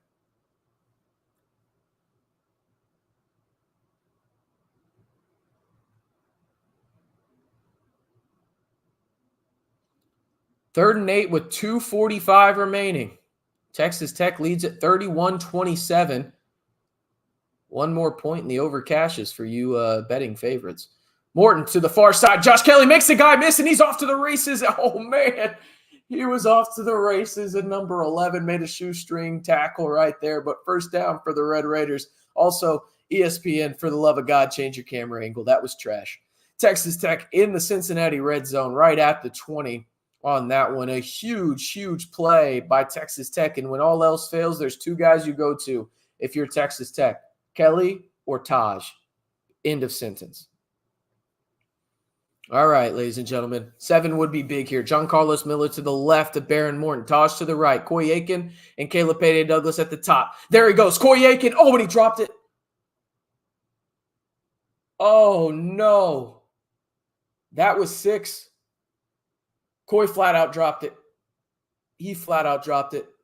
Great throw by Baron Morton on the RPO. Hit Coy Aiken. I don't know where else you wanted to hit him. I don't know where you want that ball to be outside of right there. Wow. Coy just flat out dropped it. Tharp, Miller, Brooks, Kelly, and Douglas on the field. Hand off to Taj to the right side. Tharp gets a block for him. He tries to get to the outside. Nothing going, and I think there's going to be a hold on the Red Raiders. Man, that is a big-time swing. You think about that. You have 6 right there, probably 7. You go up 2 possession. The whole complexity of this game changes. Whole complexity of this game changes. You put Cincinnati back against the wall, force them to not even run the football. That helps your defense a lot more. Just a monumental drop by Coy Aiken. And now it's 3rd and long for the Red Raiders, and looks like it might be field goal type stuff. Excuse me, it's 2nd and 20. Tharp moves in motion from left to right. Coy back on the field. Handoff, Taj Brooks up the middle, following Caleb Rogers. Really only gets maybe 4 or 5 balls forward to the 25-yard line. 3rd and 15. You run that there, Mike, just to set up a little bit, try and make it a little bit easier, because you know you're probably not getting 15 yards, so you want to see if you can catch the defense on their toes in terms of expecting a pass, and they had a light box, so they got 5, so makes sense. Cam Dickey now on the field, Aiken, Miller, Douglas, and Kelly on the field. Oh, that's a false start. That's a free play, right? Free play. He goes in zone, and that's targeting. That's targeting. That's got to be targeting. Coy Aiken gets absolutely rocked on a free play for Texas Tech.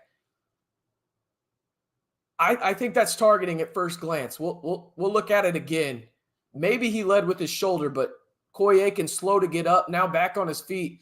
Offside Cincinnati there. It was a free play, so it will be at worst 3rd and 10. Show the replay, because that looked like it could have been targeting.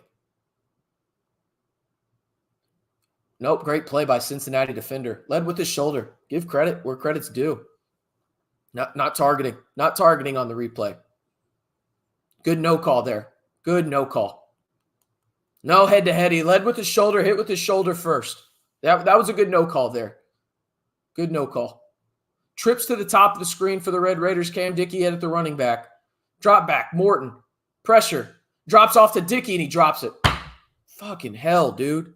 2, he would have picked up the first down there too. Morton, clearly, visibly upset, as he should be. Just 2 dumbass drops by Coy Aiken, and then 1 by Cam Dickey right here. Cam Dickey gets that first down. And now you're having to settle for a 38-yard field goal for Reeks Burkhardt on the left hash. You just left 7 points on the field. Potentially 4 if you make this. This is no chippy, though, in college football. Field goal's up, and it is good. Unbelievable. Texas Tech up 6. 7, but just you left points on the board there. You left points on the board if you're Texas Tech. Man. But you get points.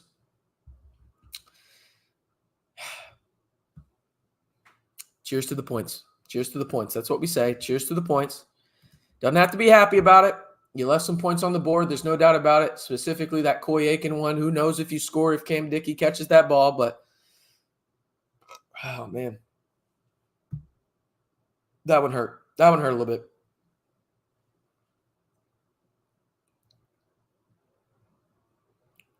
Yeah, Micah has not played an offensive snap tonight.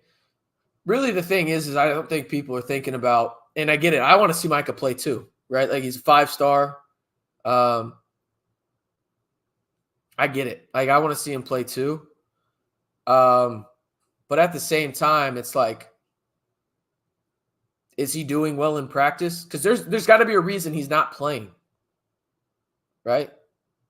Renee, they were 3 for 3 in red zone so far tonight. That was their first one where they really struggled, and that was because of drops. They actually looked good. They had great play calls and everything. It's just they just dropped 2 passes right there. They've been good in the red zone tonight, Texas Tech has. I don't think it's trusting the coach in that regard. It's one of those deals where it's like, okay, I get it. That last drive for sure, that's frustrating from the Coy Aiken side of things. And really just the drop balls in general. But before that, why was your reasoning that Micah should see the field over Coy Aiken or Josh Kelly? Like, what was the reasoning? They played pretty damn good tonight. I know Caleb Payday Douglas had that drop, but, I mean, Morton has looked great. He's looked great throwing to Kelly. He's looked good throwing to Caleb Payday Douglas. Like, Caleb had that drop for sure. That's frustrating. So did Coy. But outside of those 2 plays, what's the logic, at least for this game, to say, hey, Micah deserves to be in over those guys? For this game by itself, I don't know if I see it. That said, I still want to see Micah Hudson play football. That'd be fun. But there's obviously a reason that he's not.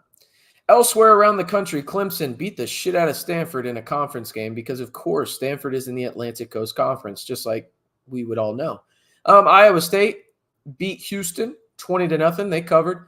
Alabama putting it on. Number 2, Georgia, 33-18. Oklahoma State, Ohio State just beat Michigan State 38-7. Penn State winning 21-7. It looks like they're going to beat Illinois in that ranked matchup. And then LSU is beating the crap out of Southern Alabama.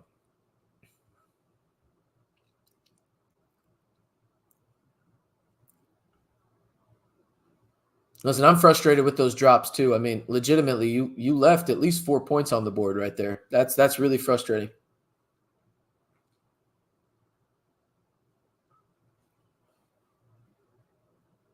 How is girl in the student section wearing a blue shirt and a Texas Longhorn hat? What are we doing? Kickoff into the end zone. Cincinnati will start on their own 25 with about 53 seconds left in the third quarter. Did y'all see that? If y'all are watching it on your TVs and watching this on the phone, did y'all see that shit? This girl was wearing a blue shirt and a Texas Longhorns hat in the student section.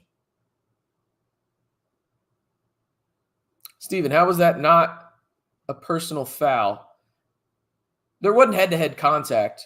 He hit with his shoulder first. Your head has to follow. I mean, that's just physics, right? Like your head has to go where your shoulders go. He hit with his shoulder. If anything, it would be a defenseless receiver, and then that's questionable because the defender still has a right to make a play. So I thought it was a good no call, actually. Up the middle for Cincinnati, their first play of the drive for about a 3, maybe 4-yard gain if the refs are being generous as we inch ever so closer to the fourth quarter. Texas Tech looking to go to 2-0 in the Big 12, up 34-27. Congratulations to the people that took the over at 58.5. You have cashed. And I don't think the scoring is done quite yet. 2nd and 7 for Cincinnati, and the pistol is Sorsby. 2 to the bottom of the screen, 1 up top. Tight end moves from right to left. He's open. Sorsby across the middle. Overthrow! My goodness. CJ Baskerville was looking for the hit and not the ball. It looked like he could have caught that ball. But instead, that ball flies over, and it's 3rd and 7. And it does not look like Kiner will come back in this game, the running back for Cincinnati. 3rd and 7, 15 seconds left in the third quarter.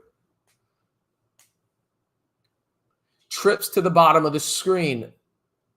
Up top is Henderson, one-on-one with Mo Horn. Moves in motion from right to left. Open. Stop. Great wrap-up tackle. Hell of a tackle by C.J. Baskerville. And now Cincinnati's got a decision. It's 4th down and 2. Are they going to go for it from their own 34? They'll have some time to think about it, as that is the end of the third quarter, as Texas Tech leads at 34-27, headed into the fourth quarter. Type 4s in the chat. Here we go. Come on. Come on. Get those 4s in the chat. Let's get them. Texas Tech leading at home. Big time stop, though, by the Texas Tech defense on that one. All right, let's go look at the stats for this one through 3 quarters for the Red Raiders. And if you haven't already, be sure to like the video and hit that subscribe button and get those damn 4s in the chat. Come on. All right, so far in this one, Baron Morton, I thought, has looked phenomenal. He should have 3 touchdowns if Corey Aiken, and well, Corey Aiken should have 3 touchdowns as well, but he flat out dropped one. Taj Brooks, over 100 yards yet again, 25 carries, 107 yards, or 2 TDs. He's averaging just over 4 yards a carry. Josh Kelly leads the way in terms of receptions and receiving yards, 6 catches, 83 yards on 8 targets. Corey Aiken not too far behind him with 78 yards on 3 catches. Dre McCray, 4 catches for 42 yards. And then everybody else that has a reception in this game has 1. Mason Tharp with 1 catch for 16 yards. Caleb Payday Douglas with 1 for 4. Should have more, but he flat out dropped that deep ball. And then Jalen Conyers, 1 for 3. And then Cam Dickey has the other target.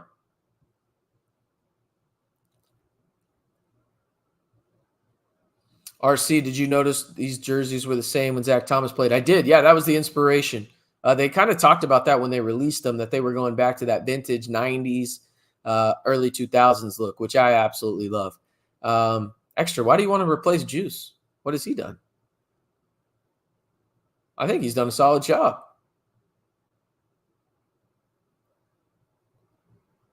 Let me know what he's done. Yeah, I'd love to hear that logic. I mean, I'm not saying you're wrong or anything. Everybody has an opinion, but I like Juice. I like the way that he's coached these wide receivers up. It helps that he's got a tremendous, amount of talent in that group as well. There's no doubt about that. All right, back to this screen. Well, I guess not actually, because they continuously play progressive commercials.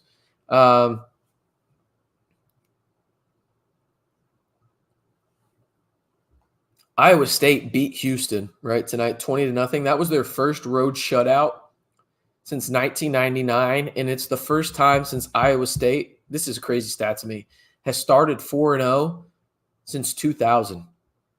It seems kind of crazy, right? Especially the Brock Purdy years and all that kind of stuff. I don't know. Maybe I value Matt Campbell a little too high or something.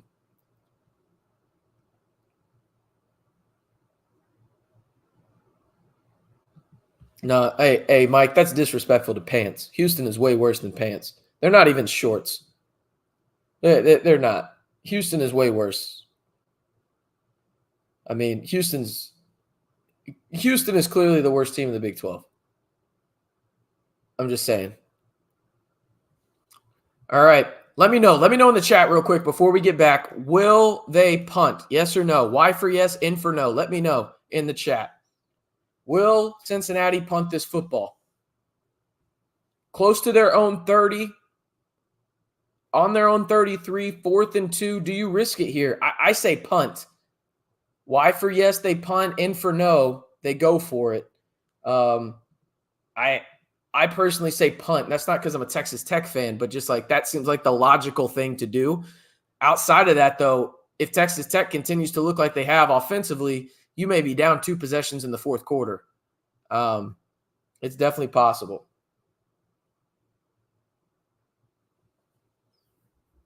Joey Maguire. How do we feel about Joey Maguire wearing the trucker hats or like the hats with like the really small holes in them on the side that's a different color? How do we feel about that? I don't hate it. It's just not for me, I don't think. I don't think I could pull that off, right? I'm just not that kind of guy. And they're going for it, it looks like. Sorsby out on the field. They're going for it. Fake. Sorsby pressure. Tight end. Got it. Ballsy ass call. Ballsy ass call by Cincinnati, and they get it. I love the play call there by Cincinnati. If you were going for it, that is the right thing to do. Just try and throw as many different looks as you can at the Texas Tech defense. RPO, get the tight end out in the flat, make it to where is the quarterback running or is he going to dump it off, get it to your big tight end, have him falling forward. Smart play. 1st and 10 on their own 36. They move that tight end inward. Sorsby, fake handoff. He's got a guy wide open in the flat, and he flat out drops it. Thank you very much. Thank you for coming. We appreciate it. 2nd and 10.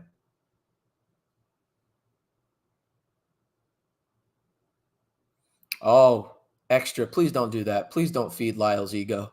Don't do that, please. I got to deal with that man on a weekly basis. Please don't do that. I love Lyle to death, but don't feed his ego. Y'all don't get to see that ego like I do off camera, okay? Lyle's got an ego. I don't even care if he sees this. He's got an ego. I just hype him up with it. 2nd and 10. He had a guy wide open to the outside there. Sorsby decides to run up the middle, gets popped. If he wasn't feeling the hit that he had earlier, he's sure as hell feeling that one. Right to the ribs. It's 3rd and 1. Under 14 minutes remaining. Thomas, shout out to that South Park gif, right? With your comment right there.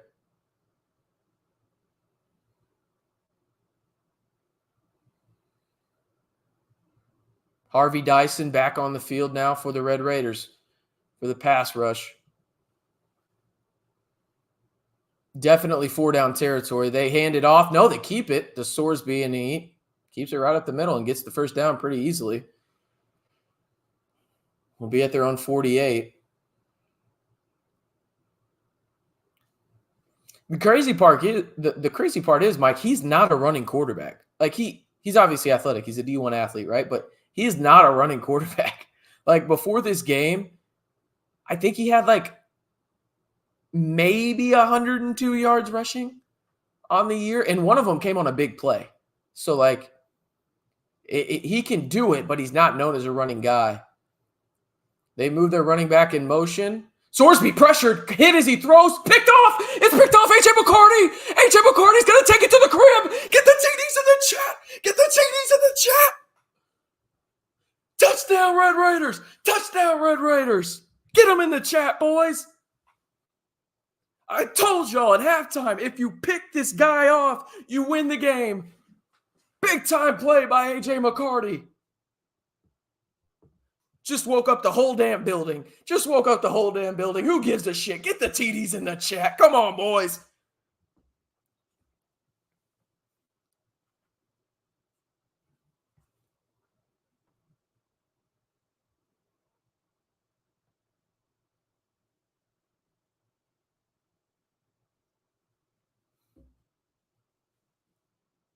What did we talk about before this game started? If you got pressure in Sorsby's face right in between the A gap, he was going to make mistakes. He hadn't had that kind of pressure all year. And the first time it happens for the Red Raiders tonight, what does he do? He throws a pick six to the Baylor transfer in A.J. McCarty. And Texas Tech is now up 41-27 with 12:40 remaining.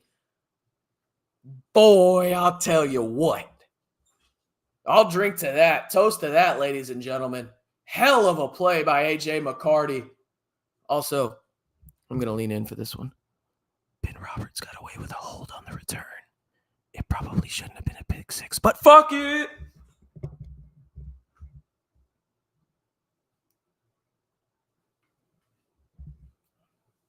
Let's fucking go. Come on. Come on, boys.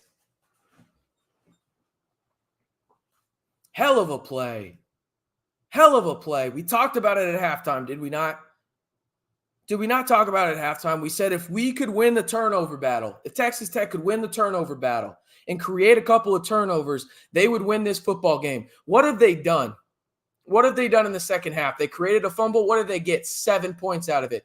And then they got another turnover, the first pick of the year by Sorsby because he got pressure. Texas Tech got pressure in the A-gap, in his face. Pitiful decision. I mean, chef's kiss for Texas Tech, but it was a pick 6. That's 2 turnovers. They get 14 points out of it. That's the difference in this game, people. Hell of a job. Hell of a job. Hell of a job by the Red Raiders. Can't let down, though, now. You can't let down. You can't let down if you're the Red Raiders in this one. You can't. You got to continue to get that pressure, make Sorsby uncomfortable, and then what do? You milk that clock because, well, we all know what time it is out in Lubbock, Texas, every day of the week. It's Taj time. It's Taj time.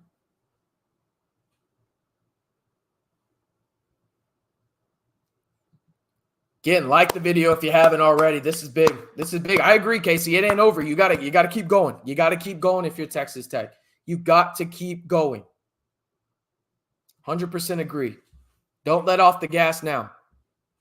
I'd love to see them throw a different stunt or two off the edge to see if Sorsby off the backside of him on the left side, if he doesn't feel the pressure at all. Love to see it right now. You can't let up, though, if you're the Red Raiders. You simply cannot let up. Keep going, boys. Keep going.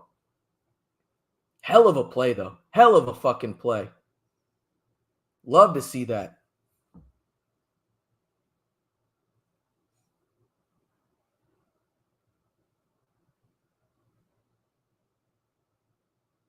I'm telling you, though, how did Texas Tech get that play? Go back and watch that replay on the highlights, and it was literally because of the pressure they got in the A-gap. Sorsby panicked. He has not had any pressure in his face all year outside of maybe 3 plays in the Pittsburgh game, and when he has pressure in his face, he absolutely folds, right? That was the first big mistake of his season, really, though, right? He had not had a pick before that, and his first pick of the year results in a pick 6 for Texas Tech. They are now up 2 possessions with 12:40 remaining. Can't let off the fucking gas, though, Tech. Cannot let off the fucking gas. Here we go. Red Raiders kicking this one off. Reese Burkhart might return this one. Cincinnati. Nope, they decided to let it hit in the end zone, and they'll start on their own 25-yard line.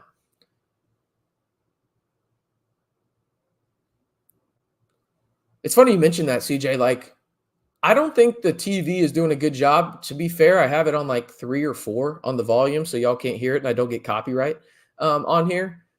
But I've gotten texts from multiple people at the game, including the in-laws, and they said it's super loud there. I don't know if they turned down the mics or whatnot, but they said it was super loud. Maybe it's just their section, so who knows. But it's funny you mentioned that because I literally just got a text a couple minutes ago about how loud it was.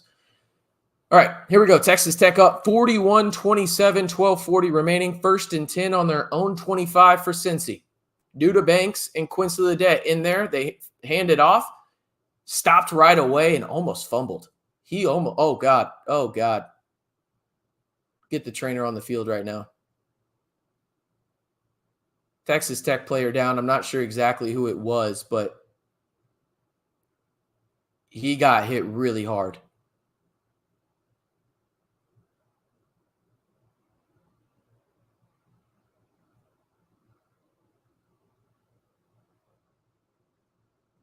Yeah, it was definitely helmet to helmet.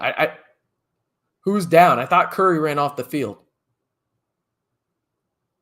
Am I wrong on that? I see Curry. Curry's number 6. He's right there. He's off the field. Who's down? Can y'all tell?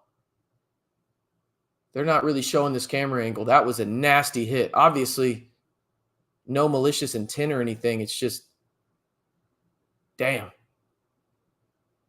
Is it Jordan? Who is it?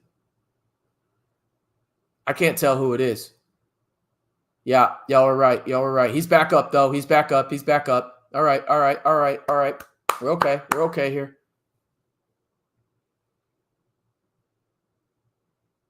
Man. Also, around the Big 12, Utah trails Arizona 3-0 right now. So there's that. I mean, it's Jordan. It's number 7, Brendan Jordan. I don't know if it's a concussion. He got up pretty quick. Typically with a concussion like that, they're not letting you run off the field. They'll obviously go check him, but man, scary hit. Cincinnati back on the field, 2nd and 6. They have a guy in motion, fake out to him, go to the RB screen. Texas Tech's not ready for it. This could go for a tutty. It is. Touchdown, Cincinnati.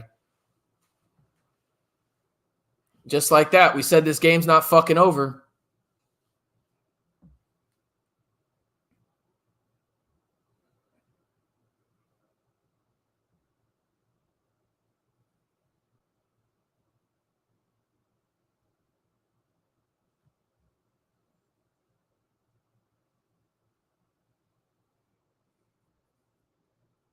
Watch that play over and absolutely cooked. Everybody on the defensive line for Texas Tech went to the quarterback's right. There was legitimately on the left side of the field 4 guys.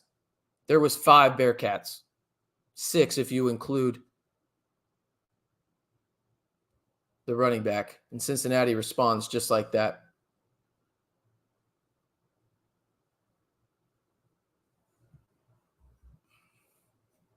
Fucking hate how good that play call was in that time. I hate it. I hate it. Defense didn't do themselves any favor either. They took like 17 bad angles, I think. Maybe like closer to 20.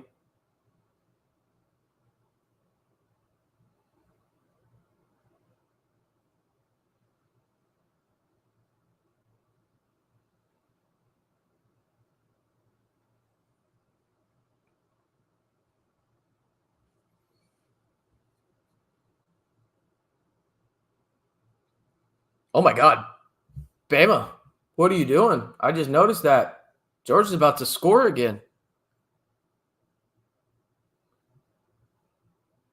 Yeah, Gilly, you're 100% right. The issue is that those defensive linemen are too slow to make an impact once they realize that.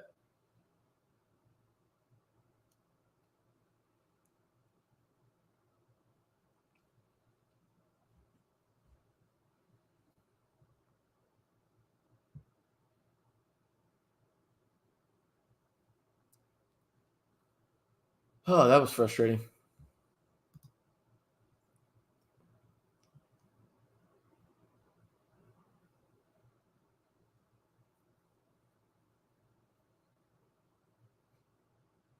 Hopefully the Texas Tech offense can continue to,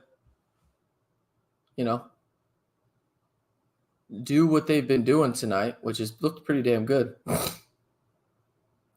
Yeah, I mean, Lux is the best corner on this team. It's not close. Yeah, there was a bad angle by the safety, but also at the same time, like, even if there was a good angle, I mean, Cincinnati had more players on that side of the field. There was 4 Red Raiders, and then there was 6 Cincinnati Bearcats.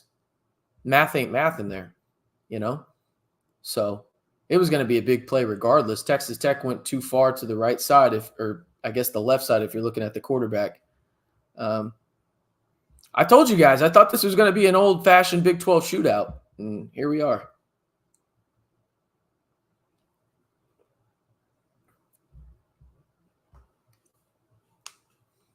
Texas Tech just has to continuously play like they have on offense right now. That's it. They've been good on offense tonight. I don't think anybody can debate that. Like, the offensive line, they struggled a little bit early on. They've struggled bits and pieces here in the second half, but overall, I mean, they've been solid.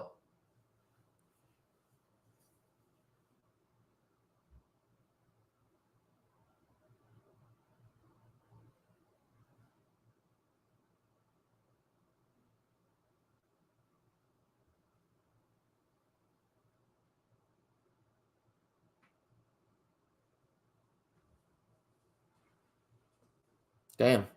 There's a sign that says Texas Tech where legends are made, and then it says, sorry, Travis, but you're just Taylor's boyfriend here. Savage.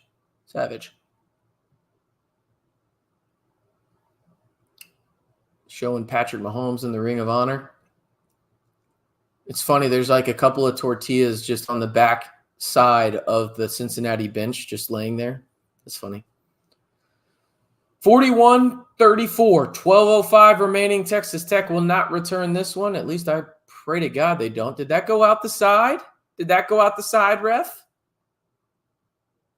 All right, fair enough. Goes out of the end zone instead.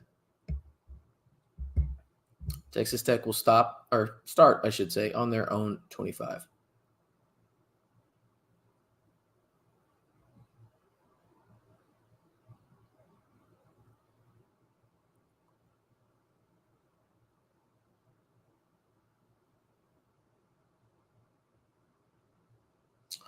Here we go. Tharp and Conyers, as well as Kelly and Aiken alongside Brooks to Morton's left. Conyers moves in motion, followed by Brooks. Brooks moves up the field, gets a little bit of good run right there, about 6-7 yards. If he had a better angle, we were probably celebrating a Taj Brooks touchdown, but to no avail. It is 2nd and 4, Red Raiders.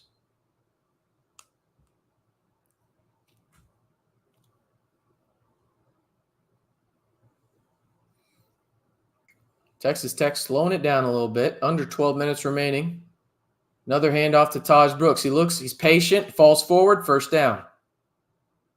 Clock will stop with 11:50 remaining, but it is a Red Raider first down. And this is where having a guy like Taj Brooks is ultra valuable for the Red Raiders, where you can still run your offense, but you can slow things down a little bit since you're in control of this game. Have a long drive, get some points, and really make it a 2-possession game and put all the pressure on Cincinnati.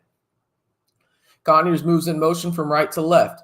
Fake handoff to Brooks. Pressure on Morton. He steps up in the pocket, throws a dart. Great throw by Morton. Josh Kelly makes the guy miss and goes forward. Down to the 30 of Cincinnati, and number 49 for the Bearcats is slow to get up. Looked like it was a wrist injury, but great play by Baron Morton right there. Had pressure from the exterior of the offensive line, stepped up in the pocket and threw an absolute dart to Josh Kelly. And Texas Tech is in business down at they'll probably actually put them at the 36 if I had to guess. 17 of 26 for 254 and 2 for Baron Morton tonight. Could have been more, but Coy Aiken dropped one. John Carlos Miller moving in motion. Handoff. Taj Brooks gets the edge and then some. Taj Brooks with the first down, knocked out of bounds at the Cincinnati 23-yard line, and the Red Raiders are just on the cusp of the red zone.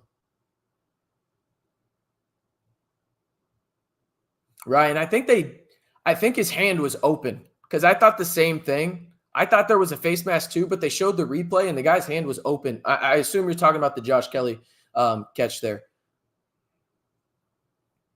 Yeah, Georgia's coming back with a vengeance, huh?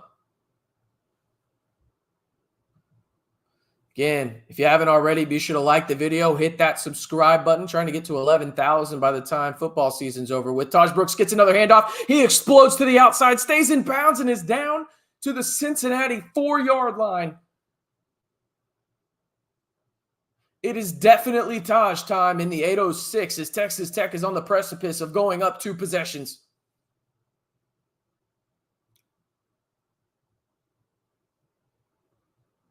You're 100% right, Casey. The Cincinnati defense is gassed, and the reason they're gassed is because Taj Brooks has been beating their ass all night.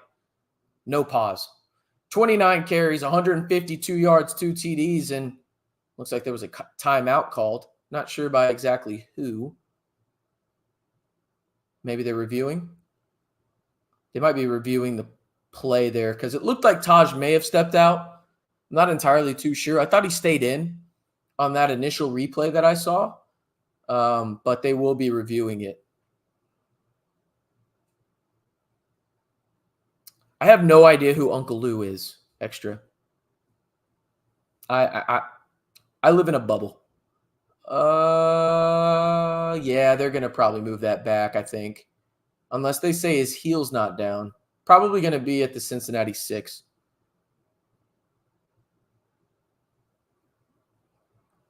Yeah, definitely gonna move back to the Cincinnati 6.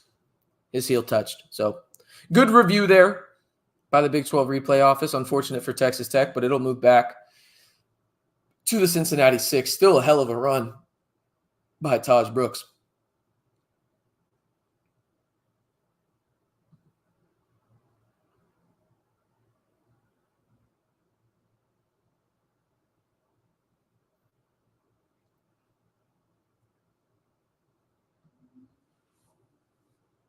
I think Taj will probably be like a third or fourth rounder, probably in that like Blake Corum range.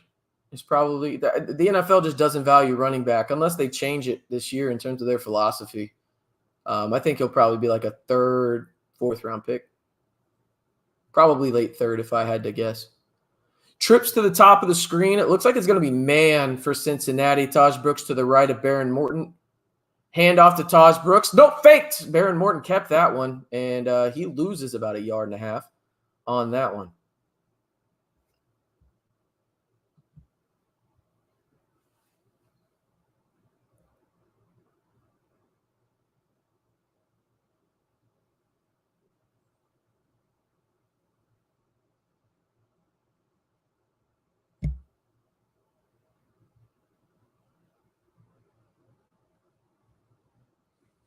Second and goal from the Cincinnati, maybe 6-yard line, I think. Let's see where they mark this one. 6-yard line. Josh Kelly moves from left to right, trips. Fake handoff to Taj Brooks. Pump fake. Baron Morton throws it away. Looked like he had the initial wide receiver, and I think it was Caleb Payday Douglas. But number one, Young for Cincinnati did a great job of closing it, and honestly, a great decision right there by Baron Morton not to throw that football into tight coverage because I'll be honest, I think it probably would have been picked if he threw it. So good decision there. Third and goal. Nice thing is for Texas Tech here is, listen, you want to go up 2 possessions. A field goal gets you there, but you would love 7 more, right? Like you want 7 here. So it's definitely not 4-down territory because you want those 3 points to go up 2 possessions. Dre McCray moves in motion. It's a touch pass, jet sweep. Taj Brooks, the leading blocker, and it goes nowhere. Actually, a loss of 3. So the Red Raiders get down to the 9-yard line of Cincinnati, and they will be forced to kick a field goal from the left hash. They will drown the clock down past the 8-minute mark to go up 2 possessions. If they make the field goal, of course. Also around the country, Alabama leading Georgia 33-28 with 3:23 remaining. Can the Crimson Tide hold on? Because, damn it, they don't want to, it looks like.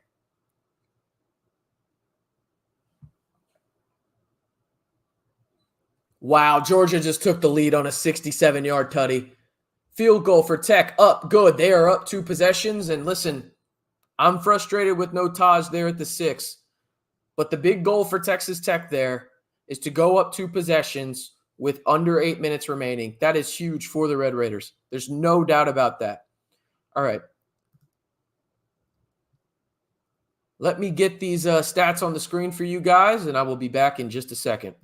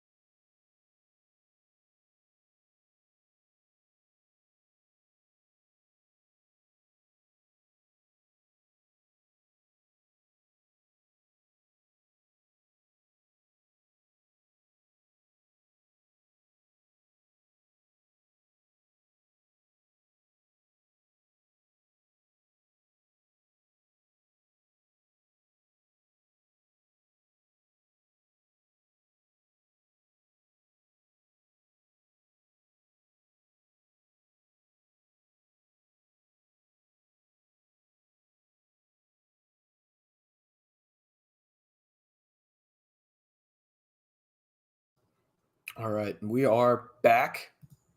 Let's go ahead and get this one on the screen for you guys. Well, actually, psych, commercial.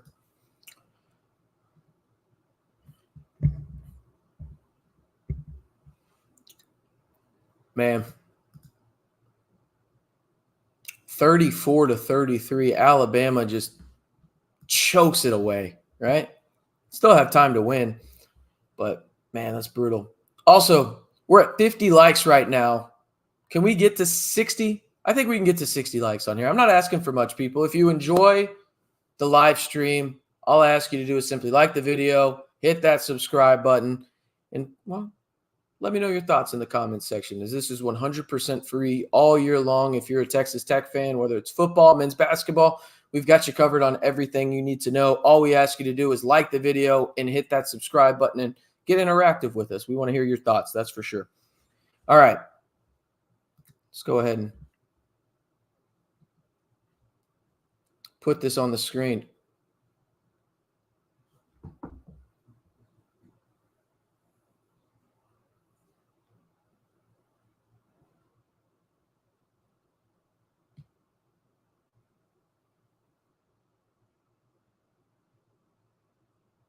Oh my God. Did Bama just score?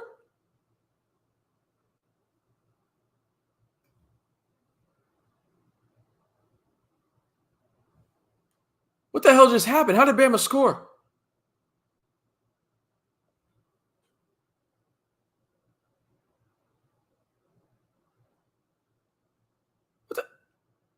What the hell just happened in the Bama game? Okay, sorry. We got to focus on Texas Tech, people. Got to focus on Texas Tech. Here we go. All right. They don't return it to Cincinnati. It's 1st and 10 at their own 25. They are down 2 possessions, 44-34 with 7:50 remaining. Trips to the left. Sorsby in the shotgun, running back to his left. Handoff up the middle. Texas Tech doesn't tackle until they get about 5 yards, Cincinnati. And now that running back is slow to get up. Oh, my God, Ryan Williams. Holy shit, I just saw the replay on the Alabama game.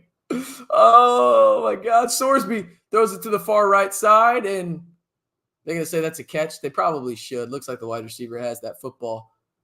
Yeah, Henderson has the football. They're going to say it's a catch for Henderson. I mean, Ryan Williams is – what the fuck are we doing, man? There's just some genetic freaks out there, and he's one of them. Like, you can go ahead and you don't need a pencil. You can go ahead and write his name in pen to be a top 10 pick in like 3 years. Dude is an absolute sicko. Pistol for Cincinnati. Isolated wide receiver at the bottom of the screen. 0 moves in motion. Sorsby, fake handoff. A little bit of pressure in his face. He throws across the middle. Caught. What a catch by Henderson. Great catch by number 8, Henderson. Went up and over the Texas Tech defender. Not quite a Moss, but he went up and got it, that's for sure. Bama, by the way, for those that care, 41-34 with 2:18 remaining in Tuscaloosa. Texas Tech up 2 possessions. This is a handoff. Cincinnati, only about a 3-yard gain. Great tackle from Ben Roberts on that one.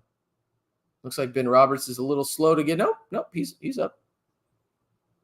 The clock continues to tick. The clock is the best friend for the Red Raiders right now.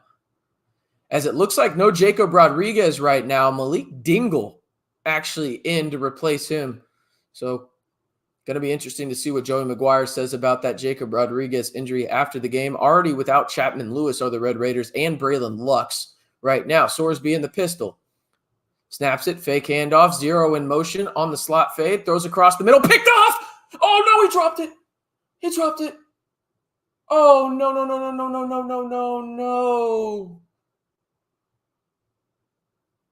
Oh, no, Jordan Sanford had it in his hands. The game was donezo right there, probably. Number 10, the wide receiver for Cincinnati, hits him, and Sanford just drops it. Oh, no.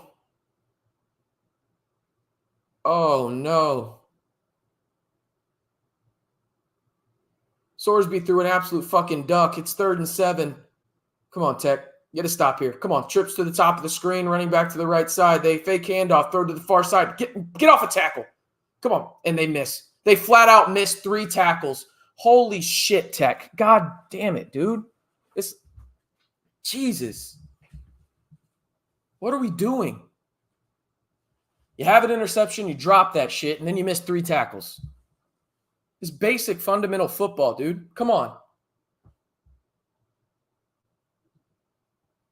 Unbelievable. 5:41 remaining. Cincinnati on the precipice of the red zone in Texas Tech territory at the 25. Sorsby in the pistol. Trips to the left. Moves the tight end to make it double on both sides. No fake handoff. Texas Tech gets pressure. Throws it at Sorsby, and he gets it right off to his tight end. And thankfully, C.J. Baskerville pushes him out of bounds, but that will stop the clock.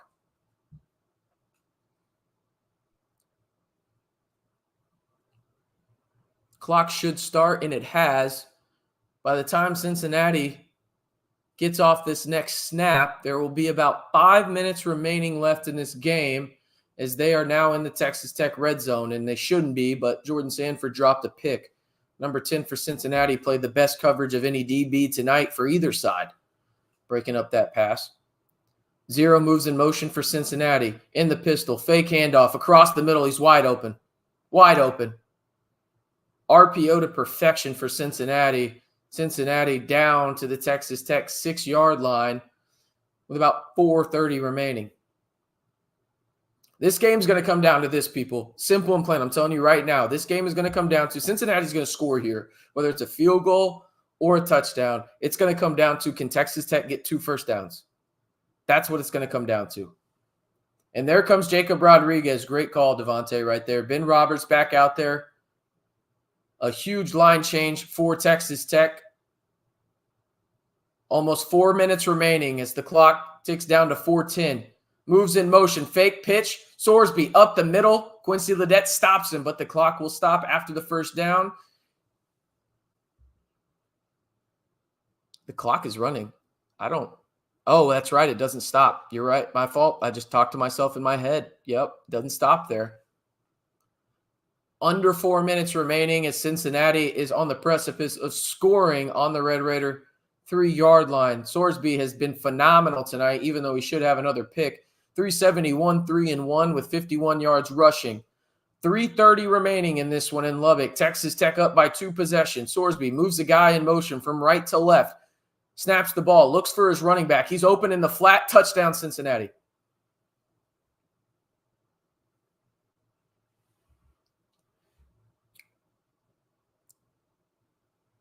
Truthfully, that's how you capitalize if you're Cincinnati.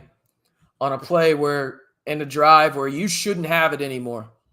You should not have the football anymore. Oh,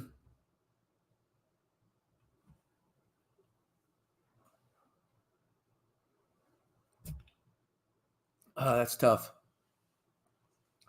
Cincinnati for the extra point. Up, right down Broadway, and it is a 3-point game with 3:24 remaining. Both teams have all their timeouts. Arguably, I mean, this isn't to be like, trying to gas this up or anything. This next drive by Texas Tech is arguably their best or biggest drive of the season so far.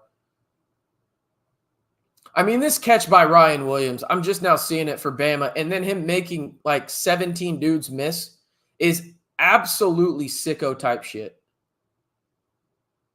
The bro is 17. He's 17. That's unbelievable, dude. Unbelievable.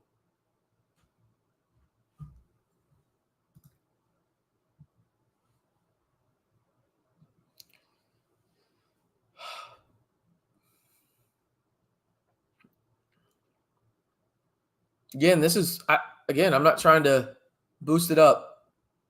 This feels like the biggest drive of the year for Texas Tech.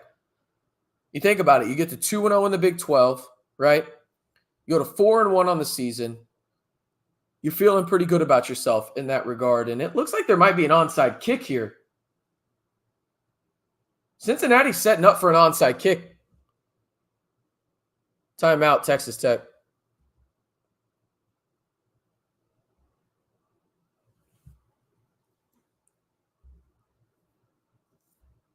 You have to wonder if Cincinnati did that to try and force Texas Tech to use a timeout.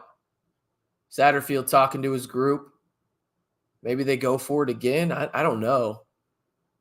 Interesting time to go for it in terms of just the time in the game, especially with 3 timeouts. I mean, at worst case scenario, it was a smart move by them just to get Texas Tech to use a timeout, right? I mean, that's the smartest move or potential play right there. I'm interested to see if they kick it off. My guess is they made Texas Tech use the timeout and then they'll kick it off. I don't know if they will onside kick it, but I guarantee you Texas Tech will be on onside formation just in case.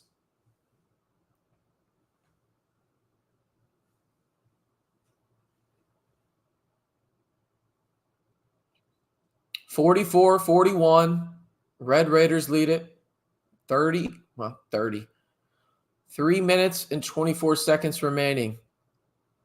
Texas Tech tonight has scored on every drive except for one, and Cincinnati's going back out for the onside kick, and it's a pooch kick. Caleb catches it. Get out of bounds. Smart play by Caleb Douglas right there. Really smart play. Really smart play. Safe. He caught it over his shoulder, went straight out of bounds. Really good stuff right there. And honestly, I don't mind that kind of play by Cincinnati right there. Smart play. Again, worst case scenario, Texas Tech just used a timeout. Here we go. This is it right here, though. I mean, this is a monumental drive for the Red Raiders.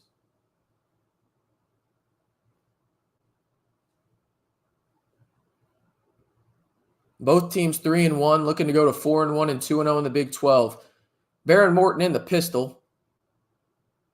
Hand off to Taj Brooks up the middle. He's got a lot of room to run. Makes another guy miss. Taj is off to the races. He's making another guy miss into Cincinnati territory on the 45-yard line. Get those TBs in the damn chat.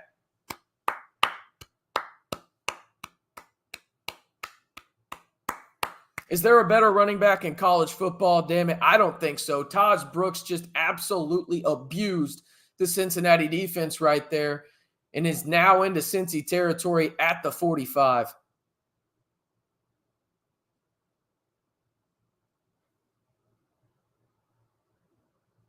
Mike, there's no reason to say sorry for cursing. Lord knows I'm going to fucking say a cuss word or two on here. Under 2:40 remaining. When this ball is snapped, there will be under 2:30 on the 45 of Cincinnati. Snapped, hand off to Taj Brooks. Taj Brooks up, forward, holds on to the football. And I would think Cincinnati calls a timeout here, especially with the 2-minute timeout. You've got really 4 timeouts if you're Cincinnati. Yeah, and they do call a timeout. They do call a timeout. Smart play there.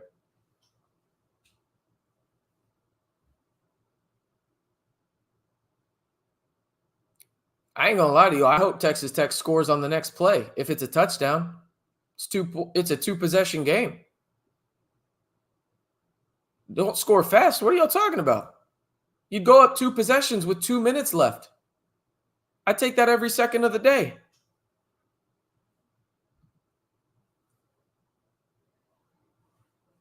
Every second of the day, I take that. All right, 2nd and 7, 2:25. I would expect Cincinnati to use their timeouts leading up to the 2-minute warning, or technically 2-minute timeout. Sorry, NCAA, don't take my channel down. Jesus, I know how y'all hate that. Technically 2-minute timeout. Another handoff to Taj. Loses some yards. There goes the timeout. 2:20 remaining. It's 3rd down. Now, this is where it gets interesting. You almost feel like you got a pass here. This is where Kitley has to get in his bag. This is the bag play, right? This is where you shut a lot of haters up if you're Zach Kitley.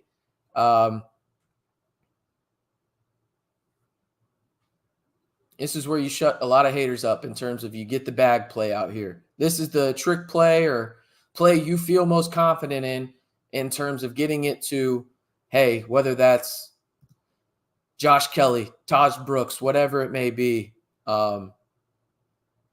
Yeah, this is one of those plays right here. This is it.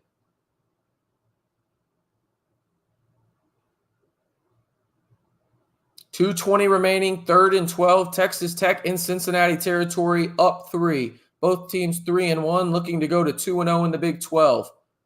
Texas Tech is 9 for 13. They snap it, throw out to the side to Josh Kelly. He does nowhere. Cincinnati will not use their timeout. They'll go down to the 2-minute timeout. It'll be 4th down and 11, maybe even 12 for the Red Raiders. And Cincinnati will have a timeout in just under 2 minutes to go down and kick a field goal to tie the game at worst.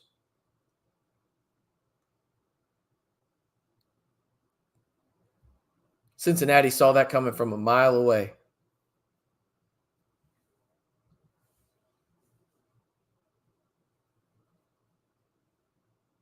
The thing is I guarantee you I know the thought process by Kitley there, in the sense that he knew he had to throw the football, but he wanted to make sure it was a for sure completion, so the clock ran down to 2. That's what it was. That's 100% what it was. I promise y'all.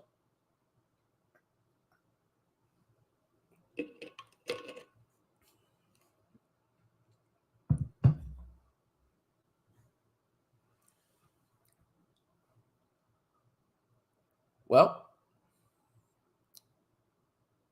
Alabama just won that game. A pick in the end zone. Alabama will win it 41-34.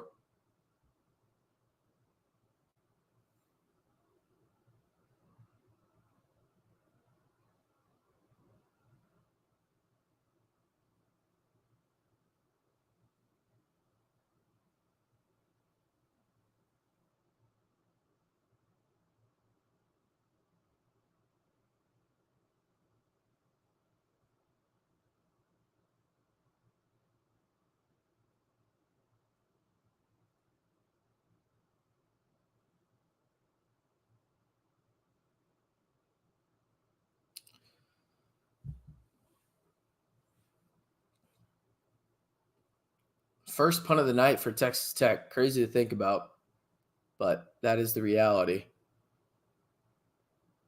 No, I don't fire Kitley. It's the first punt of the night. Like, I don't like the play call, but he's been pretty good tonight. Yeah, what did you want him to do there, Ed?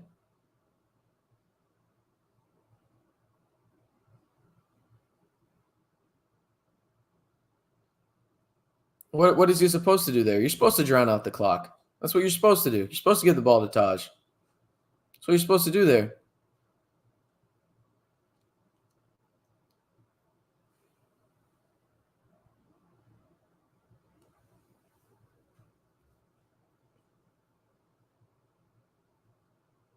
I'm not happy with the result, but I understand like why he called that play. Again, he tried to force it to where he knew the clock and it was a for sure catch, so he made the clock go down to the 2-minute timeout. That's 100% what his logic was there.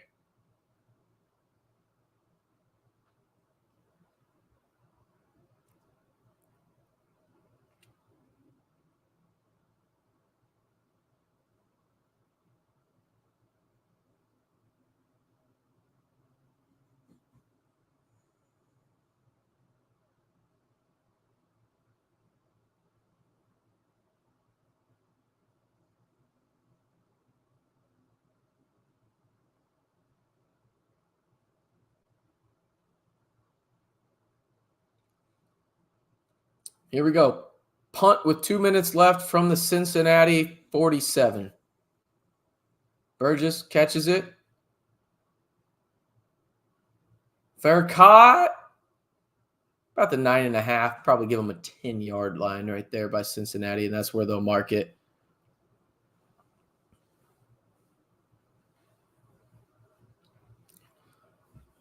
Well, we called that the biggest offensive drive of the season for the Red Raiders. Now this is the biggest defensive one so far.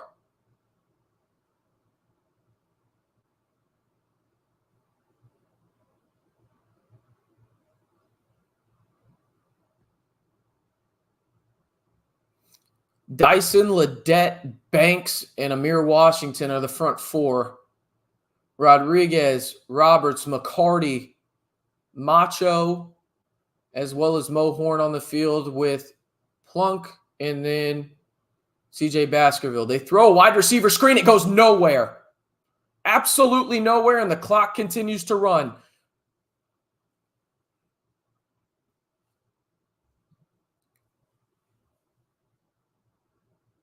.130 left in the ball game. It is 2nd and long now for Cincinnati. And they call a timeout. Wait, did Cincinnati just call the timeout? Oh, no.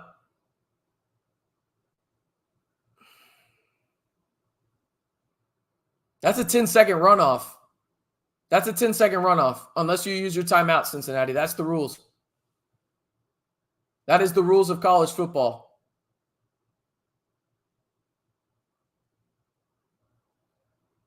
That's a 10-second runoff, unless you want to use your timeout.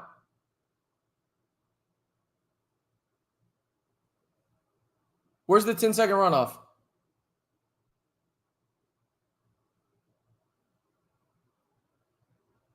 You have that in college football, too. There's a rule like that. I could have sworn. Maybe I'm just making this shit up in my head because I'm biased as hell. Very possible.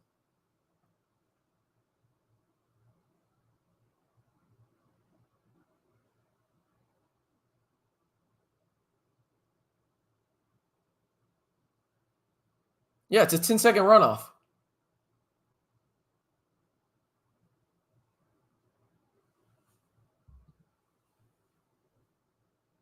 And the clock should start as soon as the referee says something.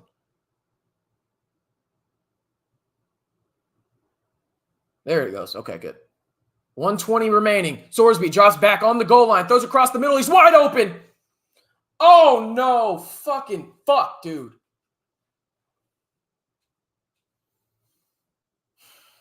.115 remaining, and Cincinnati's in business up to their own 37.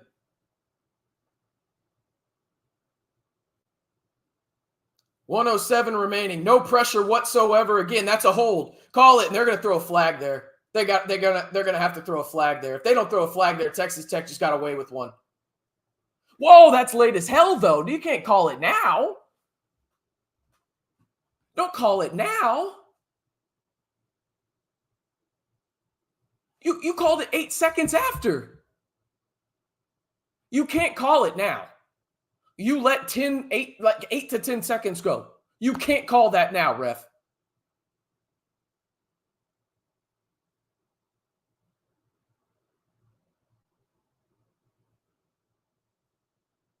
You can't call it now. He also, did he hit his shoulder? Did he hit him in the head? They're going to call it. There's the whole game. That's probably game, fellas. And now they're going to review it for targeting.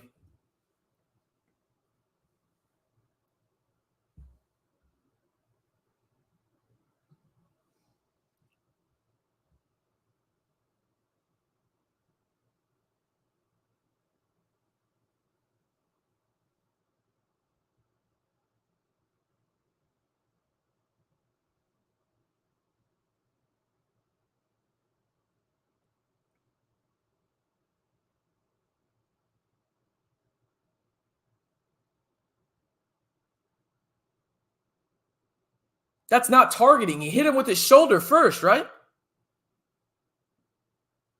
Shoulder.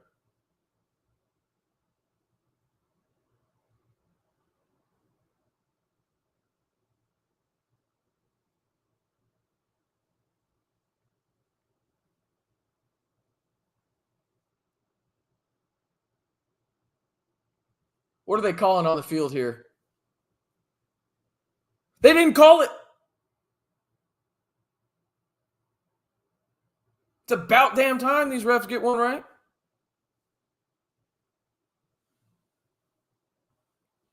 They say it is not targeting on the field. They retract it.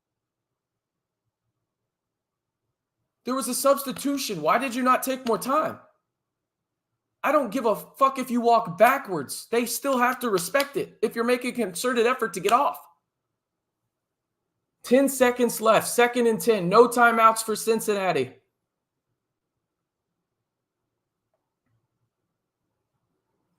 Texas Tech looks like they're going prevent here.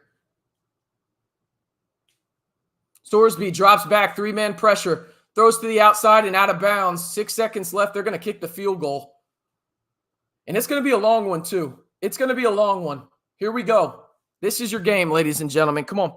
Get those Raiders in the chat right now. Get the Raiders in the chat. Come on. This is it right here. A miss.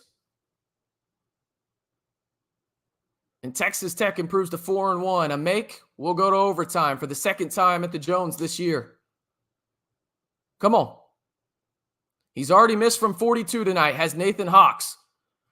44-41 Texas Tech. The play clock winds down. Texas Tech calls a timeout to try and ice him.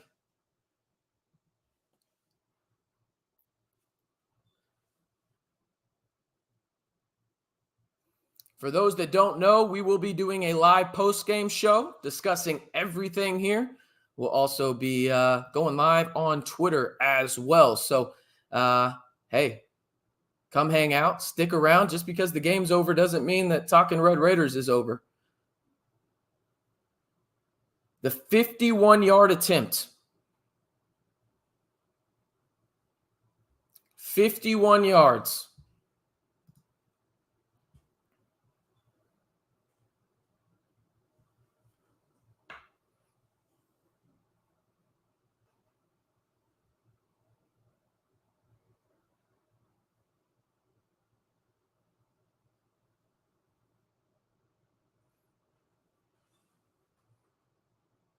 Here we go. 51 yards. Snap. Hold. It's no good. It's no good. They win it. Texas Tech is going to win. It's over. It's over in Lubbock. Get the W's in the chat. Get the W's in the chat.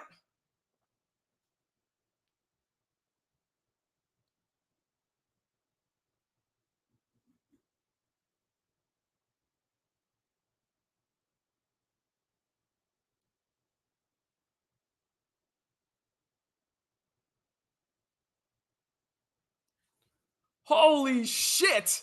What a game. Oh, my. What a damn game. The Red Raiders. Oh, man. We're going live now on Twitter, too. Y'all stay right here with me. Come on. My goodness.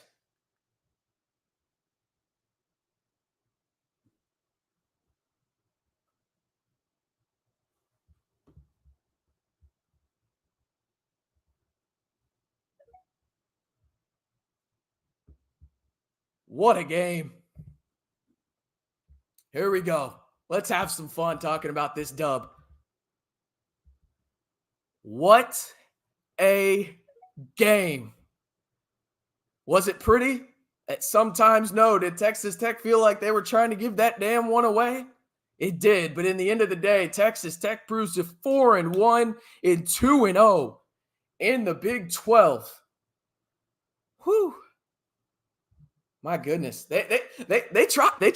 They tried to lose that one, it felt like. But Joey McGuire and crew improved to 4-1 on the season with a 44-41 victory. Taj Brooks leads the way, 32 carries, 172 yards, 2 touchdowns. Baron Morton probably should have had 3 TDs if it wasn't for a drop by Coy Aiken. But nonetheless, Coy Aiken had 2 touchdowns. And, of course, you know who the leading wide receiver was in Josh Kelly with 8 catches for 111 yards. It was not pretty, folks. They got outgained by 75 yards to Texas Tech. They continued to have a couple of issues here and there when it came to the penalty side of things and still had no pass rush. But at the end of the day, the Red Raiders improved to 4-1, and ugly wins are way better than ugly losses. And Texas Tech officially moves to 2-0 in conference play. Again, let's go ahead and look over some of the stats for the Red Raiders in this one. I know I just listed a lot of the individual players, but Texas Tech had 482 total yards, 251 yards passing, 231 yards rushing in this one. 5 penalties for 37 yards. Actually, only 1 penalty in the second half. That was obviously big. Another thing that was big, that A.J. McCarty INT. We talked about it all week where it was, hey, if you could get pressure on Sorsby in his face in the A gap of that interior of the offensive line for Cincinnati, you had a chance to create havoc. And the one time you got there really tonight, you created a pick six. And that's really, truly the difference in this game for the Red Raiders in this one. In terms of tackles for loss, the Red Raiders had 6. They did have 1 sack on the night as well. They won the turnover battle, and that was the big thing for Texas Tech. When they win the turnover battle, they win games. That's just how it is, specifically this year. They've now won the turnover battle in 4 games. Wouldn't you know it?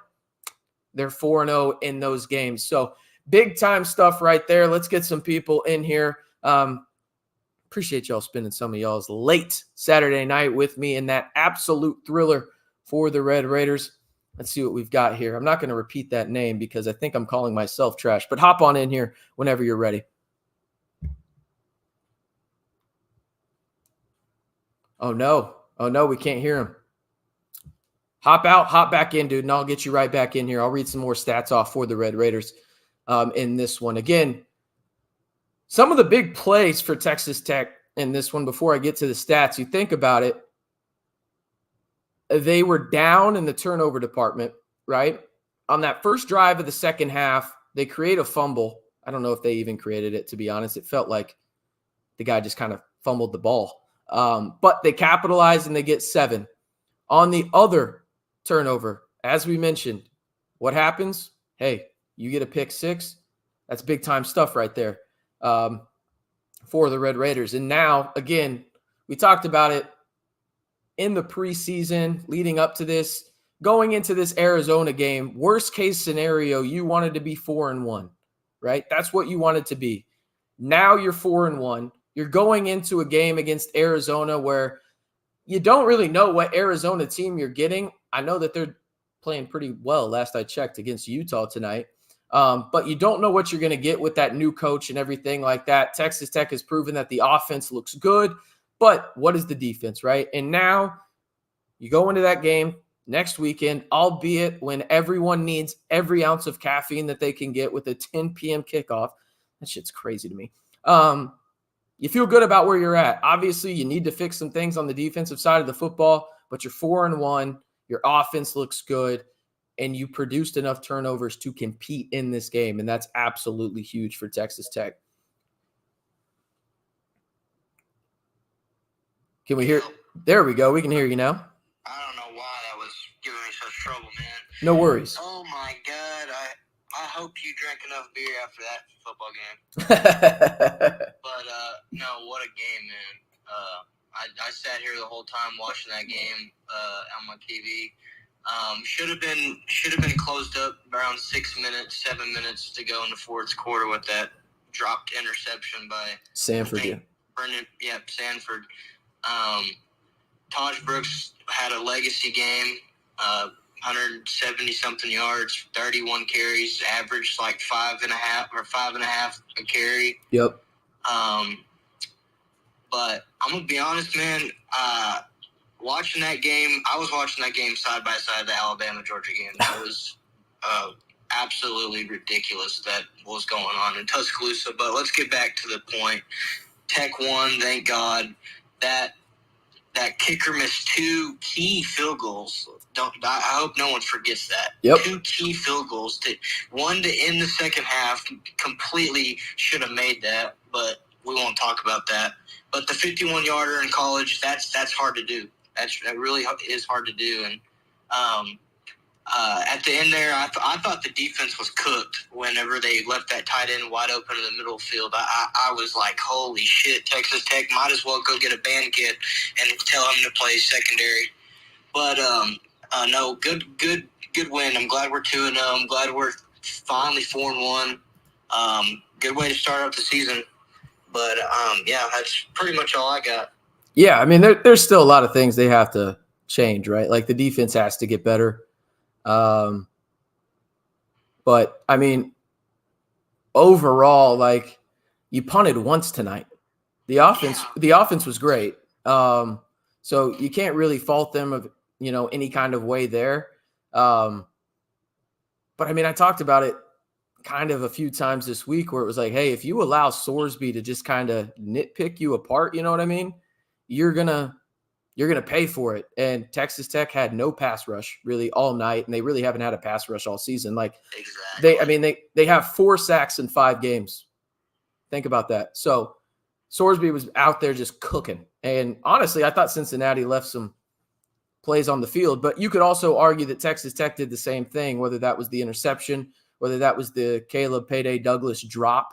There was a couple of plays where I thought both teams left some stuff on the field tonight, but overall, when you look at it, it gave you a heart attack. It probably took a year or 2 off your life, right? Like probably a year or 2, maybe 3, depending on who you are. But, tonight I thought Texas Tech offensively was sensational in this one, but you got to figure out this pass rush stuff. And if you're not going to get to the passer, you have to figure out a way to make your secondary be a little bit better. And I know that those are, one of those things where they work together, right?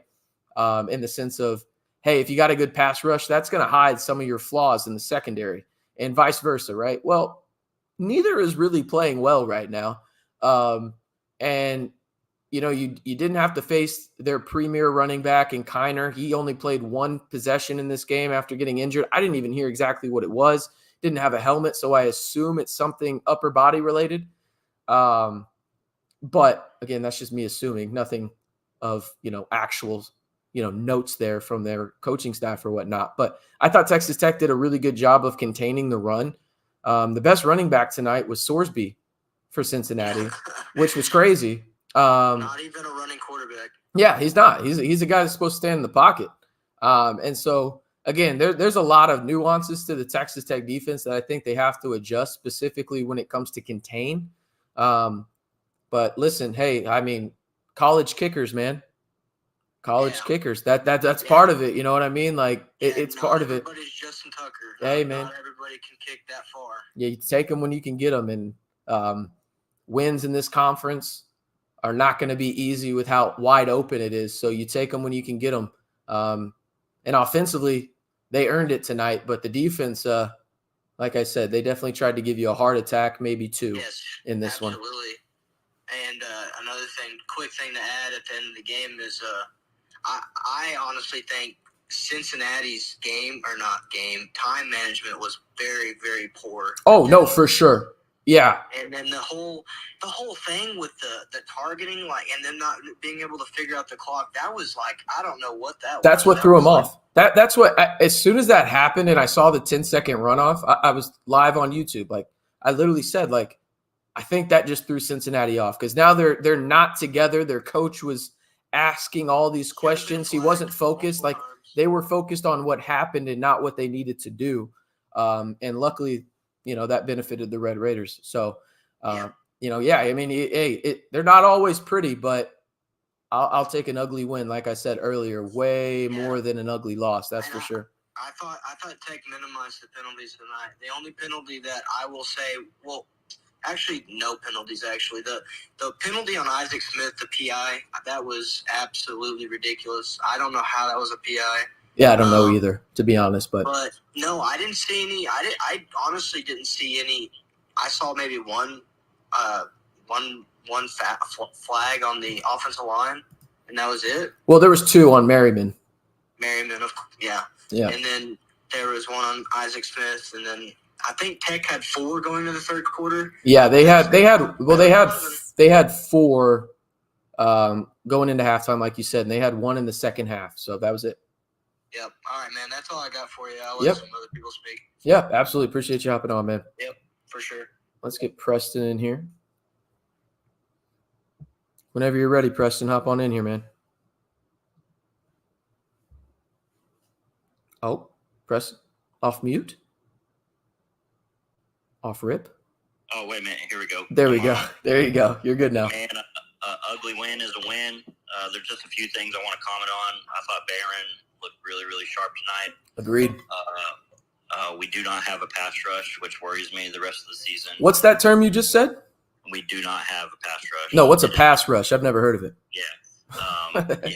Our O-line struggles in run blocking. I know Taj had 172 yards, but there are some plays where, I feel like we have our O-lineman 3 yards in the backfield just stuffing him. And another thing, I know the offense was really, really great, kind of the reason you won the game. But, Kitley, at some point, someone has to be in his ear on short yardage situations. And, this cute stuff, we were on the 6-yard line, and that whole offensive series on that 6-yard line just made me want to pull out my hair. You literally dash them down the field. Yeah. And you go away from it. No, I'm right there with you. That was wild to me. The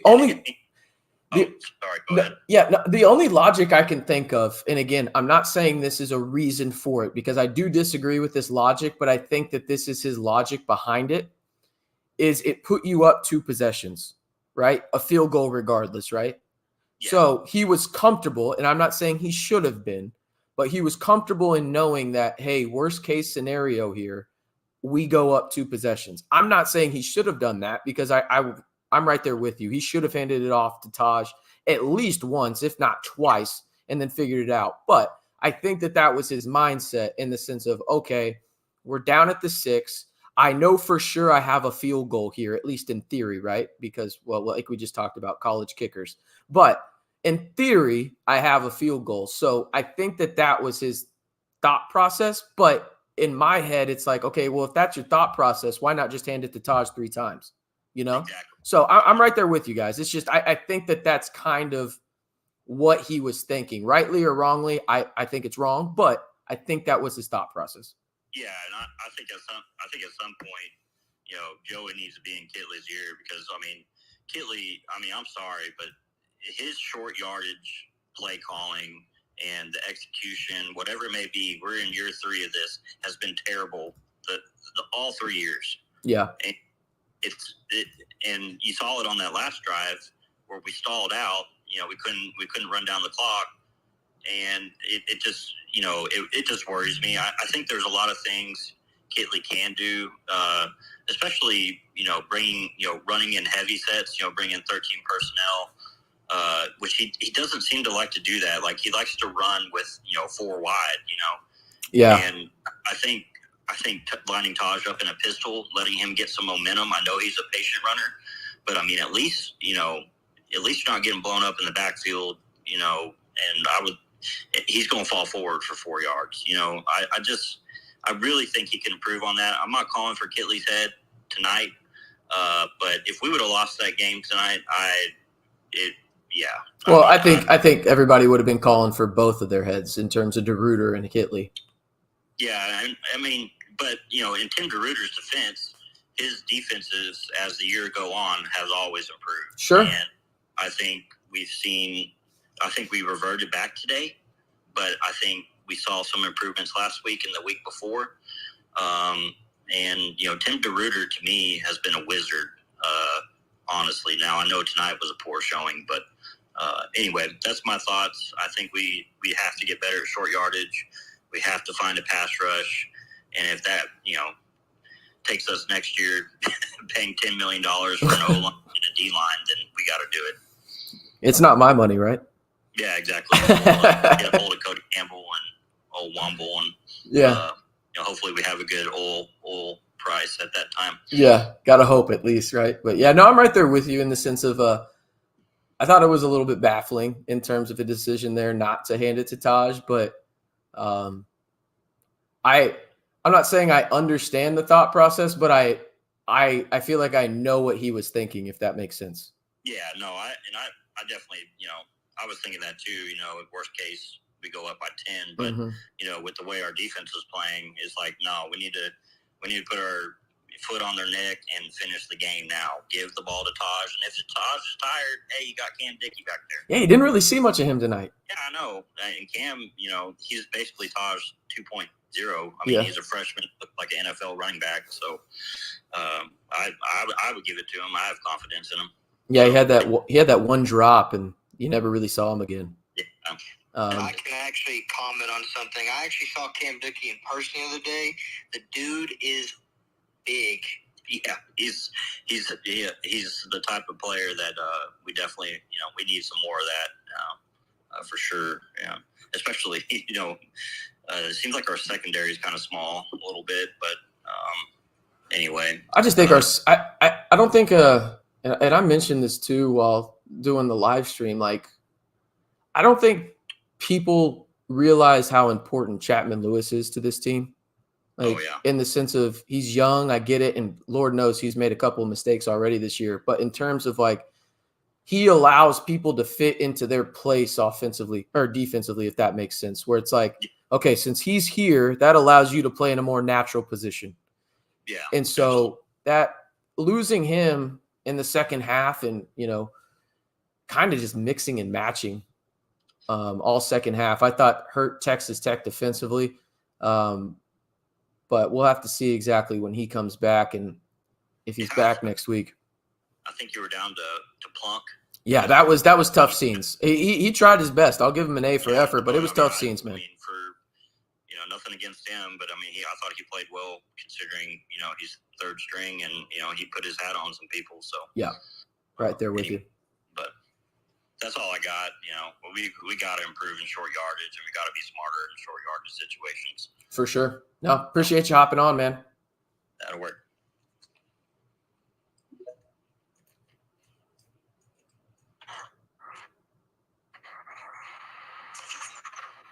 What's up, Jake? Out there?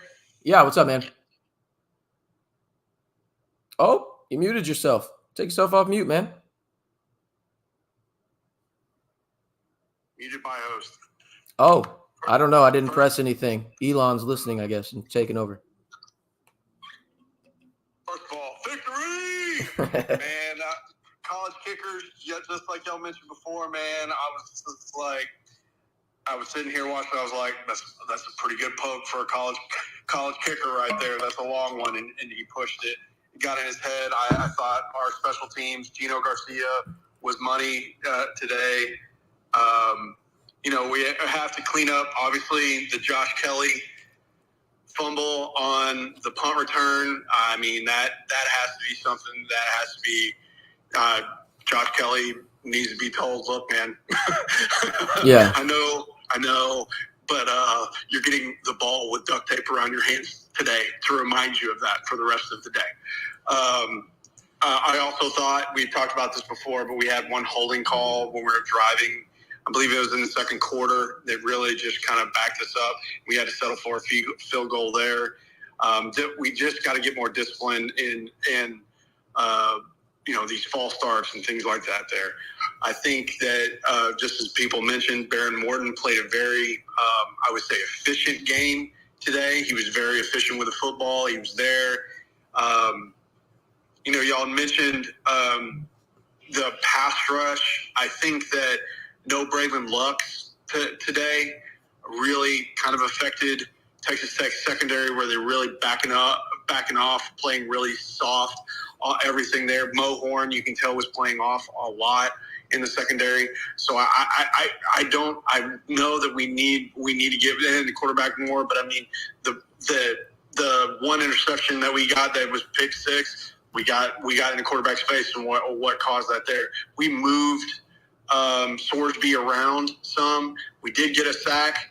Texas and Cincinnati never sacked Barron. I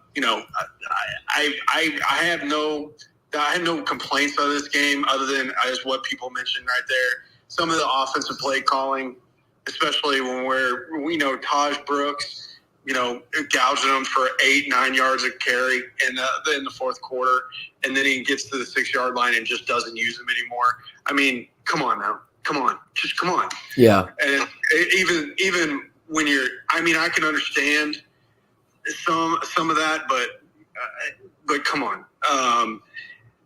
Even the announcers were saying, why not just bring in Jalen Conyers and y'all just run Wildcat? I said the same thing. Thing. Yeah.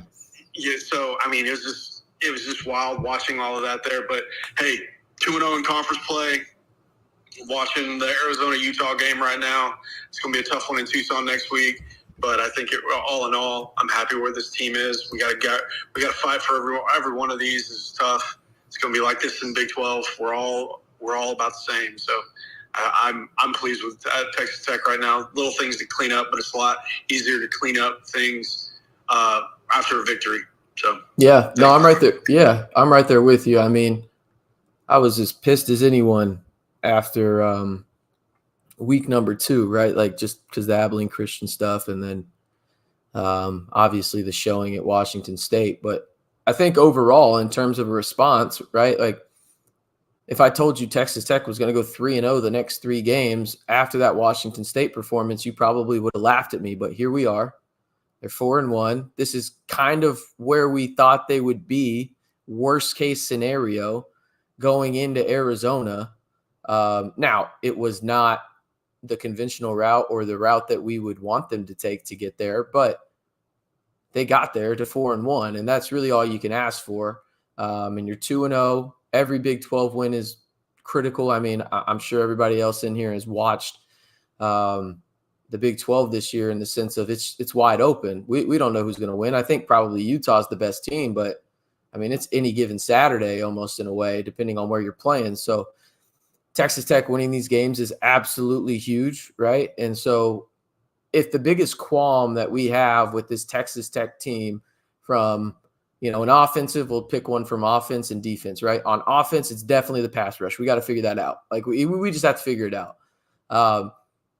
But then on offense, if the biggest qualm we have for this game is literally just, hey, Kitley should have ran the ball a little bit more, around the goal line. And I'm right there with you guys. And yes, this game did give me a heart attack the last 2.5 minutes. But if those are the biggest qualms we have, specifically on the offensive side, it's like, okay, this is a pretty damn good night. Again, they punted once. The offense did everything they were supposed to do in this game. The defense just continuously got shredded, it felt like, at the most inopportune times. So overall, I mean, I'm pretty happy with what Kitley did. I mean, yeah, sure, we can, I don't want to say nitpick. He should have ran the football there, but, be critical of that one aspect of it. But overall, I thought he was phenomenal tonight in terms of putting Barron in the proper position to succeed. Remember, Barron should have had another touchdown.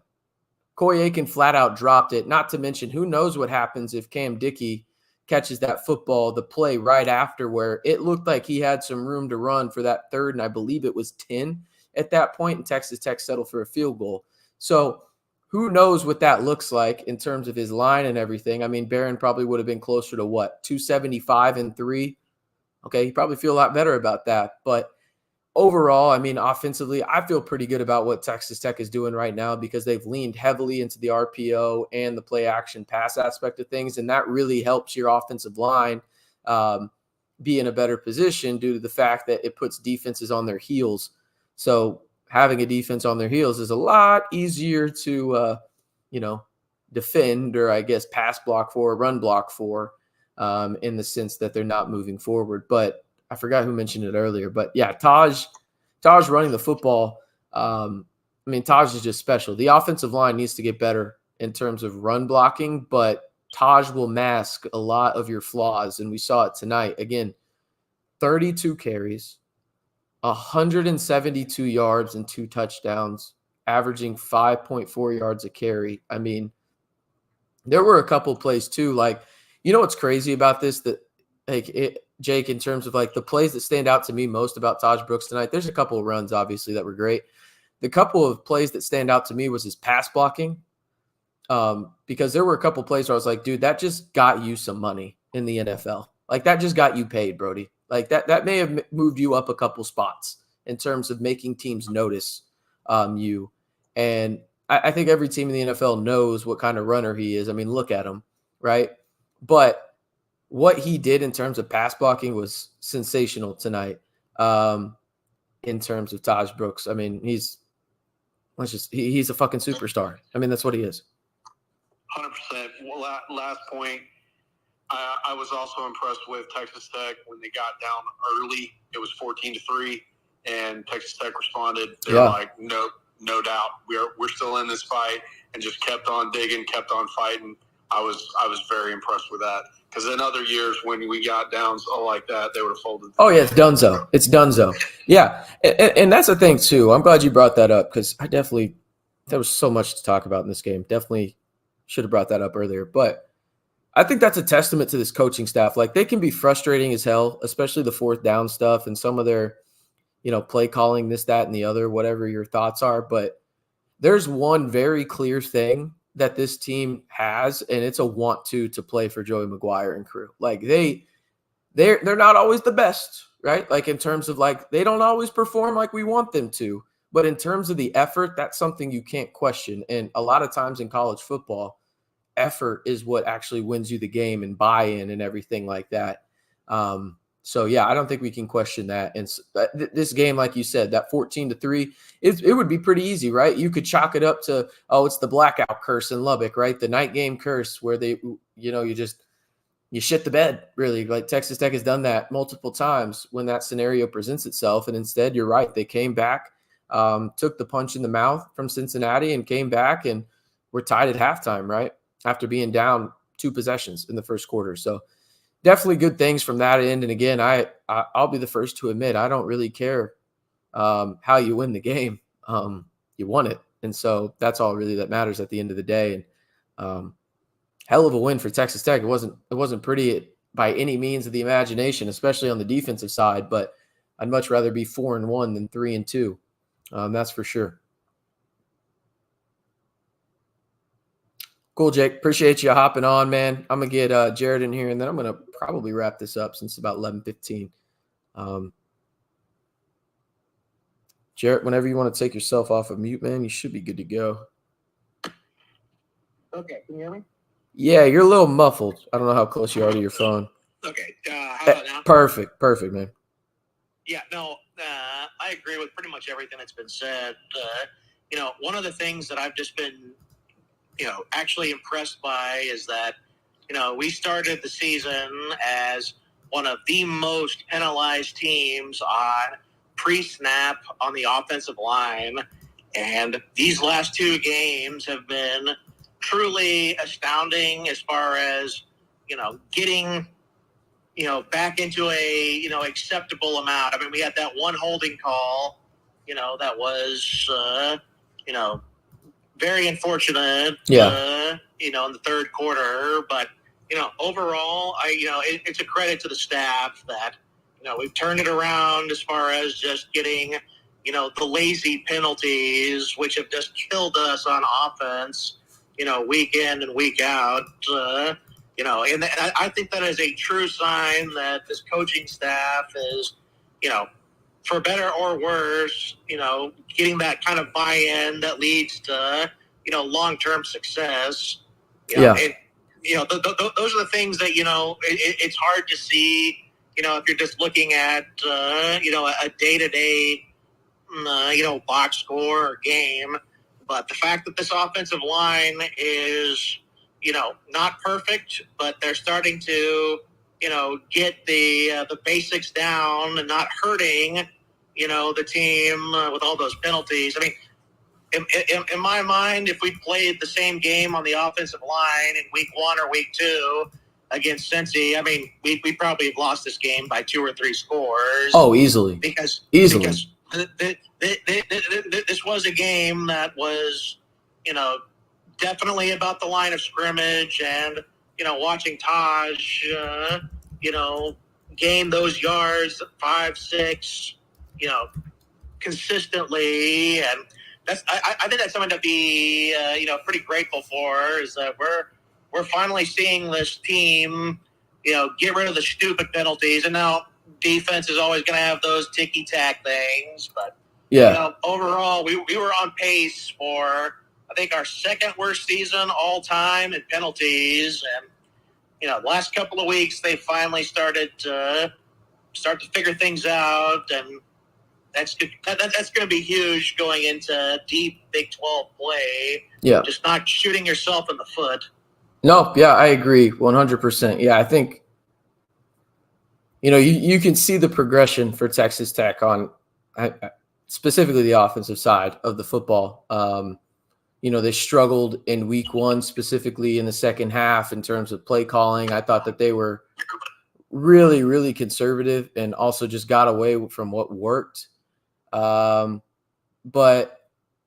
I think for me, the biggest thing that has really transitioned is the fact that they have gotten back to, okay, like I talked about it after the Washington State game, where really I thought that McGuire and Kitley had to have kind of like a almost come to Jesus moment. Yep. Where it was like, come to Jesus moment. Yeah, where it was like, hey, look in the mirror, and basically like, okay, you got to get back to what you're good at. And the thing that they're good at is RPOs and play action. And they did a good job of that so far in the past 3 games. So moving forward, hopefully that's where they go. But, the defense has to get fixed. The offensive line has been better, but that's because you're getting back to those things that you're good at.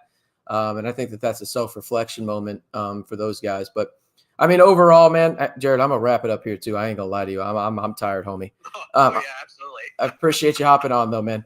I think, for me, that's the thing that really is the biggest win or W, in my opinion, in the sense that, okay, Texas Tech is doing a much better job at what they are good at.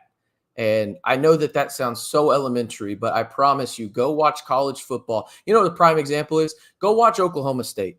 Tell me Oklahoma State does not do what they're good at, because they don't. They're just not good at it. Like, how complicated is it to give the ball to Ollie Gordon, right? They just refuse to do it. And Texas Tech doesn't. So to me, man, that's really the big thing. I'm just glad that they're back to the base fundamental type stuff. And I know that seems so arbitrary and elementary, like I said, but overall, hell of a win for the Red Raiders as they improved to 4-1, 2-0.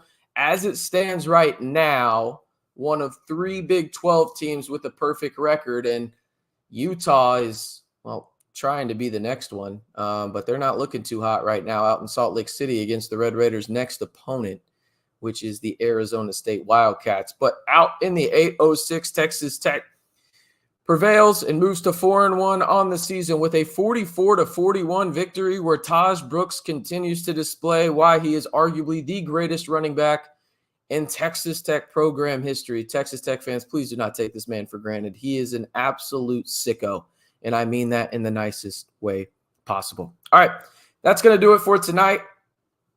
Hey, maybe we'll be back next week. Hell if I know. That's a 10 p.m. kickoff. Who the fuck knows? That shit is crazy to me. But nonetheless, appreciate everybody tuning in, whether you're tuning in on Twitter or whether you're tuning in on Facebook. Follow me on Twitter, and if you're tuning in on YouTube, be sure to like the video and hit that subscribe button. And as always, y'all know what to do. Stay safe and wreck 'em.